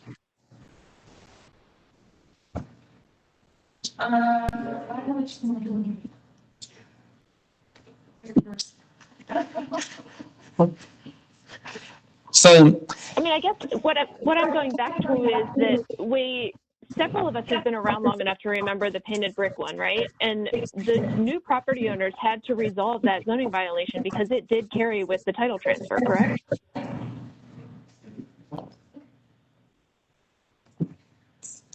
The nuance was the project was already,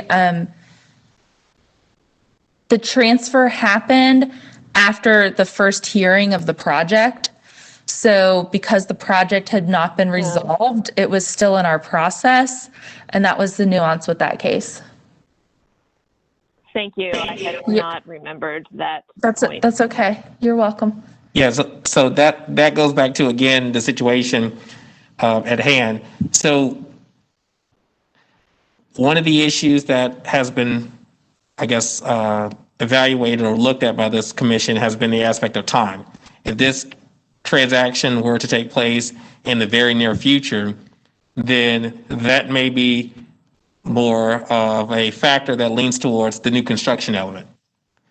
If the transfer doesn't take place for another 6 months to a year, then that goes to, I think, the very issues that Commissioner Walker has indicated, as well as Commissioner Heinlein and Commissioner Lineberger as well, about the balancing of these issues. In this situation, again, that's why I kind of posed the question procedurally to ask what was the thoughts of the applicant's representative, to allow you as the board to hear their perspective on what was going on and what they were amenable to. because I did have a concern of whether you could just automatically condition this without really getting their testimony and information. So I do hear your concerns. I gave you the recommendation for the first path only because it was the cleanest one of the two bad options. But it's not necessarily something that, at least I will say this, staff does not want to always take this approach. Let me just say that. But it's a situation where we're at a crossroads where when these situations occur, they're very, far and few in between, but they're a struggle for staff to kind of work through to give you, as the commission, a solution that everybody can agree to or that we can actually effectively administer if you were to vote upon it. So that's why I have to give you the best of the worst options in this instance. Right. And, two other deals have fallen through. So we're talking about new construction and a deal that's, it might not even happen. So I guess we should really be dealing with what is happening, which is a tree was taken out. They didn't get a COA for it. They didn't get staff's blessing on it. And so what we do in any other situation like this. So here we go. Chris Meehan.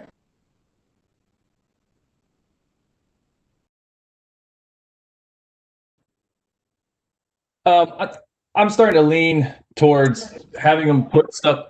Oh, can you hear me? Yes. I'm starting to lean towards them putting things back, or putting something back, because right now they're on a East Boulevard, and East Boulevard has a frontage that's going to be listed in the TOD with this ordinance. And then I've just pieced enough together to know that there's going to be a space that they cannot build because of that and what the city's doing with their TOD ordinance and the proximity to that. So I think if, within reason, they know their buildable area of what any future project's going to have because of the overlay and the setbacks from the street. So I think there is a zone that exists on this site that they will not be able to build any type of structure on, and therefore have area that we can request trees to be now before construction that will not affect their construction for them to be put in place. Chris Meehan, do you feel confident enough in that thought to make a motion? You've been on a roll, my friend. You're like butter, Chris. Yeah, on a roll. I don't know about this. I'm speaking for two Chris's today, so I guess that's part of it. It's a hard job. Someone's got to do it. All right, so I would. I'm sorry. Before you wait, Chris, before you say anything, our attorney, staff, someone wants to speak. Season is not till the spring anyway, and Thomas had an idea that you could do an approval with conditions, and the condition is that X number of trees, large maturing canopy, I think Jim said 3 large maturing canopy trees from the city's list are planted the next planting season, which would be in the spring. And what was your condition? The thought would be that staff would recommend as a potential option that you would say, if they were to transact a new parcel, they would convey the parcel, then that owner would be subject to new construction within a certain time frame. So you could say, if you sell the property in X months, we'll allow you to be new construction.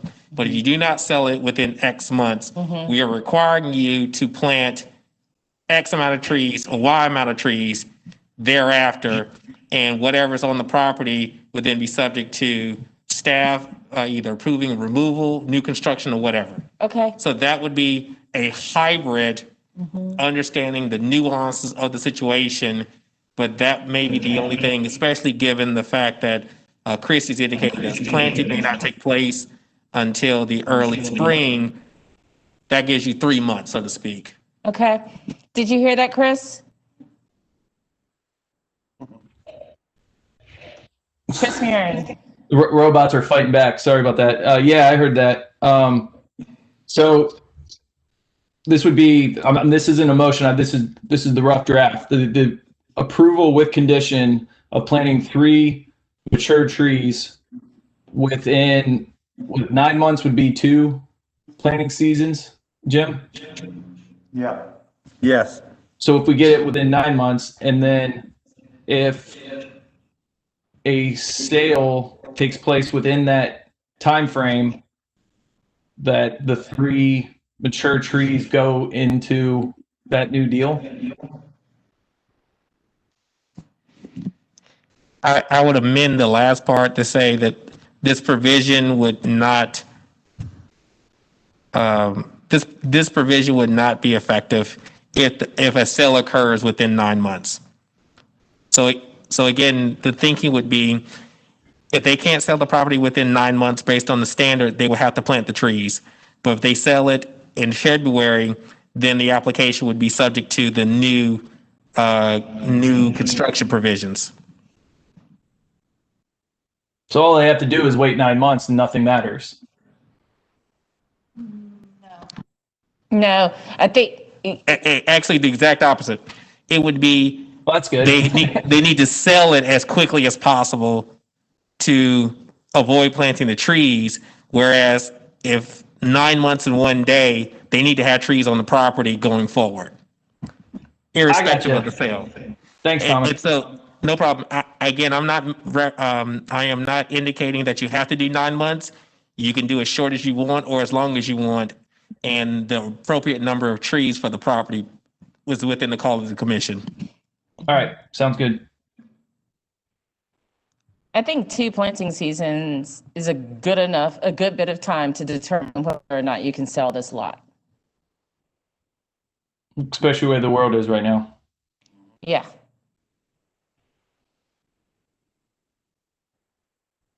All right.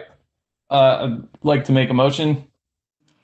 I move to approve this application with the condition of 3 mature trees as selected in Charlotte's tree canopy to be planted within the next 2 growing seasons of 9 months, and have a provision that this would not be effective, or this would not go into effect with the sale of the lot to a new owner. Within 9 months. Within 9 months. Thank you. And just to clean it up, Chris, it's the city's arbor, will you say it, Jim? The list. City's approved list for large maturing shade trees. And I would change the growing season to planting season. Amendment accepted, or friendly, whatever, accepted. Thanks, Jen. All right. Candy, do you need him to repeat that? Okay.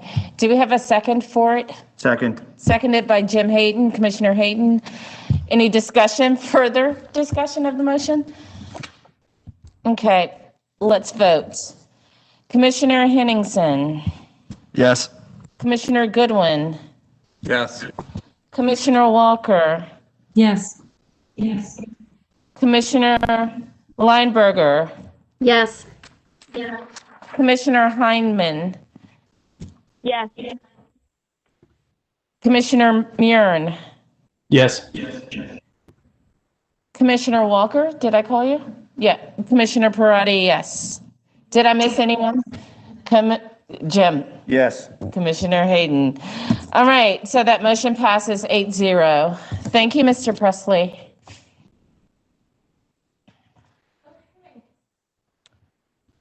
Okay, the next application is also for tree removal. And Harry has been waiting very patiently a long time. Thank you, Carrie. This is 813 Romney Road. Carrie, have you been sworn in yet? Yes, I was sworn in. You were sworn in. Okay, wonderful. That's good.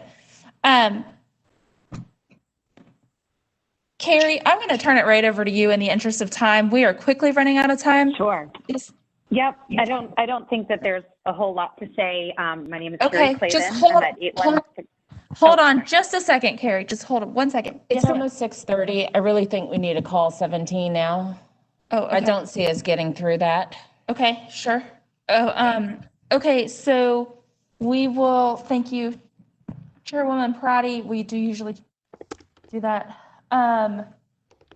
So you are calling that we're not going to get to number 17 tonight, but we will be able to get to 15 and 16? I believe so, yes. Okay.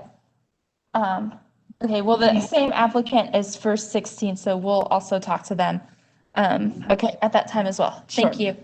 And that's also to the public. I think Ken and Lucy Rayner, if you are on, the commissioners are going to hear the demolition case for 1913, but they're not going to get to new construction. So just so the public knows. Okay, thank you for that pause break. Carrie, before you get started, if you would just state your name and your address for the commission, and then you can go to it and describe your project. Great. This is Carrie Clavin. I'm at 813 Romney Road, and we're here for a tree removal on my property.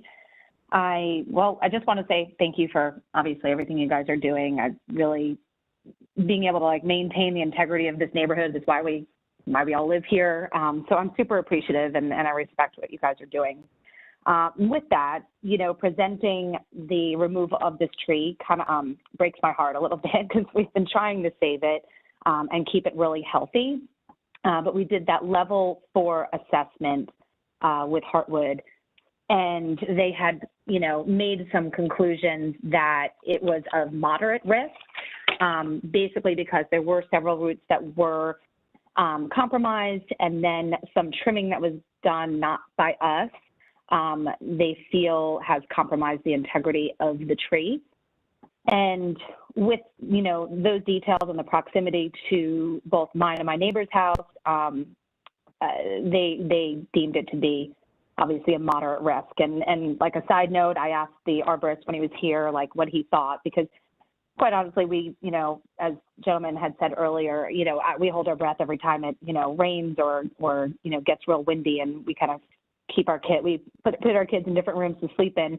But he said, you know, listen, I always deem a tree, whether we're going to save it or not, is like, would I sleep in your house in like an ice storm? And he's like, I probably wouldn't. So that kind of freaked me out. So with that, you know, we got this assessed back in June, and I didn't even really submit it until I think it was October or September, because I quite honestly just didn't have the heart, because I love this tree so much, but it is just very worrisome for us and for our neighbors. And when we got the news that there was actually some, you know, compromised parts of the tree and that it did put us at moderate risk, we kind of felt like, okay, I guess we have to bite the bullet. And with that, you know, I really would like some direction on what to replant there. And, you know, I assume it would just be another willow oak, but open to suggestion. So if it gets approved. Thank you, Carrie. The pictures on slide 275, if you would just confirm for me that I am circling the correct tree. Does that look right to you, Kelly? I cannot see it. Oh, are you joining by phone? Do you not see the video? I am. Yeah, because I've been driving around with my kids all day. So. Okay, so I'm going to describe it for you. If you are facing your house, you can see the canopy of your tree over the right side. Yes. Okay. Yes. And it is also identified on slide 276 on the site plan for the commissioners. Thank you. Back to you, Ms. Madam Chair. All right, so thank you so much, Carrie. Do we have anyone on the line to speak for or against this application? Okay, applicants, commissioners, any questions of Carrie? Yes. In looking at the photograph that was just shown, I'm not sure what the slide number was. Yeah, right there. It looks to me as if there has been a large tree taken down in your front yard relatively recently. Is that correct? That is correct. It was a few years ago before, quite honestly, we knew, you know, people in my neighborhood have taken trees down and we just didn't know. And when I had Heartwood come and start doing these level 5 assessments, they're like, you have to get approval. And I was like, oh, I didn't, I mean, I know it's silly, but I just didn't know, you know? So that's why with this one, obviously we're going through the right avenues, and then we are in the process of replanting the front yard as well. I want to make sure I understand what you just said. Are you telling us that that tree was taken down without a certificate of appropriateness? Yes.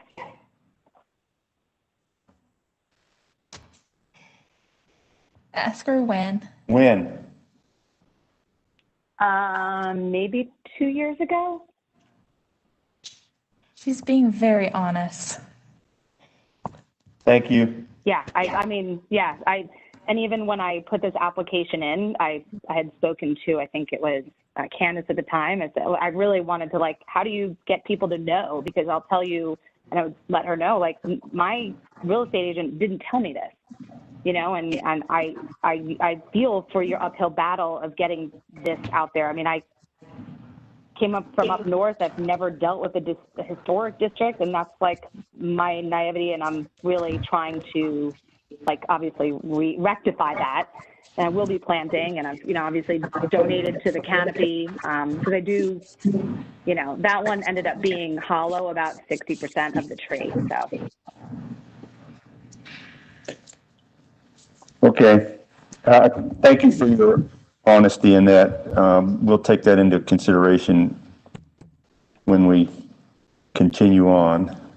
And I also appreciate the fact that you have had a significant study done on the tree in question, far more than what we typically receive, although it's what we should receive to be able to make informed decisions. So thank you for that. That takes care of my questions. Commissioners, any other questions before we close? PJ? Yeah, I'm not even sure if it's a question or maybe even a comment. So let's go to the slide. Christy, can you go to the slide that has, not the graph, the table with the red, the likelihood of impacting target and consequences of failure. That right there, slide 281. Okay, so ma'am, question for you. Did Heartwood give you any indication, like looking at likelihood of failure? Did they say, hey, if the tree is, you know, possible, we highly recommend it coming out? Again, I'm just, when I see 4 categories, imminent, probable, possible, improbable, possible's at the bottom 50%, meaning there's less risk than the higher category probable. So I guess what I'm asking is, did Heartwood, you know, say anything that said, hey, with this one table, if you fall within this range, you should remove the tree or you shouldn't? They really didn't. I'll be honest, when I spoke to the arborist, you know, when he was here doing the whole assessment, he was, you know, at first he started looking at it and he's like, no, I think this is healthy. And I'm like, great. And then when I got the report, I was kind of surprised when I got the report to remove the tree. And I guess after like digging in and doing their whatever numbers game they do, is when they kind of determined to actually know, you know, with all of the things that they considered. So I didn't really get into the space with him on that. The only thing he told me over the phone after I called him being surprised was the fact that, like, yeah, I wouldn't sleep in your house during an ice storm with my 11-year-old. So I'm sorry that I actually really don't understand these charts. No worries. I mean, I'm not an arborist either, and I'm just, and first off, thank you. This report is great. It has an incredible amount of data and science in it. It's just, I'm kind of, you know, Christy, looking up thinking, what do we do with the data? How do we use the data to make a decision to become more consistent? So, Jim, we have a nice color chart with red. I hate red. Well, slides, but you know, I read the last paragraph. Once again, the only safe option is removal of the tree. I find that a fairly compelling argument to allow this to happen. Or is that a boilerplate that transfers risk? Well, Don't know. we don't know. And I, you know, in this instance, I mean, I think we've heard from some of the arborists that they feel like we're trying to transfer the liability to them. They're going to be problematic with that. Nonetheless, we've also heard that we could potentially transfer the liability to the city council, and they probably wouldn't feel real good about that. I mean, I think these kinds of reports are what we are going to need to be able to make decisions, informed decisions about these kinds of requests. And we've got to have confidence that we're being given correct and competent information. We've got to have trust in the professionals. These certified risk assessment professionals are the standard. We have to take their word for what they're telling us. And yes, it's going to have an impact on the tree canopy particularly in the historic neighborhoods. But quite honestly, this summer had a significant impact on the tree canopy in Charlotte's historic neighborhoods. I mean, we lost a ton of trees all over Charlotte, but particularly in the historic neighborhoods. And anything we can do to protect the houses in these neighborhoods, yes, the trees are part of the character, but the houses are the reason we're here. So I'm changing my attitude a little bit about this. And as I said earlier in the meeting, I'm beginning to be more concerned about the trees that are along the street and in the front yards, some of which are in public domain, some of which aren't. But I'm more concerned because that's really where the neighborhood character is exhibited. There's less and less trees in the backyards all the time. And I would not recommend willow oaks be put in. Yeah, it's going to take them a long time to get big, but guess what they're going to do? They're going to do the same thing these trees are doing. And if you look, in these studies, trees with great big, tall, straight trunks with branches that go off side to side are one thing, and we're not having near as much problem with them as we are with these trees that go up about 15, 20, 30 feet and then go in a million different directions, because that spot where they all split off, that's where the problem starts, and we start losing individual branches. The trees become imbalanced, and we have failures of catastrophic nature. And so we need to make sure that the types of trees that are being put in are being put in with that kind of an objective in mind. We want strong central leader trees to go in. And with that said, I'm going to make a motion to approve this request. Before you make that motion, Jim, let's kick it to Jessica Heineman and see what she has to say. Hi, I know I'm usually quiet on the tree requests. One of the reasons for that is because I have long thought that if our mission statement is to preserve the character of these districts, we need to commit to a more sustainable attitude towards replenishment of the tree canopy. And I think what we have in front of us is an opportunity. We have an applicant who's been very honest with us and has done a great deal of due diligence and has expressed a commitment to replenishing the tree canopy in a manner that is consistent with our mission statement to preserve the character of the district. Those are my comments. I would support Jim's motion when he makes it. Okay. And Commissioner Walker. Yeah, I appreciate everything you said, Jim. It was really valuable. And my only thought is this, the tree arborist, I think, would always pretty much have to conclude the only safe option is removal of the tree. And the only question I had was, the second paragraph in that conclusion, and that second sentence in the second paragraph is what I wondered you thought about. Can you read it for us, Jill, please? Sure. It says, it says 3 out of the 18 sampled areas of the stem indicated decay at acceptable levels. 3 out of 18. This translates to 16.66% of the root flare being affected by decay, which is below the 33% threshold. So that was the only thing that caught my eye. If I could make a comment about that. I think having trees like this next to your house is extraordinarily scary. Damon Lynch can do that more than anybody, but I wonder This is what you Carrie. thought If I about could, that could I? sentence.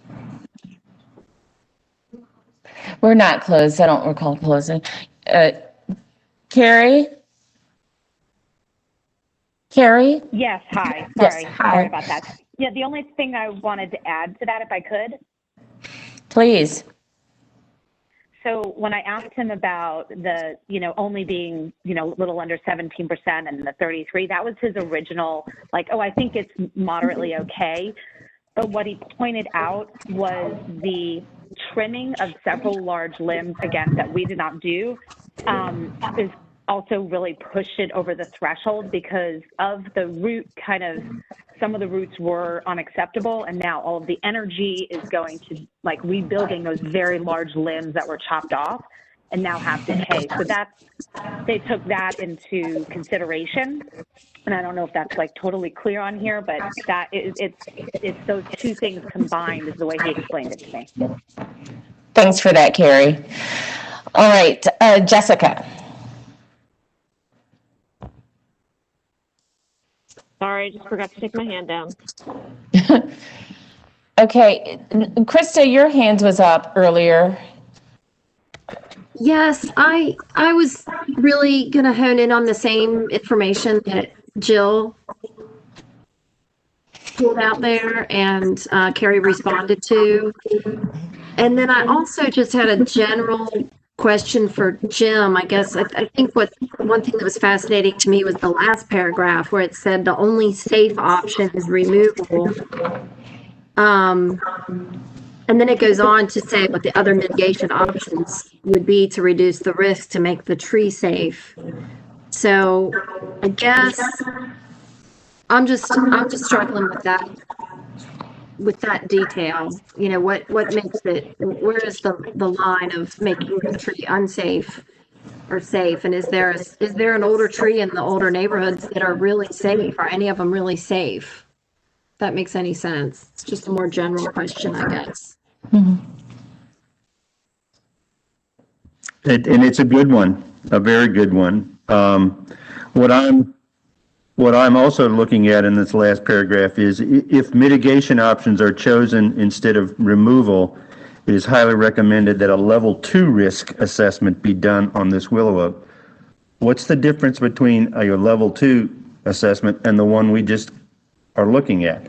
This one we're looking at looks pretty darn thorough and scientific to me, but if you're telling me a level 2 is even beyond that, then I might want to see the level 2 before. My limited understanding is that it requires a more in-depth analysis with more testing and a mallet testing.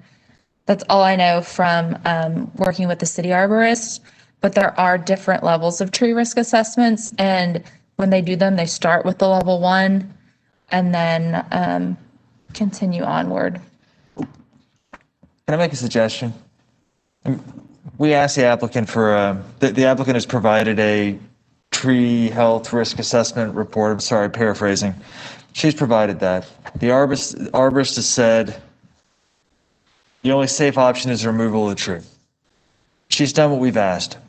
I think what we should do is move forward with the approval of this application, and then as part of our due diligence in a retreat or some forum, get with Heartwood or whomever so that we can better understand the different levels of the tree health risk assessments and better understand, I don't know, how to interpret some of this so we can make the best decision. And, in the future, we could always ask that the arborist come to the meeting and then they can answer questions that the homeowner and I am just not equipped to answer. And I am not an arborist. Yeah. I'm a lowly landscape architect. So I don't feel totally comfortable I know a lot about trees, but not near as much as these guys do. Again, I don't want to get into the water of, we asked for an expert's opinion. We have an expert's opinion. And then we don't have question the certifications or qualifications to really debate it, or interpret it, or I don't know. We're all saying the same things. Well, why don't we Carrie, close? Before we close, Carrie? Yeah, one more thing. I just looked it up just so we all know. Level 2, it looks like, is a basic assessment, and then the level 3 is the advanced assessment. So I kind of think what they're saying is like we would trim it and do all the mitigations and then yearly do a level 2. But I think that this is, from my understanding from Heartwood, this is the most in depth because they actually they go into the roots, they do like a drill into the roots and all this kind of stuff. So just for, I think, a clarification, I just Googled the different level assessments, and this I was told was a 3 or 4. Carrie, I think you're absolutely right. I'm looking at, I'm going to switch the slides for everybody. If you look at slide 278, under the summary on June 24th, 2020, Stephen with Heartwood was asked to perform a level 3 tree risk assessment. This is a higher level than the level 2 that they are recommending if the tree were to remain. And that's in the report. Yeah. Okay. Thank you, Carrie. Thanks, Carrie. We'll close now. You're welcome. We'll close. We have been deliberating. It's a matter of where we fall. We land.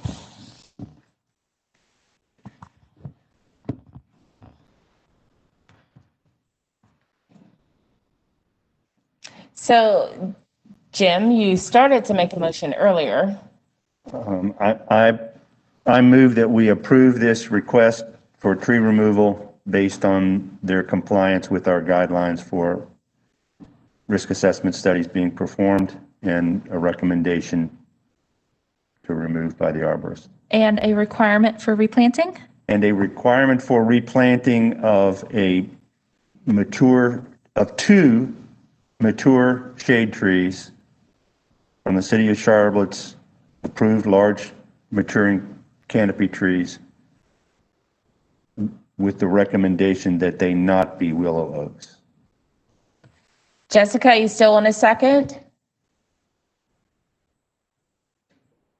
Yes, I'd like to second. Okay. So motion made by Commissioner Hayden, seconded by Commissioner Heineman. Any discussion of the motion? All right, let's vote on it. All right. Commissioner Lineberger. Yes. Commissioner Murin. Yes. Commissioner Walker. Yes.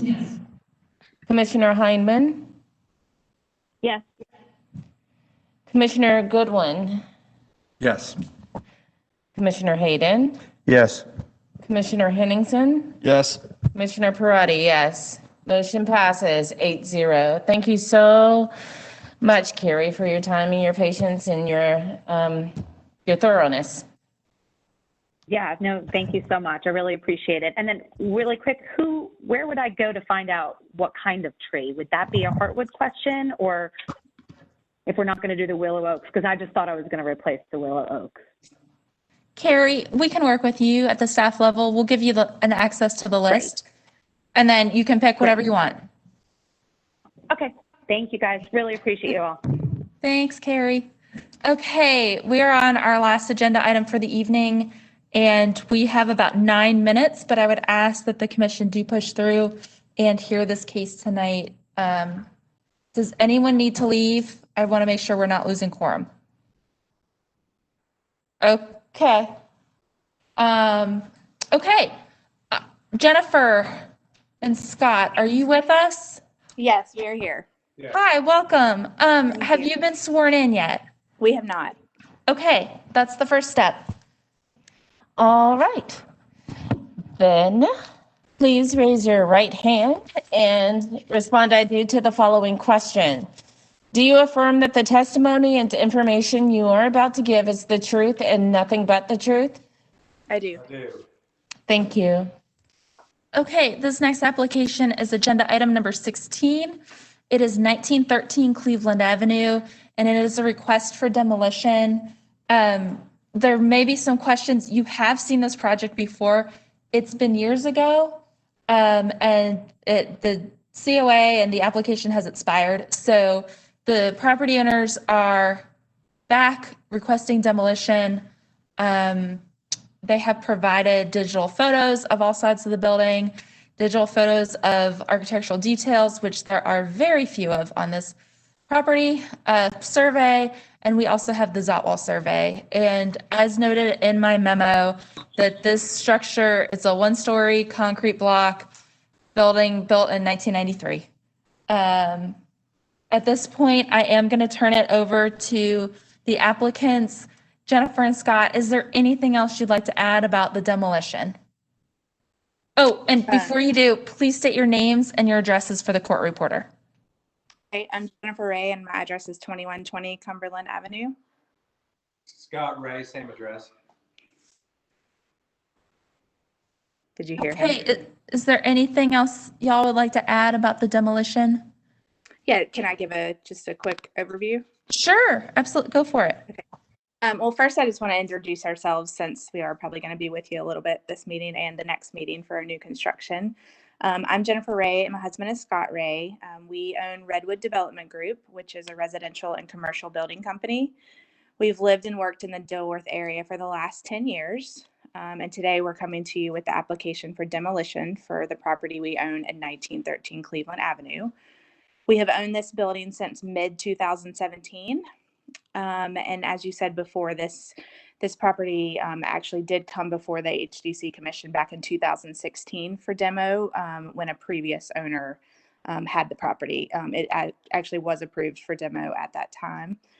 And that obviously has expired since it's been past 2 years.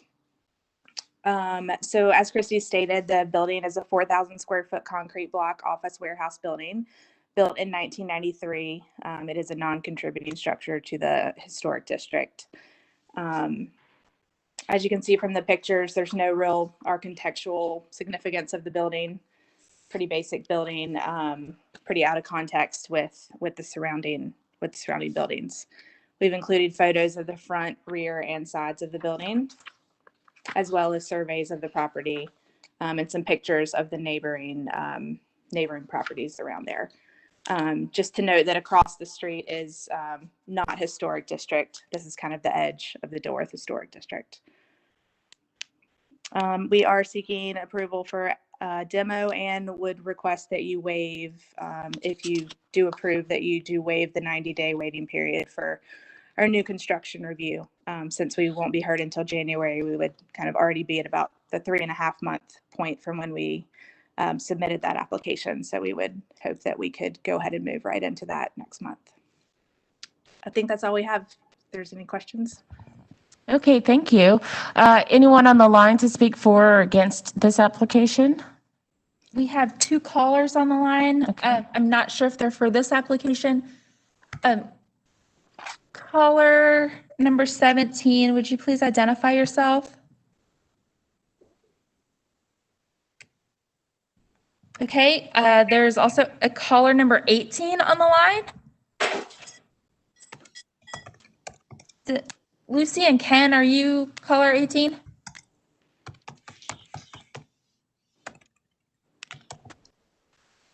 It may have been our architects they were holding on the line. So. Oh, okay. Well, we're getting crickets. This is Kevin Marlowe. I'm the architect. with this. Kevin, hi. Okay, Sorry about the delay. no, that's okay. Do you have anything to add about the demolition project only? Not the demolition project of this. Okay, great. With nobody else to speak, we will move on. All right, commissioners, questions of the applicant? You know what our checklist is for demolitions? So if you don't have questions, we'll close for deliberation and get to it. All right, let's close for deliberation. So step one, who wants to take it?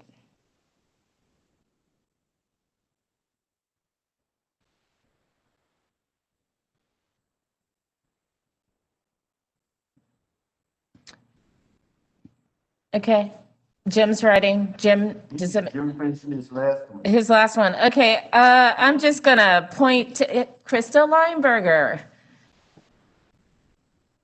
Okay, you know what? I'm not gonna call anyone out. Jill Walker.